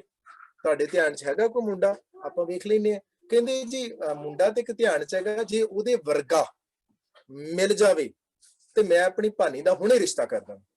ਪਾਸ਼ਾ ਪੁੱਛੀ, ਕੌਣ, ਕਿਹੜੇ ਵਰਗਾ ਚਾਹੀਦਾ? ਕਹਿੰਦੇ ਉਹ ਜਿਹੜਾ ਸਾਹਮਣੇ ਜੇਠਾ ਤੁਰਿਆ ਆਉਂਦਾ ਨਾ, ਜੇ ਕਿਤੇ ਐਵੇਂ ਦਾ ਮੁੰਡਾ ਮਿਲ ਜਾਏ ਨਾ, ਫਿਰ ਤੇ ਮੈਂ ਆਪਣੀ ਧੀ ਅੱਜ ਹੀ ਤੋਰ ਦੇਵਾਂ। ਦੇਖੋ ਗੁਰੂ ਅਮਰਦਾਸ ਸਾਹਿਬ ਜੀ ਕੀ ਵੇਖਣ ਲੱਗੇ, ਕਹਿੰਦੇ ਅੱਛਾ ਜੇਠਾ, ਕਹਿੰਦੇ ਜੇਠੇ ਵਰਗਾ, ਬਈ ਫਿਰ ਜੇਠਾ ਹੀ ਆ। ਹੈ ਜੇਠਾ ਹੀ? ਕੁਝ ਨਹੀਂ ਦੇਖਿਆ ਬੇਟਾ ਕਿ ਉਹਨਾਂ ਦਾ ਪਰਿਵਾਰ ਪਿੱਛੇ ਕਿਹੜਾ ਆ, ਇਹ ਨਹੀਂ ਵੇਖਿਆ ਕਿ ਉਹਦਾ ਘਰ ਬਾਹਰ ਕਿੱਥੇ ਆ, ਕਾਹਦਾ ਮੁੱਲ ਪਿਆ? ਗੁਣਾਂ ਦਾ। ਚੇਤਾ ਰੱਖਿਓ, ਜਦੋਂ ਪਿਓ ਆਪਣੀ ਧੀ ਨੂੰ ਵਧੀਆ ਐਜੂਕੇਸ਼ਨ ਦੇਗਾ ਨਾ, ਤੇ ਸੱਚ ਹੈ ਧੀ ਦੀ ਐਜੂਕੇਸ਼ਨ ਹੀ ਉਹ ਗਹਿਣਿਆਂ ਦਾ ਰੂਪ ਧਾਰਨ ਕਰ ਜੇਗੀ। ਠੀਕ ਹੈ, ਉਹ ਬੈਂਕ ਬੈਲੈਂਸ ਬਣ ਜਾਏਗਾ ਜੇ ਚੰਗਾ ਜੌਹਰੀ ਮਿਲ ਗਿਆ। ਦਾਜ ਦੇ ਲੋਭੀ ਨਹੀਂ, ਜੌਹਰੀ ਬੰਦਾ ਜਿਹਨੇ ਵੇਖਿਆ ਕਿ ਜੇ ਇਹਨਾਂ ਨੇ ਆਪਣੀ ਧੀ ਨੂੰ ਇੰਨਾ ਪੜ੍ਹਾਇਆ ਆ, ਇੰਨਾ ਲਿਖਾਇਆ, ਇਹਦਾ ਮਤਲਬ ਮੇਰੀ ਆਉਣ ਵਾਲੀ ਕੁੱਲ ਜਿਹੜੀ ਹੈ ਨਾ ਸਾਰੀ ਪੜ੍ਹੀ ਲਿਖੀ ਹੋਏਗੀ, ਹੁਣ ਪੜ੍ਹੀ ਲਿਖੀ ਹੋਏਗੀ, ਕਿਉਂਕਿ ਪੜ੍ਹੀ ਲਿਖੀ ਪਰਿਵਾਰ ਸਾਡੇ ਘਰੇ ਆ ਰਿਹਾ, ਪੜ੍ਹੇ ਲਿਖੇ ਜੀ ਸਾਡੇ ਘਰੇ ਆ ਰਿਹਾ, ਉਹ ਇਹ ਆਉਣ ਵਾਲੀ ਜਨਰੇਸ਼ਨ ਨੂੰ ਵੀ ਅੱਗੇ ਚੰਗੀ ਡਾਇਰੈਕਸ਼ਨ ਦੇਗੀ, ਚੰਗੀ ਐਜੂਕੇਸ਼ਨ ਵਾਲੀ ਧੀ ਮੇਰੇ ਘਰੇ ਆ ਰਹੀ ਹੈ। ਹਾਂ, ਜਿਹੜੇ ਲੋਭੀ ਦਾਜ ਦੇ ਲੋਭੀ ਨੇ, ਹੁਣ ਆਪਾਂ ਕੀ ਕਰਦੇ ਆ, ਵੈਸੇ ਸਾਡਾ ਸੁਭਾਅ ਬਣ ਚੁੱਕਾ, ਜੇ ਮੈਂ 10 ਲੱਖੀ ਆ, ਮੇਰੇ ਕੋਲ 10 ਲੱਖ ਪੈਸਾ ਹੈ ਨਾ, 10 ਲੱਖ ਰੁਪਈਆ, ਜਾਂ ਮੇਰੇ ਕੋਲ 10 ਪੈਲੀਆਂ ਨੇ, ਹੁਣ ਮੈਂ ਆਪਣੀ ਧੀ ਦਾ ਰਿਸ਼ਤਾ ਕਿੱਥੇ ਕਰਾਂਗਾ ਜਿੱਥੇ 20 ਪੈਲੀਆਂ ਵਾਲਾ ਹੋਵੇ। ਆਪ ਤੋਂ ਵੱਡਾ ਵੇਖਣਾ ਹਨਾ, ਕਿ ਮੈਂ ਆਪਣੀ ਧੀ ਨੂੰ ਵਧੀਆ ਘਰ ਵਿਆਹਾਂ। ਮੈਂ ਕਦੀ, ਹੁਣ ਮੈਂ ਨਹੀਂ ਕਹਿੰਦਾ ਕਿ ਕੋਈ 3 ਕਿੱਲੇ ਵਾਲਾ ਪੈਲੀ ਦਾ ਜ਼ਮੀਨ ਦਾ ਮਾਲਕ ਹੋਵੇ, ਮੈਂ ਆਪਣੀ ਧੀ ਦਾ ਰਿਸ਼ਤਾ ਉਹਦੇ ਨਾਲ ਕਰਦਾ, ਭਾਵੇਂ 20 ਲੱਖ ਰੁਪਏ ਵਾਲਾ, ਜਿਹੜਾ ਜਿਹਦੇ ਕੋਲ 20 ਲੱਖ ਆ ਜਾਂ 20 ਪੈਲੀਆਂ ਨੇ, ਉਹ ਭਾਵੇਂ ਵਾਲ ਕੱਟੇ ਹੋਣ ਜਾਂ ਨਸ਼ੈੜੀ ਹੋਵੇ, ਆਪਾਂ ਇਹ ਨਹੀਂ ਦੇਖਦੇ ਕਿ ਯਾਰ ਵੇਖੋ ਜ਼ਮੀਨ ਕਿੰਨੀ ਆ, ਆਪਾਂ ਜ਼ਮੀਨ ਨੂੰ ਰਿਸ਼ਤਾ ਕਰਦੇ ਨੇ। ਇੱਧਰ ਭਾਵੇਂ ਜਿਹੜਾ 3 ਕਿੱਲੇ ਵਾਲਾ ਆ ਉਹ ਅਮਰਤਾਰੀ ਹੋਵੇ, ਵਧੀਆ ਗੁਣਾਂ ਦਾ ਹੋਵੇ, ਉਹਦਾ ਕਰੈਕਟਰ ਚੰਗਾ ਹੋਵੇ, ਆਪਾਂ ਉਹ ਚੀਜ਼ਾਂ ਇਗਨੋਰ ਕਰ ਦਿੰਦੇ ਆ, ਮਾਇਆ ਨੂੰ ਪ੍ਰਧਾਨ ਬਣਾ ਦਿੱਤਾ ਹੋਇਆ। ਬਿਲਕੁਲ ਗਲਤ ਹੈ ਬੇਟਾ। ਮੈਂ ਨਹੀਂ ਕਹਿੰਦਾ ਕਿ ਸਾਰੇ ਇੱਕੋ ਜਿਹੇ ਹੁੰਦੇ ਨੇ, ਪਰ ਕਿਤੇ ਨਾ ਕਿਤੇ ਜਿਹੜਾ ਆ ਸਾਨੂੰ ਇਹ ਪਰਖ ਰੱਖਣੀ ਚਾਹੀਦੀ ਹੈ ਕਿ ਅਸੀਂ ਰਿਸ਼ਤਾ ਕਰਨਾ ਆ ਤੇ ਕਿਵੇਂ ਰਿਸ਼ਤਾ ਕਰਨਾ ਹੈ। ਰਿਸ਼ਤਾ ਕਰਨ ਦੀ ਜਾਂਚ ਸਿੱਖਣੀ ਆ, ਗੁਰੂ ਅਮਰਦਾਸ ਸਾਹਿਬ ਮਹਾਰਾਜ ਜੀ ਕੋਲੋਂ ਸਿੱਖੋ। ਜੇਠੇ ਦਾ ਨਾਲ ਰਿਸ਼ਤਾ ਹੋ ਗਿਆ। ਹੁਣ ਦੇਖੋ ਅਗਲੀ ਗੱਲ, ਹੁਣ ਪਹਿਲਾਂ ਭਾਈ ਜੇਠਾ ਜੀ ਗੁਰੂ ਘਰ ਦੇ ਸੇਵਾਦਾਰ ਨੇ, ਤੇ ਹੁਣ ਗੁਰੂ ਘਰ ਦੀ ਸੇਵਾਦਾਰ ਕਰਕੇ, ਚਾਕਰੀ ਕਰਕੇ ਕੀ ਇਨਾਮ ਮਿਲਿਆ, ਗੁਰੂ ਘਰ ਦੇ ਜਵਾਈ ਬਣ ਗਏ। ਹੁਣ ਅਗਲੀ ਬੇਨਤੀ, ਇੱਕ ਨੌਜਵਾਨ ਦੇ ਜੀਵਨ ਦੇ ਅੰਦਰ 2-4 ਗੱਲਾਂ ਬੜੀਆਂ ਇੰਪੋਰਟੈਂਸ ਰੱਖਦੀਆਂ ਨੇ। ਇੱਕ ਤੇ ਚੰਗੇ ਪੁੱਤ ਬਣਨਾ, ਦੂਜੇ ਨੰਬਰ ਤੇ ਚੰਗਾ ਜਵਾਈ ਬਣਨਾ। ਹੁਣ ਜਵਾਈ ਬਣਨ ਦੀ ਜਾਂਚ, ਕਿਉਂਕਿ ਜਿਹੜੇ ਬੱਚੇ ਵਿੱਚ ਮੁੰਡੇ ਨੇ, ਮੈਂ ਉਹਨਾਂ ਨੂੰ ਕਹਿਣਾ ਚਾਹੁੰਦਾ, ਜੇ ਜੀਵਨ ਦੇ ਅੰਦਰ ਜਿੱਦਣ ਵੀ ਮੇਰਾ ਵਿਆਹ ਹੋਏਗਾ, ਮੈਂ ਸਾਰੇ ਬੱਚਿਆਂ ਨੂੰ ਕਹਿਣ ਲੱਗਾ, ਪਰ ਜਿੱਦਣ ਜਵਾਈ ਬਣਨਾ ਹੈ ਤੇ ਜੀਵਨ ਗੁਰੂ ਰਾਮਦਾਸ ਸਾਹਿਬ ਮਹਾਰਾਜ ਦਾ ਅੱਖਾਂ ਦੇ ਸਾਹਮਣੇ ਰੱਖਣਾ। ਮਨ ਚ ਕਦੀ ਵੀ ਹੈਂਕੜਬਾਜ਼ੀ ਨਹੀਂ ਰੱਖਣੀ ਕਿ ਮੈਂ ਪਤਾ ਨਹੀਂ ਕੀ ਬਣ ਗਿਆ। ਤੁਸੀਂ ਆਪਣੇ ਆਲੇ ਦੁਆਲੇ ਵੇਖੇ ਹੋਣੇ ਆ, ਜਿਨ੍ਹਾਂ ਦੀਆਂ ਵੱਡੀਆਂ ਭੈਣਾਂ ਨੇ, ਉਹ ਵਿਆਹੀਆਂ ਹੋਣਗੀਆਂ, ਉਹਨਾਂ ਦੇ ਜਿਹਨੂੰ ਆਪਾਂ ਸ਼ਬਦ ਵੈਸੇ ਜੀਜਾ ਕਹਿ ਦਿੰਦੇ ਹਨਾ, ਵੈਸੇ ਤੇ ਭਾਜੀ ਸ਼ਬਦ ਚੱਲਦਾ, ਜਾਂ ਅਸੀਂ ਵੀਰ ਜੀ ਵੀ ਕਹਿ ਸਕਦੇ ਹਾਂ। ਖੈਰ, ਜਦੋਂ ਉਹ ਸਾਡੇ ਜੀਜੇ, ਮਤਲਬ ਕਿ ਜਿਹੜਾ ਸਾਡਾ ਭਣਵਈਆ ਆ ਸਾਡੇ ਘਰ ਦਾ ਹਨਾ, ਪ੍ਰਾਹੁਣਾ ਜਿਹਨੂੰ ਕਹਿ ਦਿੰਦੇ ਆ, ਉਹ ਸਾਡੇ ਜੀਜੇ ਜਿਹੜੇ ਆਉਂਦੇ ਆ ਘਰੇ ਹਨਾ, ਤੇ ਦੇਖੋ ਹੈਂਕੜ ਕਿੰਨੀ ਹੁੰਦੀ ਆ ਸਾਡੇ।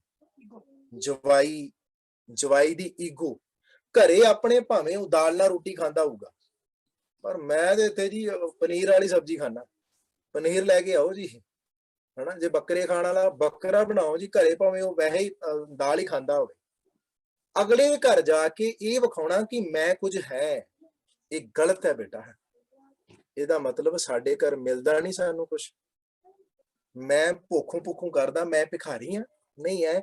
ਇਵੇਂ ਮਹਿਸੂਸ ਹੋਵੇ ਅਗਲੇ ਨੂੰ ਕਿ ਮੈਂ ਅਗਲੇ ਘਰ ਦਾ ਜਵਾਈ ਨਹੀਂ, ਮੈਂ ਅਗਲੇ ਘਰ ਦਾ ਪੁੱਤ ਆ। ਇਹਨੂੰ ਕਹਿੰਦੇ ਜਵਾਈ ਬੇਟਾ।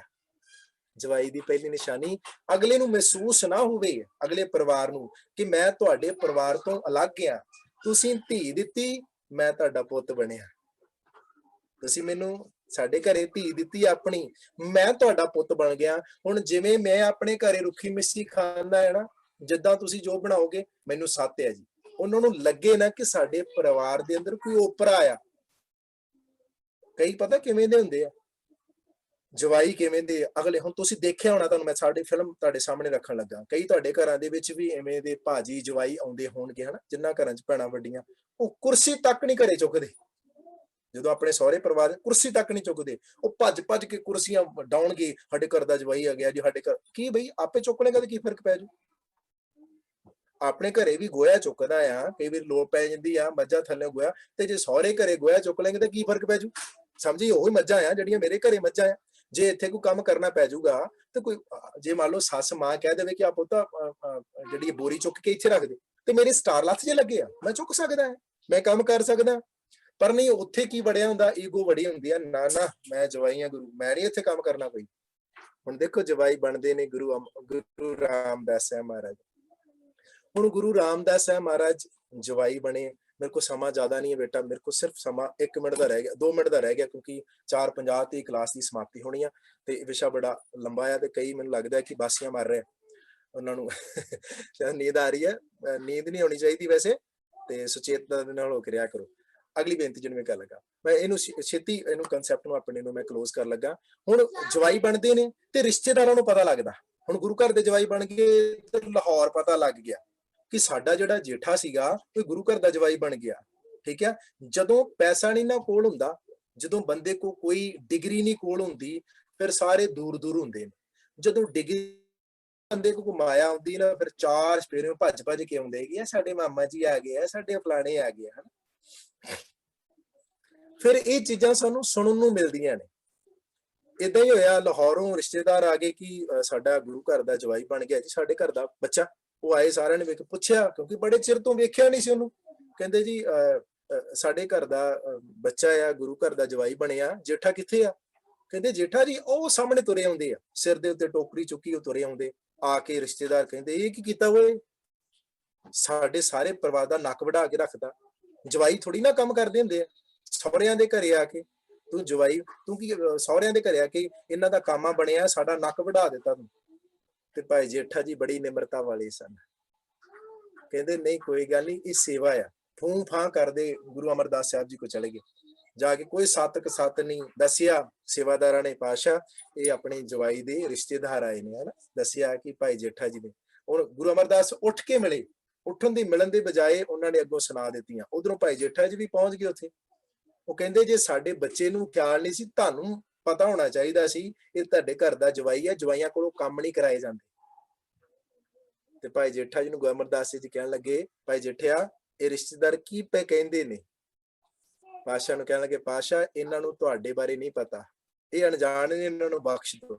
ਫਿਰ ਉਹਨਾਂ ਦੀ ਭੁੱਲ ਗੁਰੂ ਸਾਹਿਬ ਜੀ ਦੇ ਕੋਲੋਂ ਬਖਸ਼ਾਈ, ਨਾਰਾਜ਼ ਹੋ ਕੇ ਵਾਪਸ ਚਲੇ ਗਏ। ਪਰ ਗੁਰੂ ਘਰ ਦੀ ਸੇਵਾ ਨਹੀਂ ਛੱਡੀ। ਸੇਵਾ ਕਰਦਿਆਂ ਕਰਦਿਆਂ ਇੱਕ ਦਿਨ ਐਸਾ ਸਮਾਂ ਆਇਆ ਕਿ ਗੁਰੂ ਅਮਰਦਾਸ ਸਾਹਿਬ ਜੀ ਨੇ, ਮੈਂ ਸੰਖੇਪ ਕਰਨ ਲੱਗਾ, ਵਿੱਚ ਸਮਾਂ ਜ਼ਿਆਦਾ ਹੋ ਜਾਣਾ, ਇਹ ਤੋਂ ਸੰਖੇਪ ਜਿਹਾ ਕਰ, ਕਿਉਂਕਿ ਇਹਦੇ ਨਾਲ ਬੜੀਆਂ ਚੀਜ਼ਾਂ, ਹਾਂ ਸਾਖੀ ਸੁਣਾਉਣ ਨੂੰ ਬੜਾ ਸੌਖਾ ਹੈ, ਮੈਂ 10 ਮਿੰਟ ਚ ਖਤਮ ਕਰ ਦਾਂਗਾ। ਪਰ ਗੁਰੂ ਰਾਮਦਾਸ ਮਹਾਰਾਜ ਦੇ ਜੀਵਨ ਚ ਜਿਹੜੀਆਂ ਸਿੱਖਿਆਵਾਂ ਨੇ ਉਹ ਮੈਂ ਤੁਹਾਡੇ ਸਾਹਮਣੇ ਰੱਖਣੀਆਂ ਚਾਹੁੰਦਾ ਹਾਂ ਕਿ ਤੁਹਾਨੂੰ ਪਤਾ ਲੱਗ ਸਕੇ ਜੀਵਨ ਕੀ ਹੁੰਦਾ ਹੈ, ਮਾਂ-ਬਾਪ ਕੀ ਹੁੰਦੇ ਨੇ, ਜੀਵਨ ਕਿਵੇਂ ਕਢਾਇਆ ਜਾਂਦਾ ਹੈ। ਇਹ ਗੁਰੂ ਰਾਮਦਾਸ ਮਹਾਰਾਜ ਦਾ ਜੀਵਨ ਹੈ। ਸੱਚੇ ਪਾਤਸ਼ਾਹ, ਕਿਉਂਕਿ ਇਹ ਜਿਹੜੇ ਇੱਥੋਂ ਪਹਿਲੀਆਂ ਪਾਤਸ਼ਾਹੀਆਂ ਅਮੀਰ ਘਰਾਂ ਦੇ ਵਿੱਚੋਂ ਪੈਦਾ ਹੋਏ ਨੇ। ਗੁਰੂ ਨਾਨਕ ਸਾਹਿਬ ਬੜੇ ਅਮੀਰ ਨੇ, ਗੁਰੂ ਅੰਗਦ ਸਾਹਿਬ ਬੜੇ ਅਮੀਰ ਨੇ, ਗੁਰੂ ਅਮਰਦਾਸ ਸਾਹਿਬ ਬੜੇ ਅਮੀਰ ਨੇ, ਪਰ ਕਿਸੇ ਨੇ ਗਰੀਬੀ ਦੇ ਵਿੱਚੋਂ ਅਮੀਰਤਾ ਹਾਸਲ ਕੀਤੀ, ਉਹ ਗੁਰੂ ਰਾਮਦਾਸ ਸਾਹਿਬ ਮਹਾਰਾਜ। ਫਿਰ ਪਾਤਸ਼ਾਹ ਨੇ ਇੱਕ ਦਿਨ ਥੜੇ ਬਣਾਉਣ ਦੀ ਸੇਵਾ ਲਾਈ। ਥੜੇ ਬਣਾਉਂਦੇ ਆ, ਕਿਉਂਕਿ ਅੰਦਰ ਦਾ ਇੱਕ ਪੇਸ਼ੈਂਸ ਹੁੰਦੀ ਹੈ ਨਾ ਬੰਦੇ ਦੀ। ਹੁਣ ਕਈ ਵਾਰੀ ਸਾਨੂੰ ਡੈਡੀ ਵੀ ਕਹਦੇ ਆ ਫਲਾਣੀ ਗੱਲ ਨਹੀਂ ਸਹੀ, ਫਲਾਣੀ, ਤੀਜੀ ਵਾਰੀ ਆਪਾਂ ਟੁੱਟ ਕੇ ਮੇਰੇ ਕੋਲ ਨਹੀਂ ਕੰਮ ਹੁੰਦਾ, ਆਪੇ ਕਰ ਲਿਓ ਹੁਣ ਤੁਸੀਂ। ਆਪਾਂ ਬਹੁਤ ਛੇਤੀ ਆਪਣੀ ਪੇਸ਼ੈਂਸ ਛੱਡ ਦਿੰਦੇ।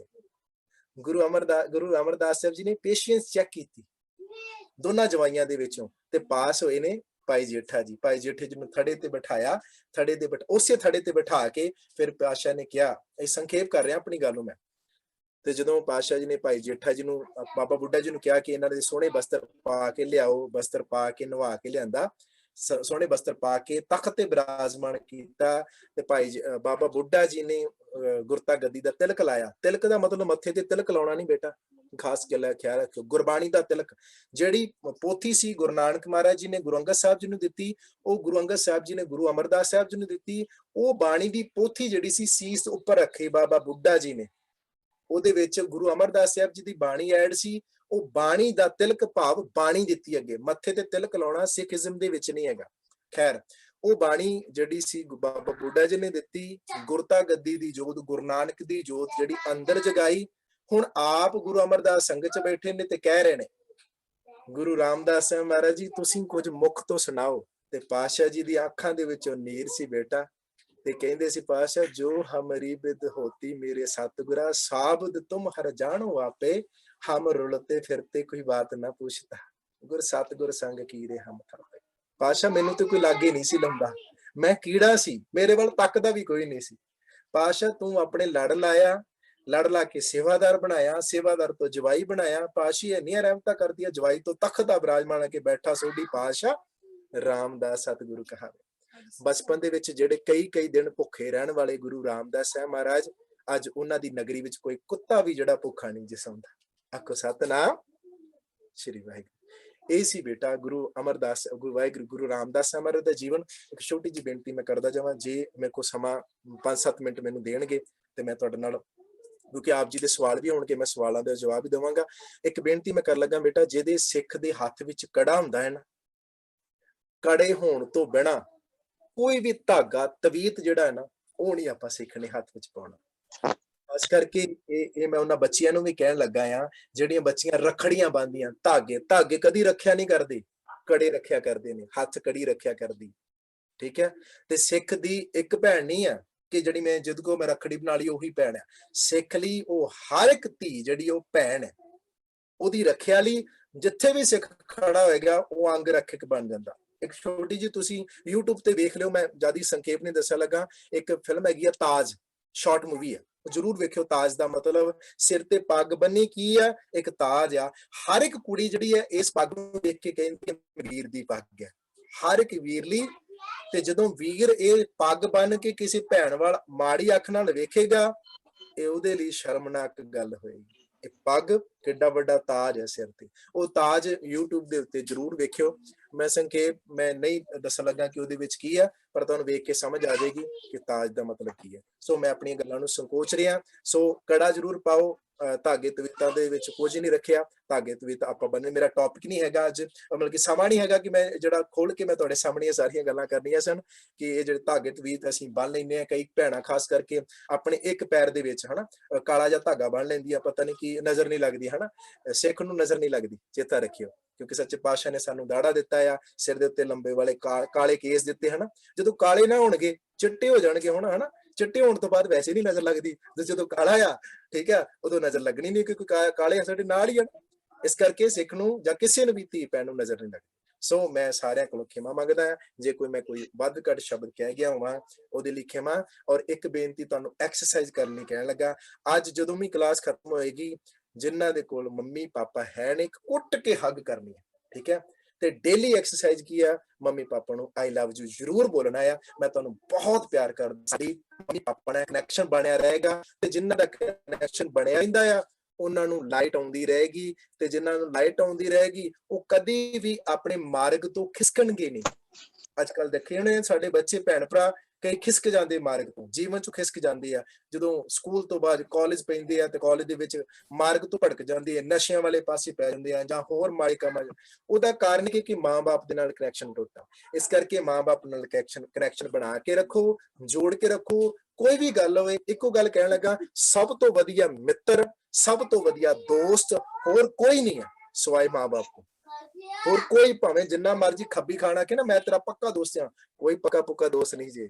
ਸਭ ਤੋਂ ਵਧੀਆ ਫਰੈਂਡਸ਼ਿਪ ਮਾਂ-ਬਾਪ ਨੇ, ਤੇ ਸਾਰੇ ਇੱਕ ਗੱਲਾਂ ਮਾਂ-ਬਾਪ ਨੂੰ ਦੱਸਿਆ ਕਰੋ। ਵਾਹਿਗੁਰੂ ਜੀ ਕਾ ਖਾਲਸਾ, ਵਾਹਿਗੁਰੂ ਜੀ ਕੀ ਫਤਿਹ। ਜੇ ਕਿਸੇ ਦਾ ਸਵਾਲ ਹੋਵੇ ਫਿਰ ਮੈਂ ਨਾ ਕਰ ਸਕਦਾ। ਹਾਂਜੀ, ਬਹੁਤ ਧੰਨਵਾਦ ਜੀ। ਸਭ ਤੋਂ ਪਹਿਲਾਂ ਸਰਦਾਰ ਅਮਰ ਸਿੰਘ ਜੀ ਦਾ, ਜੋ ਕਿ ਐਸਜੀਪੀਸੀ ਪ੍ਰਚਾਰਕ ਨੇ, ਔਰ ਵੀਰ ਜੀ ਨੇ ਬਹੁਤ ਹੀ ਬੱਚਿਆਂ ਦੇ ਲੈਵਲ ਤੇ ਆ ਕੇ ਗੱਲ ਕੀਤੀ ਹੈ। ਮੈਨੂੰ ਲੱਗਦਾ ਹੈ ਕਿ ਅੱਜ ਤੋਂ ਬਾਅਦ ਜਿਹੜੇ ਬੱਚੇ ਆਪਣੇ ਮਾਤਾ ਪਿਤਾ ਦਾ ਸਤਿਕਾਰ ਨਹੀਂ ਕਰਦੇ ਉਹ ਜ਼ਰੂਰ ਕਰਿਆ ਕਰਨਗੇ। ਬਹੁਤ ਧੰਨਵਾਦ।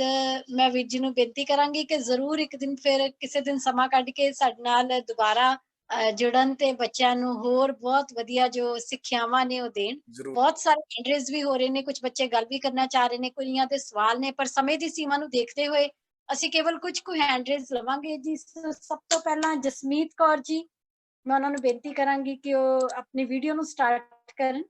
ਜਸਮੀਤ ਕੌਰ ਜੀ, ਬੇਨਤੀ ਹੈ ਜੀ ਆਪਣੀ ਵੀਡੀਓ ਔਨ ਕਰੋ ਜਿਹੜੇ ਗੱਲਬਾਤ ਕਰਨਾ ਚਾਹੁੰਦੇ ਨੇ। ਸਭ ਤੋਂ ਪਹਿਲਾਂ 16174 ਉਹਨਾਂ ਦੀ ਵੀਡੀਓ ਆਉਣੀ, ਆਪਾਂ ਉਹਨਾਂ ਨੂੰ ਪਹਿਲਾਂ ਲੈਣੇ ਆ ਜੀ। ਸਰ ਵਾਹਿਗੁਰੂ ਜੀ ਕਾ ਖਾਲਸਾ, ਵਾਹਿਗੁਰੂ ਜੀ ਕੀ ਫਤਿਹ। ਵਾਹਿਗੁਰੂ ਜੀ ਕਾ ਖਾਲਸਾ, ਵਾਹਿਗੁਰੂ ਜੀ ਕੀ ਫਤਿਹ। ਹਾਂਜੀ ਸਰ, ਮੈਂ ਐਵੇਂ ਪੁੱਛਣਾ ਸੀ, ਬੌਲੀ ਤੋਂ ਕੀ ਭਾਵ ਆ? ਓਕੇ। ਤੇ ਇੱਕ ਗੱਲ, ਪਹਿਲੀ ਗੱਲ ਤੇ ਸਰ ਨਹੀਂ ਕਹਿਣਾ ਪੈਣੇ ਹਨਾ, ਵੀਰ ਕਹਿਣਾ ਮੈਨੂੰ ਹਨਾ, ਵੀ ਕਹਾਂਗੇ ਤੇ ਮੈਨੂੰ ਜ਼ਿਆਦਾ ਵਧੀਆ ਲੱਗਿਆ ਕਿ ਮੇਰੀ ਭੈਣ ਮੈਨੂੰ ਸਵਾਲ ਕਰ ਰਹੀ ਹੈ। ਠੀਕ ਹੈ, ਕਿਉਂਕਿ ਜਿਹੜੀ ਇੱਕ ਹੁੰਦੀ ਹੈ ਦੀਦੀ ਸ਼ਬਦ, ਮੈਂ ਫੇਰ ਕਹਿਣ ਲੱਗਾ ਦੀਦੀ ਸ਼ਬਦ ਸਾਡਾ ਨਹੀਂ ਹੈਗਾ। ਇਸ ਕਰਕੇ ਆਪਣੇ ਘਰਾਂ ਚੋਂ ਦੀਦੀ ਸ਼ਬਦ ਨੂੰ ਨਾ ਠੁੱਡਾ ਮਾਰ ਕੇ ਬਾਹਰ ਕੱਢ ਦਿਓ। ਸਾਡਾ ਸ਼ਬਦ ਹੈਗਾ ਭੈਣ ਹਨਾ, ਤੇ ਭੈਣ ਸ਼ਬਦ ਜਿਹੜਾ ਹੈ ਨਾ ਉਹ ਪਿਆਰ ਦਾ ਪੈਦਾ ਹੁੰਦਾ, ਭੈਣ ਤੇ ਭਰਾ, ਵੀਰ ਸ਼ਬਦ। ਦੀਦੀ ਸ਼ਬਦ ਸਾਡਾ ਨਹੀਂ ਹੈ, ਬੰਗਾਲੀ ਸ਼ਬਦ ਹੈ। ਦੀਦੀ ਤੋਂ ਹੁਣ ਪਹਿਲਾਂ ਦੀਦੀ ਤੋਂ ਹੁਣ ਦੀ ਹੋ ਗਿਆ, ਇਸ ਕਰਕੇ ਆਪਾਂ ਇਹਨਾਂ ਸ਼ਬਦਾਂ ਨਾਲ ਹੁਣ ਬੌਲੀ ਸ਼ਬਦ ਦਾ ਮਤਲਬ ਇਹ ਆ ਬੇਟਾ, ਭੈਣੇ ਮੇਰੀ, ਤੂੰ ਜਿਹੜਾ ਸਵਾਲ ਕੀਤਾ ਆ, ਬੌਲੀ ਖੂਹ ਨੂੰ ਕਿਹਾ ਜਾਂਦਾ। ਖੂਹ, ਪੁਰਾਣੇ ਜਿਹੜੇ ਖੂਹ ਸਨ, ਜਿੰਨਾ ਖੂਹਾਂ ਦੇ ਵਿੱਚ ਮਾਲਾਂ ਚੱਲਦੀਆਂ ਸਨ, ਮਾਲਾਂ ਸਮਝਦੇ ਆ, ਜਿਹਦੇ ਵਿੱਚ ਟੰਡਾਂ ਚੱਲਦੀਆਂ ਸਨ, ਜਿਹਦਾ ਪਾਣੀ ਦਾ ਸਪਲਾਈ ਜਿਹੜਾ ਉੱਪਰੋਂ ਹੀ ਬਾਹਰ ਨਿਕਲਦਾ ਸੀਗਾ, ਉਹਨੂੰ ਖੂਹ ਕਿਹਾ ਜਾਂਦਾ ਸੀਗਾ। ਤੇ ਜਿਹਦੇ ਵਿੱਚ ਵੜ ਕੇ ਪਾਣੀ ਕੱਢਿਆ ਜਾਂਦਾ ਸੀਗਾ ਥੱਲੇ ਤੱਕ ਜਾ ਕੇ, ਹਨਾ, ਜਦੋਂ ਪੌੜੀਆਂ ਲੱਗਦੀਆਂ ਸੀ, ਉਹਨੂੰ ਬੌਲੀ ਕਿਹਾ ਜਾਂਦਾ। ਠੀਕ ਹੈ, ਮੇਰੇ ਖਿਆਲ ਭੈਣ ਦਾ ਸਵਾਲ ਕਲੀਅਰ ਹੋ ਗਿਆ, ਹਨਾ ਭੈਣੇ। ਬੌਲੀ ਸ਼ਬਦ ਉਹਨੂੰ ਕਿਹਾ ਜਾਂਦਾ ਆ ਜਿਹਦੇ ਖੂਹ ਦੇ ਵਿੱਚ ਉਤਰਿਆ ਜਾਂਦਾ। ਠੀਕ ਹੈ, ਉਹਨੂੰ ਪੌੜੀਆਂ ਲੱਗੀਆਂ ਹੁੰਦੀਆਂ ਖੂਹ ਦੇ ਵਿੱਚ, ਥੱਲੇ ਉਤਰ ਕੇ ਥੱਲਿਓਂ ਪਾਣੀ ਭਰ ਕੇ ਫਿਰ ਅਸੀਂ ਉਹਨਾਂ ਪੌੜੀਆਂ ਦੇ ਬਾਹਰ ਆ ਸਕਦੇ ਆ। ਇਹ ਬੌਲੀਆਂ ਨੇ। ਤੇ ਸਾਡੇ ਗੁਰੂ ਸਾਹਿਬਾਨ ਨੇ ਇਹ ਬੌਲੀ ਜਿਹੜੀ ਪਹਿਲੀ ਬੌਲੀ ਸੀਗੀ, ਇਹ ਗੋਇੰਦਵਾਲ ਸਾਹਿਬ ਦੇ ਵਿੱਚ ਵਸਾਈ ਲਗਾਈ। ਹੋਰ ਵੀ ਬਹੁਤ ਜਿਹੜੀਆਂ ਬੌਲੀਆਂ ਨੇ, ਜਿੱਥੇ ਵੀ ਗੁਰਦੁਆਰਾ ਬੌਲੀ ਸਾਹਿਬ ਕਰਕੇ ਆਏਗਾ ਉੱਥੇ ਹਰ ਇੱਕ ਬੌਲੀ ਤੁਹਾਨੂੰ ਇਵੇਂ ਦੀ ਮਿਲੇਗੀ ਜਿਹਦੇ ਵਿੱਚ ਤੁਸੀਂ ਉਤਰ ਕੇ ਜਾ ਸਕਦੇ। ਹਾਂਜੀ, ਹੋਰ ਕਿਸੇ ਦਾ ਸਵਾਲ? ਵਾਹਿਗੁਰੂ ਜੀ ਕਾ ਖਾਲਸਾ, ਵਾਹਿਗੁਰੂ ਜੀ ਕੀ ਫਤਿਹ ਜੀ। ਵਾਹਿਗੁਰੂ ਜੀ ਕਾ ਖਾਲਸਾ, ਵਾਹਿਗੁਰੂ ਜੀ ਕੀ ਫਤਿਹ। ਭੈਣੇ ਸਰ ਮੇਰੇ ਨਾ 2 ਕੁਐਸਚਨ ਸੀਗੇ ਜੀ। ਭੈਣ ਵੀਰ ਕਹਿ। ਵੀਰ ਜੀ ਮੇਰੇ 2 ਕੁਐਸਚਨ ਸੀਗੇ ਜੀ। ਬੋਲੋ। ਇੱਕ ਤਾਂ ਨਾ ਵੀ ਜਦੋਂ ਸਾਡੇ ਮਨ 'ਚ ਨੈਗੇਟਿਵ ਥਾਟ ਅਸੀਂ ਉਦੋਂ ਕੀ ਕਰੀਏ, ਤੇ ਸੈਕੰਡ ਕੁਐਸਚਨ ਸੀ ਵੀ ਆਪਾਂ ਵਧੀਆ ਧੀ ਕਿਵੇਂ ਬਣ ਸਕਦੇ ਹਾਂ ਸਰ ਵੀਰ ਸਰ? ਹਾਂਜੀ, ਇੱਕ ਗੱਲ ਭੈਣ ਤੁਸੀਂ ਸਵਾਲ ਕੀਤਾ ਕਿ ਨੈਗੇਟਿਵ ਥਾਟ ਆਉਂਦੇ ਆ, ਨੈਚੁਰਲ ਆ। ਹੁਣ ਦੇਖੋ, ਜਿਸ ਘਰ ਦੇ ਅੰਦਰ ਕੋਈ ਨਾ ਰਹਿੰਦਾ ਹੋਵੇ, ਉੱਥੇ ਭੂਤਾਂ ਪ੍ਰੇਤਾਂ ਨੇ ਆਉਣਾ। ਠੀਕ ਹੈ ਨਾ, ਜਿੱਥੇ ਕੋਈ ਨਾ ਕੋਈ ਵੱਸਦਾ ਹੋਵੇ ਨਾ, ਉਹਦੇ ਘਰ ਚ ਆ ਕੇ ਵਿਖਾਵੇਂ ਬਾਹਰੋਂ ਕੋਈ ਮੈਂ ਤੇਰੇ ਘਰ ਚ ਵੜਨਾ, ਇਹ ਡਾਂਗਾ ਨਾ ਮਾਰਾਂਗੇ ਉਹਨੂੰ। ਨੈਗੇਟਿਵ ਥਾਟ ਉਦੋਂ ਹੁੰਦੇ ਆ ਜਦੋਂ ਪੋਜ਼ਿਟਿਵ ਥਾਟ ਨਹੀਂ ਹੁੰਦੇ ਅੰਦਰ। ਤੇ ਸਿੱਖ ਜਿਹੜਾ ਆ ਇਹ ਕਦੀ ਨੈਗੇਟਿਵ ਹੋ ਹੀ ਨਹੀਂ ਸਕਦਾ। ਸਿੱਖ ਕਦੀ ਨੈਗੇਟਿਵ ਨਹੀਂ ਹੋ ਸਕਦਾ, ਕਿਉਂਕਿ ਇਹ ਬੰਦ ਵੀ ਕੱਟੇ ਜਾਣਦੇ ਹੁੰਦੇ ਨਾ, ਬੰਦ ਵੀ ਕੱਟੇ ਹੋਣ ਤਾਂ ਵੀ ਕਹਿੰਦਾ ਨਹੀਂ ਚੜ੍ਹਦੀ ਕਲਾ ਵਿੱਚ ਮੈਂ। ਠੀਕ ਹੈ, ਇੱਕ ਨਾ ਛੋਟੀ ਜਿਹੀ ਪੋਇਮ ਮੈਂ ਯਤਨ ਕਰਦਾ ਕਿ ਮੈਨੂੰ ਉਹ ਆ ਜਾਵੇ, ਭੁੱਲੀ ਹੈ ਕਾਫੀ ਚਿਰ ਦੀ।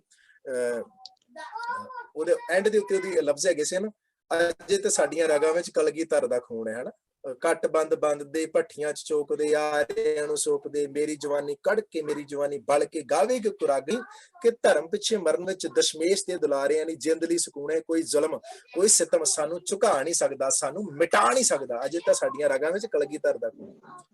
ਅਜੇ ਉਹ ਮਹਿਸੂਸ ਕਰਕੇ ਦੇਖੋ ਕਿ ਅਸੀਂ ਸਾਹਿਬਜ਼ਾਦਿਆਂ ਦੇ ਵਾਰਿਸ ਹਾਂ, ਅਸੀਂ ਨੈਗੇਟਿਵ ਹੋ ਹੀ ਨਹੀਂ ਸਕਦੇ ਕਦੇ।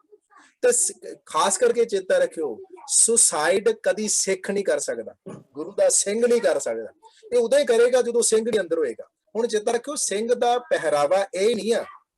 ਠੀਕ ਹੈ, ਸਿੰਘ ਅੰਦਰ ਵੀ ਪੈਦਾ ਹੋਣਾ ਚਾਹੀਦਾ। ਇਹ ਕਿ ਮੈਂ ਬਾਹਰੋਂ ਸਿੰਘ ਆ, ਮੇਰਾ ਸਰੂਪ ਸਰਦਾਰਾਂ ਵਾਲਾ, ਅੰਦਰ ਮੈਂ ਨੈਗੇਟਿਵ ਥਾਟ ਲੈ ਕੇ ਬੈਠਾ ਆ ਤੇ ਮੈਂ ਸੁਸਾਈਡ ਕਰ। ਜਦੋਂ ਅੰਦਰੋਂ ਸਿੰਘ ਹੋਏਗਾ ਨਾ, ਤੇ ਜਦੋਂ ਨੈਗੇਟਿਵ ਥਾਟ ਆਉਣ ਤੇ ਕਹਿਣਾ ਨਹੀਂ ਬਈ ਚੜ੍ਹਦੀ ਕਲਾ ਵਿੱਚ, ਹਨਾ। ਤੇ ਹਮੇਸ਼ਾ ਭੈਣ ਨੂੰ ਬੇਨਤੀ ਆ, ਜਦੋਂ ਵੀ ਇਹੋ ਜਿਹੀ ਗੱਲ ਹੋਵੇ ਨਾ, ਹਮੇਸ਼ਾ ਕਹਿਣਾ ਚੜ੍ਹਦੀ ਕਲਾ ਵਿੱਚ ਆ, ਗੱਲ ਹੀ ਕੋਈ ਨਹੀਂ ਹੈ ਜੀ। ਤੇ ਜਿਹੜੀਆਂ ਨਿੱਕੀ ਗੱਲਾਂ ਹੁੰਦੀਆਂ ਨਾ, ਵੈਸੇ ਤੁਹਾਡਾ ਮੈਨੂੰ ਪਤਾ ਨਹੀਂ ਹੈ, ਮੈਂ ਆਪਣੇ ਘਰ ਦੇ ਵਿੱਚ ਐਵੇਂ ਕਰਦਾ ਹੁੰਨਾ। ਜਦੋਂ ਵੀ ਹੋਵੇ ਨਾ ਗੱਲ ਐਵੇਂ ਦੀ, ਉਹਨੂੰ ਕਹਿੰਦੇ ਅਸੀਂ ਦੋਨੋਂ ਮੀਆਂ ਬੀਵੀ ਕਹਿੰਦੇ ਹੁੰਦੇ ਛੱਡੋ ਪਰੇ, ਹਨਾ, ਛੱਡੋ ਪਰੇ ਜੀ ਉਹਨੂੰ, ਉਹਨਾਂ ਗੱਲ ਚੜ੍ਹਦੀ ਕਲਾ ਵਿੱਚ ਰਹਿਣਾ। ਇਹ ਛੋਟੀਆਂ ਗੱਲਾਂ ਆ, ਇਹ ਤੁਸੀਂ ਕਰ ਸਕਦੇ ਐਕਸਰਸਾਈਜ਼। ਹਾਂਜੀ, ਖਾਲਸਾ ਵਾਹਿਗੁਰੂ ਜੀ ਕੀ ਫਤਿਹ ਜੀ। ਜੀ ਖਾਲਸਾ ਜੀ ਫਤਿਹ। ਭੈਣੇ ਵੀਰ ਜੀ ਮੇਰਾ ਇਹ ਸਵਾਲ ਹੈ, ਜਿਵੇਂ ਤੁਸੀਂ ਕਿਹਾ ਸੀਗਾ ਕਿ ਜਦੋਂ ਆਪਣੇ ਘਰ ਕੋਈ ਮੰਗਣ ਆਉਂਦਾ ਹੈ ਉਹਨੂੰ ਖਾਲੀ ਹੱਥ ਨਹੀਂ ਮੋੜਨਾ, ਚਾਹੇ ਉਹ ਕੋਈ ਵੀ ਹੋਵੇ। ਤੇ ਵੀਰ ਜੀ ਕੱਲ੍ਹ ਨਾ ਸਾਡੇ ਘਰ ਇੱਕ ਅੰਕਲ ਆਏ ਸੀਗੇ, ਪਰ ਉਹ ਸਾਡੇ ਸਾਰੇ ਪਿੰਡ ਨੂੰ ਪਤਾ ਹੈ ਜਦੋਂ ਉਹ ਮੰਗਣ ਆਉਂਦੇ ਆ ਤੇ ਉਹ ਸ਼ਰਾਬ ਹੀ ਪੀਂਦੇ ਆ। ਤੇ ਮੈਂ ਘਰਦਿਆਂ ਨੂੰ ਉਹਨੂੰ ਕੁਛ ਨਹੀਂ ਦੇਣ ਦਿੱਤਾ। ਮੈਂ ਠੀਕ ਕੀਤਾ ਕਿ ਗਲਤ, ਕਿਉਂਕਿ ਉਹਨੂੰ ਜੋ ਪੈਸੇ ਦਿੰਦੇ ਜਾਂ ਅਸੀਂ ਆਟਾ ਜਾਂ ਦਾਣੇ ਦਿੰਦੇ, ਉਹਨੇ ਉਹ ਵੇਚ ਕੇ ਵੀ ਸ਼ਰਾਬ ਹੀ ਪੀਣੀ ਸੀ। ਬਿਲਕੁਲ, ਗੁਰਬਾਣੀ ਦਾ ਇੱਕ ਪ੍ਰਮਾਣ ਆ। ਮੈਂ ਸਾਰਿਆਂ ਨੂੰ ਬੇਨਤੀ ਕਰਦਾ ਕਿ ਸੱਚੇ ਪਾਤਸ਼ਾਹ ਕਹਿੰਦੇ ਨੇ, ਅਕਲੀ ਸਾਹਿਬ ਸੇਵੀ ਅਕਲੀ ਪਾਈਏ ਮਾਣ, ਅਕਲੀ ਪੜ੍ਹ ਕੇ ਪੂਜੀ, ਅਕਲੀ ਪੜ੍ਹ ਕੇ ਬੁੱਝ ਗਏ, ਅਕਲੀ ਕੀਚੇ ਦਾਨ। ਅਕਲ ਦੇ ਨਾਲ ਆਪਾਂ ਦਾਨ ਕਰਨਾ ਹੈ।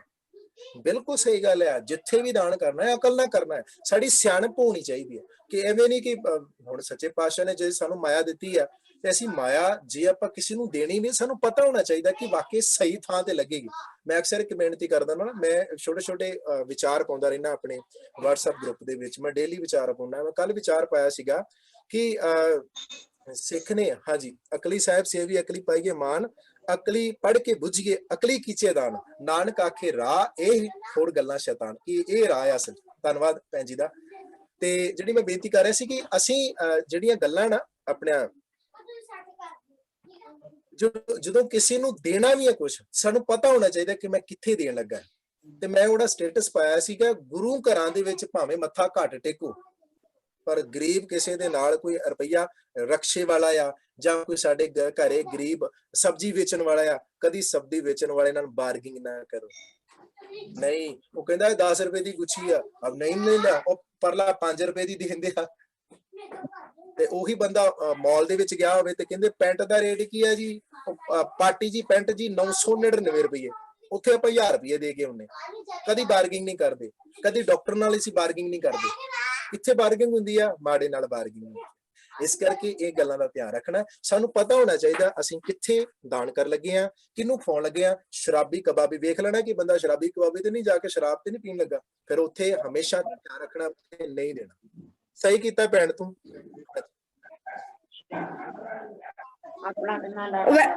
ਵਾਹਿਗੁਰੂ ਜੀ ਕਾ ਖਾਲਸਾ ਵਾਹਿਗੁਰੂ ਜੀ ਕੀ ਫਤਿਹ। ਵਾਹਿਗੁਰੂ ਜੀ ਕਾ ਖਾਲਸਾ ਜੀ ਫਤਿਹ ਭੈਣ। ਵੀਰ ਜੀ ਮੇਰਾ ਕੁਐਸਚਨ ਇਹ ਹੈ ਕਿ ਜਿਸ ਤਰ੍ਹਾਂ ਪਹਿਲਾਂ ਦੇ ਸਮੇਂ ਵਿੱਚ ਯਤੀਮ ਦਾ ਪਛਾਣਾ ਆਪਣੇ ਬੱਚਿਆਂ ਦੇ ਪੈਣਾ ਮਾੜਾ ਸਮਝਿਆ ਜਾਂਦਾ ਸੀ, ਤੇ ਇਸ ਦੇ ਕੀ ਕਾਰਨ ਸੀਗੇ ਸਰ? ਕਾਰਨ ਇਹ ਸੀ ਕਿ ਪੁਰਾਣੇ ਸਮੇਂ ਜਿਹੜੇ ਸੀ ਲੋਕ ਸਨ ਉਹ ਬੜਾ ਮਾੜਾ ਸਮਝਦੇ ਸਨ। ਉਹ ਇੱਕ ਨਾ ਮੈਂ ਦੱਸਿਆ ਨਾ ਵਹਿਮ ਭਰਮ ਜਿਹੜੇ ਬੰਦਿਆਂ ਦੇ ਮਨ ਦੇ ਨਾਲ ਜੁੜੇ ਹੁੰਦੇ ਸਨ, ਉਹ ਇਹ ਵਹਿਮ ਭਰਮ ਆ ਕਿ ਫਲਾਣੇ ਦਾ ਪਰਛਾਵਾਂ ਕਿ ਇਹ ਆਪਣੇ ਇਹ ਜੰਮਿਆ, ਇਹਦੇ ਘਰੇ ਇਹਦੇ ਮੰਮੀ ਪਾਪਾ ਮਰ ਗਏ ਹਨਾ ਜਾਂ ਚਲੇ ਗਏ, ਇਹਨੂੰ ਨਾ ਵੇਖਿਓ ਕਿਤੇ ਇਹ ਜਿਹੜੀਆਂ ਚੀਜ਼ਾਂ ਬਲਾਵਾਂ ਜਿਹੜੀਆਂ ਸਾਨੂੰ ਨਾ ਚੰਬੜ ਜਾਣ ਕਿਤੇ ਹਨਾ। ਆਪਣੇ ਬੱਚਿਆਂ ਨੂੰ ਕਹਿਣਾ ਉਹਦੇ ਨਾਲ ਨਹੀਂ ਖੇਡਣਾ, ਉਹਦੇ ਮੰਮੀ ਡੈਡੀ ਨਹੀਂ ਹੈਗੇ, ਤੁਹਾਡੇ ਮੰਮੀ ਡੈਡੀ ਵੀ ਮਾਰ ਦੂਗਾ। ਇਹ ਪੁਰਾਣੇ ਜਿਹੜੇ ਵਹਿਮ ਭਰਮ ਸਨ ਇਹ ਜੁੜੇ ਹੋਏ ਸਨ, ਇਹ ਕਾਰਨ ਸੀਗਾ। ਜਿਵੇਂ ਅੱਜ ਕੱਲ ਵੀ ਆਪਾਂ ਨਿੱਕੇ ਨਿੱਕੇ ਵਹਿਮ ਭਰਮ ਜੁੜੇ ਹੋਏ, ਸਾਡੇ ਵੀ ਛਿੱਕ ਮਾਰਨੀ, ਪਿੱਛੋਂ ਰਸਤਾ ਬਿੱਲੀ ਨੇ ਕੱਟ ਜਾਣਾ, ਇਹ ਵਹਿਮ ਭਰਮ ਹੈ। ਇਹਨੇ ਪੁਰਾਣੇ ਵੀ ਇਹ ਵਹਿਮ ਭਰਮ ਸਨ। ਹਾਂਜੀ ਵਾਹਿਗੁਰੂ ਜੀ ਕਾ ਖਾਲਸਾ ਵਾਹਿਗੁਰੂ ਜੀ ਕੀ ਫਤਿਹ ਜੀ। ਸਭ ਤੋਂ ਪਹਿਲਾਂ ਤਾਂ ਮੈਂ ਤੁਹਾਡਾ ਬਹੁਤ ਬਹੁਤ ਧੰਨਵਾਦ ਕਰਦੀ ਹਾਂ ਜੀ, ਤੁਸੀਂ ਸਾਨੂੰ ਇੰਨੀ ਵਧੀਆ ਗੁਰੂ ਸਾਹਿਬ ਜੀ ਦੇ ਜੀਵਨ ਦੇ ਵਿੱਚ ਉਹਨਾਂ ਦੇ ਇਤਿਹਾਸ ਬਾਰੇ ਦੱਸਿਆ। ਥੈਂਕ ਯੂ ਜੀ। ਤੇ ਮੈਂ ਆਸ ਕਰਦੀ ਹਾਂ ਕਿ ਤੁਸੀਂ ਇੱਕ ਦਿਨ ਹੋਰ ਲਾਓਗੇ, ਜ਼ਰੂਰ ਸਾਨੂੰ ਉਸੇ ਤਰ੍ਹਾਂ ਸਿੱਖਿਆ ਵੀ ਦਓਗੇ।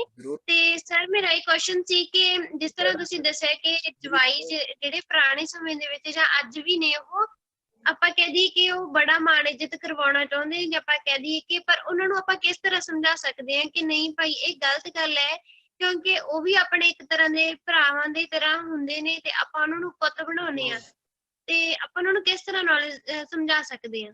ਮੈਨੂੰ ਕੁਐਸਚਨ ਫਿਰ ਰਿਪੀਟ ਕਰੀ ਇੱਕ ਵਾਰੀ ਮੇਰਾ। ਹਾਂਜੀ, ਮੀਨਸ ਕਿ ਜਦ ਆਪਾਂ ਕਹਿ ਸਕਦੇ ਕਿ ਜਵਾਈ ਹੁੰਦੇ ਨੇ, ਜਵਾਈ ਆਉਂਦੇ ਨੇ ਤੇ ਉਹ ਬੜਾ ਮਾਣ ਇੱਜ਼ਤ ਭਾਲਦੇ ਹੁੰਦੇ ਨੇ, ਆਪਾਂ ਕਹਿੰਦੇ ਨੇ, ਤੇ ਬਟ ਜੇਕਰ ਆਪਾਂ ਉਹਨਾਂ ਨੂੰ ਸਮਝਾਉਣਾ ਹੋਵੇ ਤਾਂ ਆਪਾਂ ਉਹਨਾਂ ਨੂੰ ਕਿਸ ਤਰ੍ਹਾਂ ਸਮਝਾ ਸਕਦੇ ਹਾਂ? ਦੇਖੋ ਬੜਾ ਸੌਖਾ ਜਿਹਾ ਗੱਲ ਹੈ ਤੁਹਾਡੀ। ਦੇਖੋ ਆਪਾਂ ਜਿੰਨੇ ਵੀ ਸੁਣ ਰਹੇ ਨੇ ਇਸ ਵਕਤ, ਸਾਰਿਆਂ ਦੀ ਏਜ ਛੋਟੀ ਹੈ ਸਾਡੀ ਸਾਰਿਆਂ ਦੀ ਹਨਾ। ਤੇ ਜਦੋਂ ਨੈਚੁਰਲ ਹੈ ਕਿ ਅੱਜ ਵਾਲਾ ਜਿਹੜਾ ਸਿਸਟਮ ਹੈ ਨਾ, ਅਸੀਂ ਕਿਸੇ ਨੂੰ ਸਮਝਾ ਨਹੀਂ ਸਕਦੇ ਪਰ ਸਮਝ ਸਕਦੇ ਹਾਂ, ਠੀਕ ਹੈ। ਸਮਝਾਉਣ ਦੇ ਵਿੱਚ ਤੇ ਸਮਝਣ ਦੇ ਵਿੱਚ ਬੜਾ ਅੰਤਰ ਹੈ। ਜਿਹੜੇ ਸਮਝ ਗਏ ਉਹਨਾਂ ਨੇ ਗਾਂ ਸਮਝਾ ਲੈਣਾ, ਠੀਕ ਹੈ। ਜਿਹੜੇ ਸਮਝ ਗਏ, ਤੇ ਜਿਨ੍ਹਾਂ ਦੇ ਅੰਦਰ ਸਮਝ ਨਹੀਂ ਹੈਗੀ ਉਹ ਕਦੀ ਸਮਝ ਨਹੀਂ ਸਕਦੇ। ਹੁਣ ਜਿੰਨੇ ਵੀ ਉਹ ਵੱਡੇ ਵਡੇਰੇ ਨੇ ਸਾਡੇ, ਜਿਹੜੇ ਸਾਡੇ ਘਰ ਜਵਾਈ ਆਉਂਦੇ ਨੇ, ਉਹਨਾਂ ਨੂੰ ਉਦੋਂ ਪਤਾ ਲੱਗਦਾ ਆ ਜਦੋਂ ਉਹਨਾਂ ਦੇ ਘਰੇ ਜਵਾਈ ਆ ਕੇ ਉਵੇਂ ਕਰਦਾ ਹੈ ਹਨਾ। ਫਿਰ ਆਪਾਂ ਕਹਿ ਸਕਦੇ ਹਾਂ ਕਿ ਤੁਹਾਡੇ ਘਰੇ ਵੀ ਤੁਹਾਡੀ ਧੀ ਭੈਣ ਆ, ਜਦੋਂ ਉਹਨਾਂ ਦਾ ਜਵਾਈ ਤੁਹਾਡੇ ਆ ਕੇ ਘਰੇ ਕਰੇਗਾ ਇਸ ਤਰ੍ਹਾਂ, ਫਿਰ ਤੁਸੀਂ ਕੀ ਮਹਿਸੂਸ ਕਰੋਗੇ? ਸੋ ਇਸ ਕਰਕੇ ਕਈ ਜਗ੍ਹਾ ਤੇ ਜਦੋਂ ਆਪਾਂ ਚੰਗੀ ਐਜੂਕੇਸ਼ਨ, ਹੁਣ ਜੇ ਕੋਈ ਬੇਗਮਪੁਰਾ ਦੀ ਗੱਲ ਕਰਦੇ ਆ ਨਾ ਬੇਟਾ, ਬੇਗਮਪੁਰਾ ਸ਼ਹਿਰ ਕੋ ਨਾਓ ਕਿ ਜਿੱਥੇ ਕੋਈ ਦੁੱਖ ਤਕਲੀਫ ਨਹੀਂ ਆ, ਜਿੱਥੋਂ ਚੰਗੀ ਐਜੂਕੇਸ਼ਨ ਹੈ, ਜਦੋਂ ਆਪਾਂ ਸਾਰੇ ਹੀ ਇਹਨਾਂ ਗੱਲਾਂ ਨੂੰ ਫੋਲੋ ਕਰਨ ਲੱਗ ਪਏ ਤੇ ਨੈਚੁਰਲ ਹੈ ਕਿ ਸਾਡੇ ਘਰਾਂ ਦੇ ਵਿੱਚ ਚੀਜ਼ਾਂ ਪਹੁੰਚ ਜਾਣੀਆਂ। ਸਾਡੇ ਘਰ ਵੀ ਜਵਾਈ ਉਹ ਆਏਗਾ, ਫਿਰ ਉਹੀ ਜਿਹੜੀ ਸੋਚ ਐਵੇਂ ਦੀ ਹੋਏਗੀ, ਉਹ ਸਾਡੇ ਘਰ ਜਵਾਈ ਬਣੇਗਾ। ਕੋਸ਼ਿਸ਼ ਕਰਨਾ ਚਾਹੀਦਾ ਸਾਨੂੰ ਕਿਸੇ ਨਾ ਕਿਸੇ ਤਰੀਕੇ ਉਹਨਾਂ ਨੂੰ ਇਹ ਗੱਲਾਂ ਉਹਨਾਂ ਦੇ ਦਿਮਾਗ 'ਚ ਪਾਉਣੀਆਂ ਚਾਹੀਦੀਆਂ ਕਿ ਤੁਸੀਂ ਸਾਡੇ, ਆਪਾਂ ਆਪ ਕਹਿ ਸਕਦੇ ਹਾਂ ਕਿ ਅਸੀਂ ਉਹਨਾਂ ਨੂੰ ਜੀਜਾ ਸ਼ਬਦ ਨਾ ਕਹੀਏ, ਵੀਰ ਸ਼ਬਦ ਕਹੀਏ ਹਨਾ। ਇਹ ਸਾਡੇ ਵੀਰ ਜੀ ਆਏ ਨੇ, ਸਾਡੇ ਭਾਜੀ ਨੇ, ਜਦੋਂ ਆਪਾਂ ਉਹਨਾਂ ਨੂੰ ਜੀਜਾ ਸ਼ਬਦ ਬੋਲਾਂਗੇ ਫਿਰ ਉਹਨਾਂ ਨੂੰ ਵੱਖਰੇਵਾ ਲੱਗਦਾ ਹੈ ਹਨਾ, ਵੱਖਰਾ ਸ਼ਬਦ ਲੱਗਦਾ ਹੈ ਹਨਾ। ਤੇ ਜਦੋਂ ਅਸੀਂ ਵੀਰ ਕਵਾਂਗੇ ਕਿਸੇ ਨੂੰ ਕਿ ਵੀਰ ਆ, ਸਾਡੀ ਭੈਣ ਆ, ਤੁਸੀਂ ਵੀਰ ਜੀ ਵਾਂਗੇ ਹੋ, ਸਾਡੇ ਵੱਡੇ ਹੋ ਹਨਾ। ਤੇ ਕਿਉਂਕਿ ਮੇਰੀ ਵੀ ਇੱਕ ਜਿਵੇਂ ਮੇਰੀ ਸਿੰਘਣੀ ਦੀ ਭੈਣ ਆ ਤਾਂ ਮੈਨੂੰ ਵੀਰ ਕਹਿੰਦੀ ਹੈ ਨਾ, ਤੇ ਬੜਾ ਵਧੀਆ ਲੱਗਦਾ ਕਿ ਵੀਰ ਭੈਣ ਦਾ ਰਿਸ਼ਤਾ ਹੈ ਸਾਡਾ। ਫਿਰ ਉਹਦੇ ਵਿੱਚ ਗਲਤ ਨਹੀਂ ਹੁੰਦਾ, ਗਲਤ ਫੀਲਿੰਗ ਨਹੀਂ ਕਿਸੇ ਨੂੰ ਆਉਂਦੀ, ਕਿਉਂਕਿ ਦੇਖੇ ਨਾ ਸਮਾਜ ਸਾਡਾ ਕਿੰਨਾ ਉਲਝਣ 'ਚ ਫਸਿਆ ਹੋਇਆ, ਕਿੰਨਾ ਗੰਦੇਲਾ ਹੋ ਚੁੱਕਾ ਆ। ਉੱਥੇ ਸਾਡੀ ਮਾੜੀ ਸੋਚ ਕਰਕੇ, ਮਾੜੀ ਥਿੰਕ ਕਰਕੇ ਸਾਡੇ ਸ਼ਬਦਾਂ ਦੇ ਵਿੱਚ ਥੋੜਾ ਜਿਹਾ ਬਦਲਾਵ ਆ ਜਾਏਗਾ ਤੇ ਸਾਡੀਆਂ ਚੇਂਜਸ ਆ ਜਾਣਗੀਆਂ। ਹਾਂਜੀ ਸਿੰਘ ਹੁਣ ਸਮੇਂ ਦੀ ਵਾਹਿਗੁਰੂ ਜੀ ਕਾ ਖਾਲਸਾ। ਜੇ ਅਸੀਂ ਅਖੀਰਲਾ ਸਵਾਲ ਲਵਾਂਗੇ ਜੀ 10-306। ਹਾਂਜੀ EPP 10। ਵਾਹਿਗੁਰੂ ਜੀ ਖਾਲਸਾ, ਵਾਹਿਗੁਰੂ ਜੀ ਕੀ ਫਤਿਹ ਜੀ। ਵੀਰ ਜੀ ਮੈਂ ਪੁੱਛਣਾ ਸੀਗਾ, ਜਿਵੇਂ ਕਿ ਮੇਰੇ ਦਾਦੀ ਜੀ ਨੇ, ਮੇਰੇ ਮੰਮਾ ਨੇ, ਉਹ ਨਾ ਏਦਾਂ ਹੀ ਕੋਈ ਛਿੱਕ ਮਾਰਦੇ ਆ, ਬਿੱਲੀ ਰਸਤਾ ਕੱਟ ਜੋ ਵਹਿਮ ਕਰਦੇ ਨੇ, ਤੇ ਜੇ ਉਹਨਾਂ ਨੂੰ ਕਹਿੰਦੇ ਆ ਫਿਰ ਉਹ ਕਹਿੰਦੇ ਨੇ ਤੈਨੂੰ ਕੀ ਪਤਾ, ਮੈਂ ਤੇਥੋਂ ਵੱਡੀ ਆ, ਤੇ ਫਿਰ ਉਹ ਮਤਲਬ ਏਦਾਂ ਮੂਹਰੇ ਬੋਲਦੇ ਆ, ਫਿਰ ਉਹਨਾਂ ਨੂੰ ਕੋਈ ਕੁਝ ਕਹਿ ਵੀ ਨਹੀਂ ਸਕਦਾ, ਉਹ ਵੱਡੇ ਨੇ, ਤਾਂ ਕੀ ਕਰ ਸਕਦੇ ਇਹਦੇ ਵਾਸਤੇ? ਫਿਰ ਪਤਾ ਕੀ ਉਹ ਸਾਨੂੰ ਪਤਾ ਕੀ ਸਮਝਾਉਂਦੇ ਆ, ਆੜੇ ਬਾਲ ਮੈਂ ਧੁੱਪੇ ਥੋੜਾ ਚਿੱਟੇ ਕੀਤੇ ਆ। ਉਹ ਏਦਾਂ ਕਹਿਣਗੇ, ਫਿਰ ਅੱਗੋਂ ਇਹ ਕਹਿਣਗੇ। ਮੈਂ ਛੋਟੀ ਜਿਹੀ ਗੱਲ ਸੁਣਾਉਣਾ, ਸਮਾਂ ਨਹੀਂ ਮੇਰੇ ਕੋਲ ਹੈਗਾ। ਉਹਨੇ ਇਤਨਾ ਹੀ ਵਹਿਮ ਭਰਮ ਦੀ ਗੱਲ, ਇੱਕ ਨਾ ਕਿਸੇ ਦੇ ਘਰੇ ਬਿੱਲੀ ਸੀਗੀ ਹਨਾ, ਉਹ ਬਿੱਲੀ, ਉਹ ਨਿੱਕੀ ਜਿਹੀ ਕੁੜੀ ਸੀ ਉਹਨਾਂ ਦੀ, ਉਹਨੇ ਘਰੇ ਬਿੱਲੀ ਸੀ। ਉਹ ਮਾਂ ਨੇ ਕਹਿਣਾ ਪੁੱਤ ਆਵਾਜ਼ ਮਾਰਨੀ ਹਨਾ, ਜਿਵੇਂ ਕਿਸੇ ਦਾ ਨਾ ਕੋਈ ਹੋਵੇ, ਆਪਾਂ ਕਹਿਣਾ ਬਲਜੀਤ ਇੱਧਰ ਆਈ ਭੱਜ ਕੇ, ਹਾਂ ਮੰਮਾ ਜੀ ਆ ਬਿੱਲੀ ਫੜ ਟੋਕਰੀ ਥੱਲੇ ਦੇ, ਮੈਂ ਦੁੱਧ ਨੂੰ ਜਾਗ ਲਾਉਣ ਲੱਗੀ ਆ। ਪੁਰਾਣੇ ਸਮਿਆਂ ਦੇ ਵਿੱਚ ਨਾ ਦੁੱਧ ਜਿਹੜਾ ਸੀ ਇਹ ਨਿੱਕੇ ਨਿੱਕੇ ਆਲੇ ਹੁੰਦੇ ਸਨ, ਉਹਨਾਂ ਨੂੰ ਗੇਟ ਵੀ ਨਹੀਂ ਸੀ ਹੁੰਦੇ, ਬੜਾ ਔਖਾ ਹੁੰਦਾ ਸੀ ਆ ਹਨਾ ਪੁਰਾਣੇ ਸਮਿਆਂ ਦੇ ਵਿੱਚ। ਉਹਨੇ ਕਹਿਣਾ ਪੁੱਤ ਬਲਜੀਤ ਭੱਜ ਕੇ ਆਈ, ਦੁੱਧ ਨੂੰ ਜਾਗ ਲਾਉਣੀ ਆ। ਉਹਨੇ ਭੱਜ ਕੇ ਆਉਣਾ, ਬਿੱਲੀ ਨੂੰ ਫੜਨਾ, ਟੋਕਰੀ ਥੱਲੇ ਦੇ ਦੇਣਾ। ਤੇ ਉਹ ਇਹ ਹੁੰਦਾ ਸੀ ਕਿ ਮੂੰਹ ਬਿੱਲੀ ਜਿਹੜੀ ਸੀ ਇਹ ਕਿਤੇ ਮੂੰਹ ਨਾ ਮਾਰ ਦੇਵੇ ਦੁੱਧ ਨੂੰ, ਉਹ ਇਸ ਤਰ੍ਹਾਂ ਹੀ ਕਰਨਾ। ਉਹ ਨਿੱਕੀ ਨਿੱਕੀ ਜਿਹੀ ਕੁੜੀ ਸੀ, ਹੌਲੀ ਹੌਲੀ ਵੱਡੀ ਵੱਡੀ ਵੱਡੀ ਵੱਡੀ ਹੋ ਗਈ ਹੁਣ, ਪਰ ਉਹ ਰੂਟੀਨ ਸੀਗੀ ਡੇਲੀ, ਪੁੱਤ ਬਲਜੀਤ ਭੱਜ ਕੇ ਆਈ। ਉਹਨੇ ਇੰਨੀ ਪ੍ਰੈਕਟਿਸ ਹੋ ਗਈ, ਪਹਿਲਾਂ ਬਿੱਲੀ ਦੇ ਪਿੱਛੇ ਮਿਹਨਤ ਲਾਉਣੀ ਪੈਂਦੀ ਸੀ, ਹੁਣ ਇਹ ਮਿੰਟ 'ਚ ਉਹਨੇ ਬਿੱਲੀ ਫੜ ਲਿਆ ਕਰਨੀ। ਉਹ ਬਲਜੀਤ ਦਾ ਵਿਆਹ ਹੋ ਗਿਆ, ਉਹ ਵਿਆਹੀ ਗਈ, ਅਗਲੇ ਘਰੇ ਗਈ, ਅਗਲੇ ਨੇ ਬੜਾ ਵਧੀਆ ਚਾਅ ਕੀਤਾ, ਵਧੀਆ ਸੱਸ ਸੀ ਉਹਦੀ ਹਨਾ। ਸੱਸ ਹੋਵੇ ਇਹ ਤੂੰ ਮੈਂ ਤੂੰ ਕਪੱਤੀ ਐਵੇਂ ਦੀ ਨਹੀਂ ਸੀ ਹਨਾ, ਚੰਗੀ ਵਾਲੀ ਸੱਸ ਸੀ। ਤੇ ਕਈਆਂ ਦੀਆਂ ਸੱਸਾਂ ਨਹੀਂ ਚੰਗੀਆਂ ਹੁੰਦੀਆਂ, ਬੜੀਆਂ ਲੜਦੀਆਂ ਭੈਣਾਂ। ਫਿਰ ਕਿਤੇ ਟੌਪਿਕ ਛੇੜਾਂਗੇ। ਉਹ ਕਹਿੰਦੇ ਕਿ ਉਹ ਸੱਸ ਬੜੀ ਚੰਗੀ, ਉਹਨੇ ਕਿਹਾ ਕਿ ਜਿਵੇਂ ਚੌਂਕੇ ਚਾੜਨਾ, ਨੂੰਹ ਨੂੰ ਚੌਂਕੇ ਚੜਾਇਆ, 2-4 ਬੀਤੇ, ਹਫ਼ਤਾ 10 ਦਿਨ ਬੀਤੇ। ਉਹਨਾਂ ਨੇ ਕੀਤਾ ਕਿ ਉਹਨੇ ਕਿਹਾ ਕਿ ਬਲਜੀਤ ਪੁੱਤ ਹੁਣ ਅੱਜ ਦੁੱਧ ਨੂੰ ਜਾਗ ਤੂੰ ਲਾਇਆ ਕਰਨੀ, ਹੁਣ ਤੈਨੂੰ ਚੌਂਕੇ ਚੜਾ ਦਿੱਤਾ। ਹੁਣ ਬਲਜੀਤ ਇੱਧਰ ਉੱਧਰ ਨੂੰ ਵੇਖਣ ਲੱਗੀ। ਹੁਣ ਕਹਿੰਦੇ ਪੁੱਤ ਕੀ ਵੇਖਣ ਡਿਆ ਤੂੰ? ਕਹਿੰਦੇ ਮੈਨੂੰ ਬਿੱਲੀ ਨਹੀਂ ਦਿਖ ਰਹੀ ਹਨਾ, ਮੈਨੂੰ ਬਿੱਲੀ ਨਹੀਂ ਦਿਖ ਰਹੀ। ਉਹਨੇ ਬਿੱਲੀ ਕੀ ਕਰਨੀ ਹੈ? ਕਹਿੰਦੇ ਤੁਸੀਂ ਕਿਹਾ ਨਾ ਦੁੱਧ ਨੂੰ ਜਾਗ ਲਾਉਣੀ ਆ। ਕਹਿੰਦੇ ਹਾਂ ਦੁੱਧ ਨੂੰ ਜਾਗ। ਕਹਿੰਦੇ ਨਹੀਂ, ਬਿੱਲੀ ਜਿੰਨਾ ਚਿਰ ਟੋਕਰੀ ਥੱਲੇ ਨਹੀਂ ਦਾਂਦੀ ਦੁੱਧ ਜਾਗ ਨਹੀਂ ਲੱਗਦੀ। ਦੁੱਧ ਨੂੰ ਜਾਗ ਤਾਂ ਹੀ ਲੱਗਣੀ ਆ ਜਦੋਂ ਬਿੱਲੀ ਟੋਕਰੀ ਥੱਲੇ ਜਾਏਗੀ। ਉਹ ਸੱਸ ਬੜੀ ਸਿਆਣੀ ਸੀ, ਉਹ ਲੜੀ ਨਾ। ਕਹਿੰਦੇ ਪੁੱਤ ਤੁਹਾਡੇ ਪਿੰਡ ਹੈਗੀ ਆ? ਕਹਿੰਦੀ ਸਾਡੇ ਘਰ ਹੈਗੀ ਆ। ਕਹਿੰਦੀ ਇੰਜ ਕਰਦੇ ਆ, ਆਪਾਂ ਕੱਲ ਨੂੰ ਚੱਲਾਂਗੇ ਤੇਰੇ ਕੋਲ, ਤੇਰੇ ਪਿੰਡ, ਉੱਥੋਂ ਬਿੱਲੀ ਲੈ ਆਵਾਂਗੇ, ਆਪਾਂ ਕੱਲ ਨੂੰ ਜਾਗ ਲਾ ਲਾਂਗੇ, ਅੱਜ ਤੂੰ ਰਹਿਣ ਦੇ।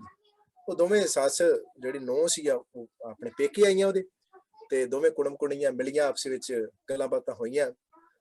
ਕਹਿੰਦੇ ਸੋਖਿਆ ਕਿਉਂ ਆਏ? ਕਹਿੰਦੇ ਜੀ ਇਸ ਤਰ੍ਹਾਂ ਸੀ, ਇਹ ਮਲਜੀਤ ਨੂੰ ਕਿਹਾ ਦੁੱਧ ਨੂੰ ਜਾਗ ਲਾਉਣੀ ਹੈ, ਤੇ ਇਹ ਕਹਿੰਦੀ ਹੈ ਕਿ ਬਿੱਲੀ ਟੋਕਰੀ ਥੱਲੇ ਜਾਏਗੀ ਤੇ ਦੁੱਧ ਨੂੰ ਜਾਗ ਲੱਗੇਗੀ। ਉਹਦੀ ਸੱਸ, ਉਹਦੀ ਮਾਂ ਨੇ ਸਿਰ ਫੜਿਆ, ਹਾਏ। ਕਹਿੰਦੀ ਸਾਡੇ ਘਰੋਂ ਤੇ ਉਹ ਮਰ ਖਪਣੀ ਬਿੱਲੀ ਜਾਂਦੀ ਨਹੀਂ ਸੀ ਕਿਤੇ। ਉਹਨੂੰ ਬੁੱਲੀ ਤੁਹਾਡੇ ਘਰ ਨਹੀਂ ਹੈਗੀ ਤੇ ਚੰਗਾ ਆ, ਸਾਡੇ ਘਰੇ ਜਾਂਦੀ ਨਹੀਂ, ਤਾਂ ਉਹਨੂੰ ਟੋਕਰੀ ਥੱਲੇ ਦੇਣਾ ਪੈਂਦਾ ਸੀ ਕਿ ਦੁੱਧ ਨੂੰ ਮੂੰਹ ਨਾਲ ਆ ਜੇ। ਤੁਹਾਡੇ ਘਰ ਬਿੱਲੀ ਨਹੀਂ ਹੈਗੀ ਤੇ ਵਧੀਆ ਆ, ਦੁੱਧ ਨੂੰ ਜਾਗ ਤੇ ਲੱਗ ਸਕਦੀ ਆ। ਫਿਰ ਉਹਨੂੰ ਸਮਝ ਲੱਗੀ ਕਿ ਵਾਕਈ ਸਹੀ ਗੱਲ ਆ। ਇਹ ਅੱਜ ਤੱਕ ਜਿਹਦਾ ਪਿੱਛਾ ਚੱਲਦਾ ਆ ਰਿਹਾ ਸੀ ਨਾ ਵਹਿਮ ਭਰਮ, ਉਹ ਦਿਮਾਗ ਵਿੱਚ ਪਿਆ। ਪਰ ਅੱਜ ਨਿਕਲਿਆ ਕਿ ਜੇ ਨਹੀਂ, ਇਹ ਤੇ ਸਾਡੇ ਘਰ ਪਵਾੜਾ ਸੀ ਗਿਆ, ਪਵਾੜੇ ਕਰਕੇ ਉਹ ਬਿੱਲੀ ਦੇਣੀ ਪੈਂਦੀ ਸੀ, ਬਿੱਲੀ ਜਾਂਦੀ ਨਹੀਂ ਸੀ। ਪਰ ਉਹ ਕੀ ਬਣ ਗਿਆ? ਵਹਿਮ ਬਣ ਗਿਆ। ਇਵੇਂ ਜਿਹੜੀਆਂ ਸਾਡੀਆਂ ਦਾਦੀਆਂ ਨੇ, ਮੈਂ 10-306 ਵਾਲੀ ਬੱਚੀ ਨੂੰ ਕਹਿਣ ਲੱਗਾ, ਇਵੇਂ ਜਿਹੜੀਆਂ ਦਾਦੀਆਂ ਨੇ ਉਹਨਾਂ ਨੇ ਵੀ ਵਹਿਮ ਭਰਮ ਜੋੜੇ ਹੋਏ ਆ। ਪਿੱਛੋਂ ਆਵਾਜ਼ ਨਹੀਂ ਮਾਰਨੀ। ਉਹ ਇਹ ਹੁੰਦਾ ਸੀਗਾ ਜਦੋਂ ਘਰ ਦੇ ਉੱਤੋਂ ਤੁਰਨਾ ਹਨਾ, ਕਿਸੇ ਨੇ ਤੁਰਨਾ ਤੇ ਇਹ ਕਹਿਣਾ ਕਿ ਪਿੱਛੇ ਕੋਈ ਕੰਮ ਤੇ ਨੇ, ਪਿੱਛੋਂ ਆਵਾਜ਼ ਮਾਰਨੀ। ਉਹ ਕਿਤੇ ਐਵੇਂ ਹੁਣ ਮੇਰੇ ਵਰਗਾ ਜਦੋਂ ਘਰੋਂ ਬਾਹਰ ਤੁਰੇਗਾ, ਪਿੱਛੋਂ ਆਵਾਜ਼ ਮਾਰਤੀ, ਅਗਲੇ ਬੰਦੇ ਦਾ ਬੂਥਾ ਤਾਂ ਚੁੱਕਿਆ ਹੋਵੇ ਕਿਸੇ ਨੇ ਹਨਾ, ਉਹਨੂੰ ਸੱਟ ਲੱਗ ਜੇ, ਉਹਨੇ ਕਿਹਾ ਵੇਖਿਆ ਹੀ ਪਿੱਛੋਂ ਕਿਸੇ ਨੇ ਆਵਾਜ਼ ਮਾਰੀ ਤਾਂ ਪੈਰ ਤੇ ਸੱਟ ਲੱਗੀ। ਉਹ ਵਹਿਮ ਭਰਮ ਬਣ ਗਿਆ। ਹੁਣ ਬੰਦੇ ਦਾ ਕਸੂਰ ਆਪਦਾ, ਆਪ ਧਿਆਨ ਨਾਲ ਨਹੀਂ ਚਲਾ ਰਿਹਾ ਹਨਾ। ਬਿੱਲੀ ਕਿਸੇ ਨੇ ਬਿੱਲੀ ਰਸਤਾ, ਹੁਣ ਪੁਰਾਣੇ ਸਮੇਂ ਦੇ ਵਿੱਚ ਇਸ ਤਰ੍ਹਾਂ ਦਾ ਹੁੰਦਾ ਸੀ, ਬਿੱਲੀ ਨੇ ਰਸਤਾ ਕੱਟਣਾ ਹਨਾ, ਬਿੱਲੀ ਨੇ ਰਸਤਾ ਕੱਟ ਦਿੱਤਾ, ਉੱਥੇ ਰੁਕ ਜਾਣਾ ਜੀ, ਵਾਪਸ ਆ ਜਾਣਾ ਘਰੇ ਹਨਾ। ਪੁਰਾਣੇ ਸਮੇਂ ਦੇ ਵਿੱਚ ਇਹ ਵਹਿਮ ਕੀ ਸੀ? ਪੁਰਾਣੇ ਸਮੇਂ 'ਚ ਗੇਟ ਨਹੀਂ ਸੀ ਹੁੰਦੇ ਸਨ ਘਰਾਂ ਨੂੰ। ਜਦੋਂ ਗੇਟ ਨਾ ਹੋਣੇ ਤੇ ਗੇਟ ਨਾ ਹੋਣ ਕਰਕੇ ਜਦੋਂ ਬਿੱਲੀ ਵੇਖ ਰਸਤੇ 'ਚ ਮਿਲ ਜਾਣੀ, ਉਹਨਾਂ ਭੱਜ ਕੇ ਘਰ ਨੂੰ ਆਉਣਾ। ਮੈਂ ਵੇਖ ਆਵਾਂ ਕਿਤੇ ਦੁੱਧ ਨੰਗਾ ਤੇ ਨਹੀਂ, ਕੋਈ ਭਾਂਡਾ ਨੰਗਾ ਤੇ ਨਹੀਂ ਆ, ਬਿੱਲੀ ਤੁਰੀ ਫਿਰਦੀ ਆ, ਕਿਤੇ ਮੂੰਹ ਨਾ ਮਾਰ ਜੇ। ਇਹ ਹੁੰਦਾ ਸੀਗਾ ਬਿੱਲੀ ਨੂੰ ਵੇਖ ਕੇ ਵਾਪਸ ਆਉਣਾ, ਕਿ ਬਿੱਲੀ ਨੇ ਰਸਤਾ ਕੱਟ ਦਿੱਤਾ, ਮੈਂ ਘਰ ਵੇਖ ਕੇ ਆਵਾਂ ਕਿਤੇ ਉਹ ਘਰ ਦੇ ਅੰਦਰ ਚੀਜ਼ਾਂ। ਇਹ ਸੀਗਾ। ਹੁਣ ਇੱਕ ਜਦੋਂ ਸਾਡੇ ਘਰ ਕੋਈ ਪ੍ਰਾਹੁਣਾ ਆਉਂਦਾ ਹਨਾ, ਜਦੋਂ ਖਾਸ ਕਰਕੇ ਹੁਣ ਵੀ ਕੀ ਕਰਦੇ ਆ ਕਿ ਗੇਟ ਦੇ ਦੋਵਾਂ ਪਾਸੇ ਤੇਲ ਚੋਂਦੇ ਆ। ਕਿਸੇ ਨੇ ਪੁੱਛਿਆ ਕਿਉਂ ਚੋਂਦੇ ਤੇਲ? ਇਹ ਜੀ ਸ਼ਗਨ ਹੁੰਦਾ ਜੀ। ਹੁਣ ਜਿਵੇਂ ਸਾਡੀ ਦਾਦੀ ਆ, ਉਹਨੂੰ ਪੁੱਛਾਂਗੇ ਇਹ ਤੈਨੂੰ ਨੀ ਪੁੱਤ ਪਤਾ, ਇਹ ਐਵੇਂ ਨੀ ਵਾਲ ਚਿੱਟੇ ਕੀਤੇ, ਇਹ ਤੇਲ ਪਾਈਦਾ। ਹੁਣ ਤੇਲ ਦੇ ਉੱਤੋਂ ਭਾਵੇਂ ਕੋਈ ਪੈਰ ਤਿਲਕ ਕੇ ਕਿਸੇ ਦਾ ਚੂੜਾ ਟੁੱਟ ਜੇ ਭਾਵੇਂ ਹਨਾ, ਪਰ ਤੇਲ ਪਾਉਣਾ ਜ਼ਰੂਰ ਹੈ ਉਹਦੇ ਉੱਤੇ। ਹੁਣ ਕਿਸੇ ਨੇ ਪੁੱਛਿਆ ਕਿਉਂ? ਕਿਉਂਕਿ ਪੁਰਾਣੇ ਜਿਹੜੇ ਘਰਾਂ ਦੇ ਗੇਟ ਸਨ ਬੇਟਾ ਚੁੱਥੀ ਵਾਲੇ ਹੁੰਦੇ ਸਨ, ਉਹਨਾਂ ਨੂੰ ਕਬਜ਼ੇ ਨਹੀਂ ਸੀ ਹੁੰਦੇ। ਉਹ ਕਬਜ਼ਾ ਜ਼ਮੀਨ ਦੇ ਵਿੱਚ ਲੱਕੜ ਗੱਡੀ ਹੁੰਦੀ ਤੇ ਲੱਕੜ ਦੇ ਵਿੱਚ ਉਹਨੂੰ ਨਾ ਐ ਕਰਕੇ ਉਹ ਗੇੜਨਾ ਪੈਂਦਾ ਸੀਗਾ, ਉਹਨੂੰ ਕਹਿੰਦੇ ਚੁੱਥੀ ਵਾਲਾ। ਜਦੋਂ ਵੀ ਦਰਬਾਰ ਸਾਹਿਬ ਤੁਸੀਂ ਆਓ, ਦਰਬਾਰ ਸਾਹਿਬ ਦਾ ਜਿਹੜਾ ਮੇਨ ਗੇਟ ਹੈ ਜਿਹੜਾ ਦਰਸ਼ਨ ਡਿਓੜੀ ਦਾ, ਉਹ ਪੁਰਾਣਾ ਗੇਟ ਲੱਗਾ ਹੋਇਆ, ਕਈ ਪਰਿਵਾਰਾਂ ਦੇ ਵਿੱਚ ਵੇਖ ਸਕਦੇ ਹੋ। ਹੁਣ ਉਹ ਗੇਟ ਖੋਲਦੇ ਨਹੀਂ ਸੀ ਹੁੰਦੇ ਨਾ ਪੁਰਾਣੇ ਸਮੇਂ 'ਚ, ਇੱਕ ਗੇਟ ਖੋਲਣਾ ਦੂਜਾ ਕਦੀ ਖੋਲਣਾ ਨਾ, ਪਰ ਜਦੋਂ ਰਾਜ ਸਾਕ ਸੰਬੰਧੀ ਰਿਸ਼ਤੇਦਾਰ ਦੋਵੇਂ ਗੇਟ ਖੋਲਣੇ, ਉਹ ਗੇਟ ਆਵਾਜ਼ ਬੜੀ ਕਰਦੇ ਹੁੰਦੇ ਸਨ। ਉਹ ਕਹਿੰਦੇ ਤੇਲ ਮਾੜਾ ਮਾੜਾ ਦੋਵਾਂ ਪਾਸੇ ਪਾ ਦੋ, ਉਹ ਤੇਲ ਪਾਇਆ ਜਾਂਦਾ ਸੀਗਾ ਤੇ ਦਰਵਾਜ਼ਾ ਵਧੀਆ ਆਰਾਮ ਨਾਲ ਖੁੱਲ ਜਾ। ਅੱਜ ਉਹ ਵਹਿਮ ਭਰਮ ਬਣ ਗਿਆ, ਸਗਨ ਬਣ ਗਿਆ ਜੀ, ਇਹ ਸਗਨ ਹੁੰਦਾ ਜੀ। ਇਹ ਵਹਿਮ ਭਰਮ ਐਵੇਂ ਹੌਲੀ ਹੌਲੀ ਪੱਕ ਗਏ ਨੇ ਅੱਜ ਸਮਾਜ ਦੇ ਵਿੱਚ। ਹੌਲੀ ਹੌਲੀ ਸਾਨੂੰ ਸੁਚੇਤ ਹੋਣਾ ਪੈਣਾ ਆ। ਹੁਣ ਦਾਦੀ ਮਾਂ ਨੂੰ ਸਮਝਾ ਨਹੀਂ ਸਕਦੇ ਪਰ ਬੇਨਤੀ ਕਰ ਸਕਦੇ ਆ ਨਾ, ਦਾਦੀ ਮਾਂ ਇਹ ਵਹਿਮ ਭਰਮ ਆ, ਪਿੱਛੋਂ ਆਵਾਜ਼ ਮਾਰਨੀ। ਕਿਉਂਕਿ ਮੇਰੇ ਘਰ ਵੀ ਐਵੇਂ ਹੁੰਦਾ ਸੀਗਾ, ਤੇ ਮੈਂ ਜਦੋਂ ਦਾਦ ਜੀ ਮੇਰੇ ਨੇ ਪਿਤਾ ਜੀ ਨੇ ਤੁਰਨਾ, ਪਿੱਛੋਂ ਆਵਾਜ਼ ਜ਼ਰੂਰ ਮਾਰਿਆ ਕਰਨੀ ਹਨਾ, ਜਾਣ ਬੁੱਝ ਕੇ ਆਵਾਜ਼ ਮਾਰਿਆ ਕਰਨੀ। ਆਹ ਲੋ ਜੀ ਗੱਲ ਸੁਣਿਓ ਦਾਰ ਜੀ, ਇੱਕ ਮਿੰਟ ਗੱਲ ਸੁਣਿਓ। ਉਹ ਵਹਿਮ ਭਰਮ, ਹੁਣ ਮੇਰੀ ਮਾਤਾ ਬੜੀ ਵਹਿਮਣ ਹੈ ਨਾ, ਉਹ ਵਹਿਮ ਭਰਮ ਕਰਦੀ ਸੀ, ਅੱਜ ਦੀ ਰੇਟ ਚੋਂ ਵਹਿਮ ਭਰਮ ਨਿਕਲ ਕੇ ਪਤਾ ਲੱਗ ਗਿਆ ਕਿ ਇਹ ਆਵਾਜ਼ ਮਾਰਨੀ ਐਵੇਂ ਹੀ ਹੈ ਜੀ। ਸੋ ਹੌਲੀ ਹੌਲੀ ਸਾਨੂੰ ਸੁਚੇਤ ਹੋਣਾ ਪੈਣਾ। ਜਦੋਂ ਡੈਡੀ ਜਾਇਆ ਕਰਨ 10 ਤੇ 6 ਵਾਲੀ, ਮੈਂ ਭੈਣ ਨੂੰ ਬੇਨਤੀ ਕਰਨਾ, ਡੈਡੀ ਨੂੰ ਆਵਾਜ਼ ਜ਼ਰੂਰ ਮਾਰਿਆ ਕਰੋ, 2-3 ਵਾਰੀ ਮਾਰਿਆ ਕਰੋ, ਗੱਲ ਸੁਣਿਓ ਡੈਡੀ ਜੀ, ਗੱਲ ਸੁਣਿਓ ਡੈਡੀ ਜੀ, ਆਪੇ ਦਾਦੀ ਨੇ ਸੁਚੇਤ ਹੋ ਜਾਣਾ। ਹਾਂਜੀ, ਬਹੁਤ ਧੰਨਵਾਦ ਕਰਦੇ ਹਾਂ ਜੀ ਵੀਰ ਜੀ ਅਮਰ ਸਿੰਘ ਜੀ ਦਾ, ਸਮਾਂ ਕੱਢ ਕੇ ਤੇ ਬੱਚਿਆਂ ਨਾਲ ਸਵਾਲ ਜਵਾਬ ਕੀਤੇ ਨੇ। ਹਜੇ ਵੀ ਬਹੁਤ ਸਾਰੇ ਹੈਂਡ ਰੇਜ਼ ਨੇ ਤੇ ਅਸੀਂ ਬੱਚਿਆਂ ਤੋਂ ਮਾਫੀ ਮੰਗਦੇ ਹਾਂ ਕਿ ਸਮਾਂ ਸੀਮਤ ਹੋਣ ਕਰਕੇ ਅਸੀਂ ਹੋਰ ਬੱਚੇ ਨਹੀਂ ਲੈ ਸਕਾਂਗੇ। ਤੇ ਵੀਰ ਜੀ ਨੂੰ ਜ਼ਰੂਰ ਬੇਨਤੀ ਕਰਾਂਗੇ ਕਿ ਜ਼ਰੂਰ ਫਿਰ ਕਿਸੇ ਦਿਨ ਆਪ ਜੀ ਦਾ ਜਿਸ ਦਿਨ ਸਮਾਂ ਹੋਵੇ ਤੇ ਜ਼ਰੂਰ ਬੱਚਿਆਂ ਨਾਲ ਗੱਲਬਾਤ ਕਰੀਏ, ਤਾਂ ਕਿ ਬੱਚਿਆਂ ਦੇ ਜਿਹੜੇ ਮਨਾਂ ਦੇ ਜੋ ਸਵਾਲ ਨੇ ਉਹਨਾਂ ਦੇ ਸਵਾਲਾਂ ਦੇ ਜਵਾਬ ਦਿੱਤੇ ਜਾਣ, ਤਾਂ ਕਿ ਜਿਹੜੀ ਪੀੜ੍ਹੀ ਨਿਕਲ ਗਈ ਹੈ ਉਹ ਤਾਂ ਹੁਣ ਨਿਕਲ ਕੇ ਆਉਣ ਵਾਲੀ ਪਨੀਰੀ ਨੂੰ ਸੰਭਾਲੀਏ। ਜ਼ਰੂਰ ਬੱਚੇ, ਬਹੁਤ ਸਾਰੇ ਬੱਚੇ ਚੈਟ ਦੇ ਵਿੱਚ ਵੀ ਆਪ ਜੀ ਨੂੰ ਧੰਨਵਾਦ ਕਰ ਰਹੇ ਨੇ। ਸੋ ਅਸੀਂ ਫਿਰ ਤੋਂ ਐਜੂਕੇਟ ਪੰਜਾਬ ਪ੍ਰੋਜੈਕਟ ਦੀ ਪੂਰੀ ਟੀਮ ਵੱਲੋਂ ਆਪ ਜੀ ਦਾ ਧੰਨਵਾਦ ਕਰਦੇ ਹਾਂ। ਤੇ ਵਾਈਸੀ ਰੁਪਿੰਦਰ ਕੌਰ ਜੀ ਜਿਨ੍ਹਾਂ ਨੇ ਆਪ ਜੀ ਨਾਲ ਮਿਲਵਾਇਆ, ਉਹਨਾਂ ਦਾ ਵੀ ਬਹੁਤ ਧੰਨਵਾਦ ਜੀ। ਸੋ ਅੱਜ ਦੇ ਕੈਂਪ ਦੀ ਇੱਥੇ ਹੀ ਸਮਾਪਤੀ ਹੈ। ਮੈਂ ਵੀਰ ਜੀ ਨੂੰ ਬੇਨਤੀ ਕਰਾਂਗੀ ਕਿ ਉਹ ਨੰਬਰਸ ਸ਼ੋ ਕਰ ਦੇਣਗੇ, ਜਿਹੜੇ ਬੱਚੇ ਫੀਡਬੈਕ ਭੇਜਣਾ ਚਾਹੁੰਦੇ ਨੇ ਔਰ ਜਾਪ ਦੀ ਸੇਵਾ, ਕੀਰਤਨ ਦੀ ਸੇਵਾ ਲੈਣੀ ਚਾਹੁੰਦੇ ਨੇ, ਉਹ ਇਸ ਨੰਬਰਾਂ ਤੇ ਸੰਪਰਕ ਕਰ ਲੈਣ। ਸੋ ਅੰਤ ਵਿੱਚ ਫਿਰ ਇੱਕ ਵਾਰ ਵੀਰ ਜੀ ਦਾ ਧੰਨਵਾਦ ਜੀ। ਸਾਰੇ ਹੀ ਬੱਚਿਆਂ ਨੂੰ ਵਾਹਿਗੁਰੂ ਜੀ ਕਾ ਖਾਲਸਾ, ਵਾਹਿਗੁਰੂ ਜੀ ਕੀ ਫਤਿਹ। ਸਾਰਿਆਂ ਦਾ ਬਹੁਤ ਬਹੁਤ ਧੰਨਵਾਦ।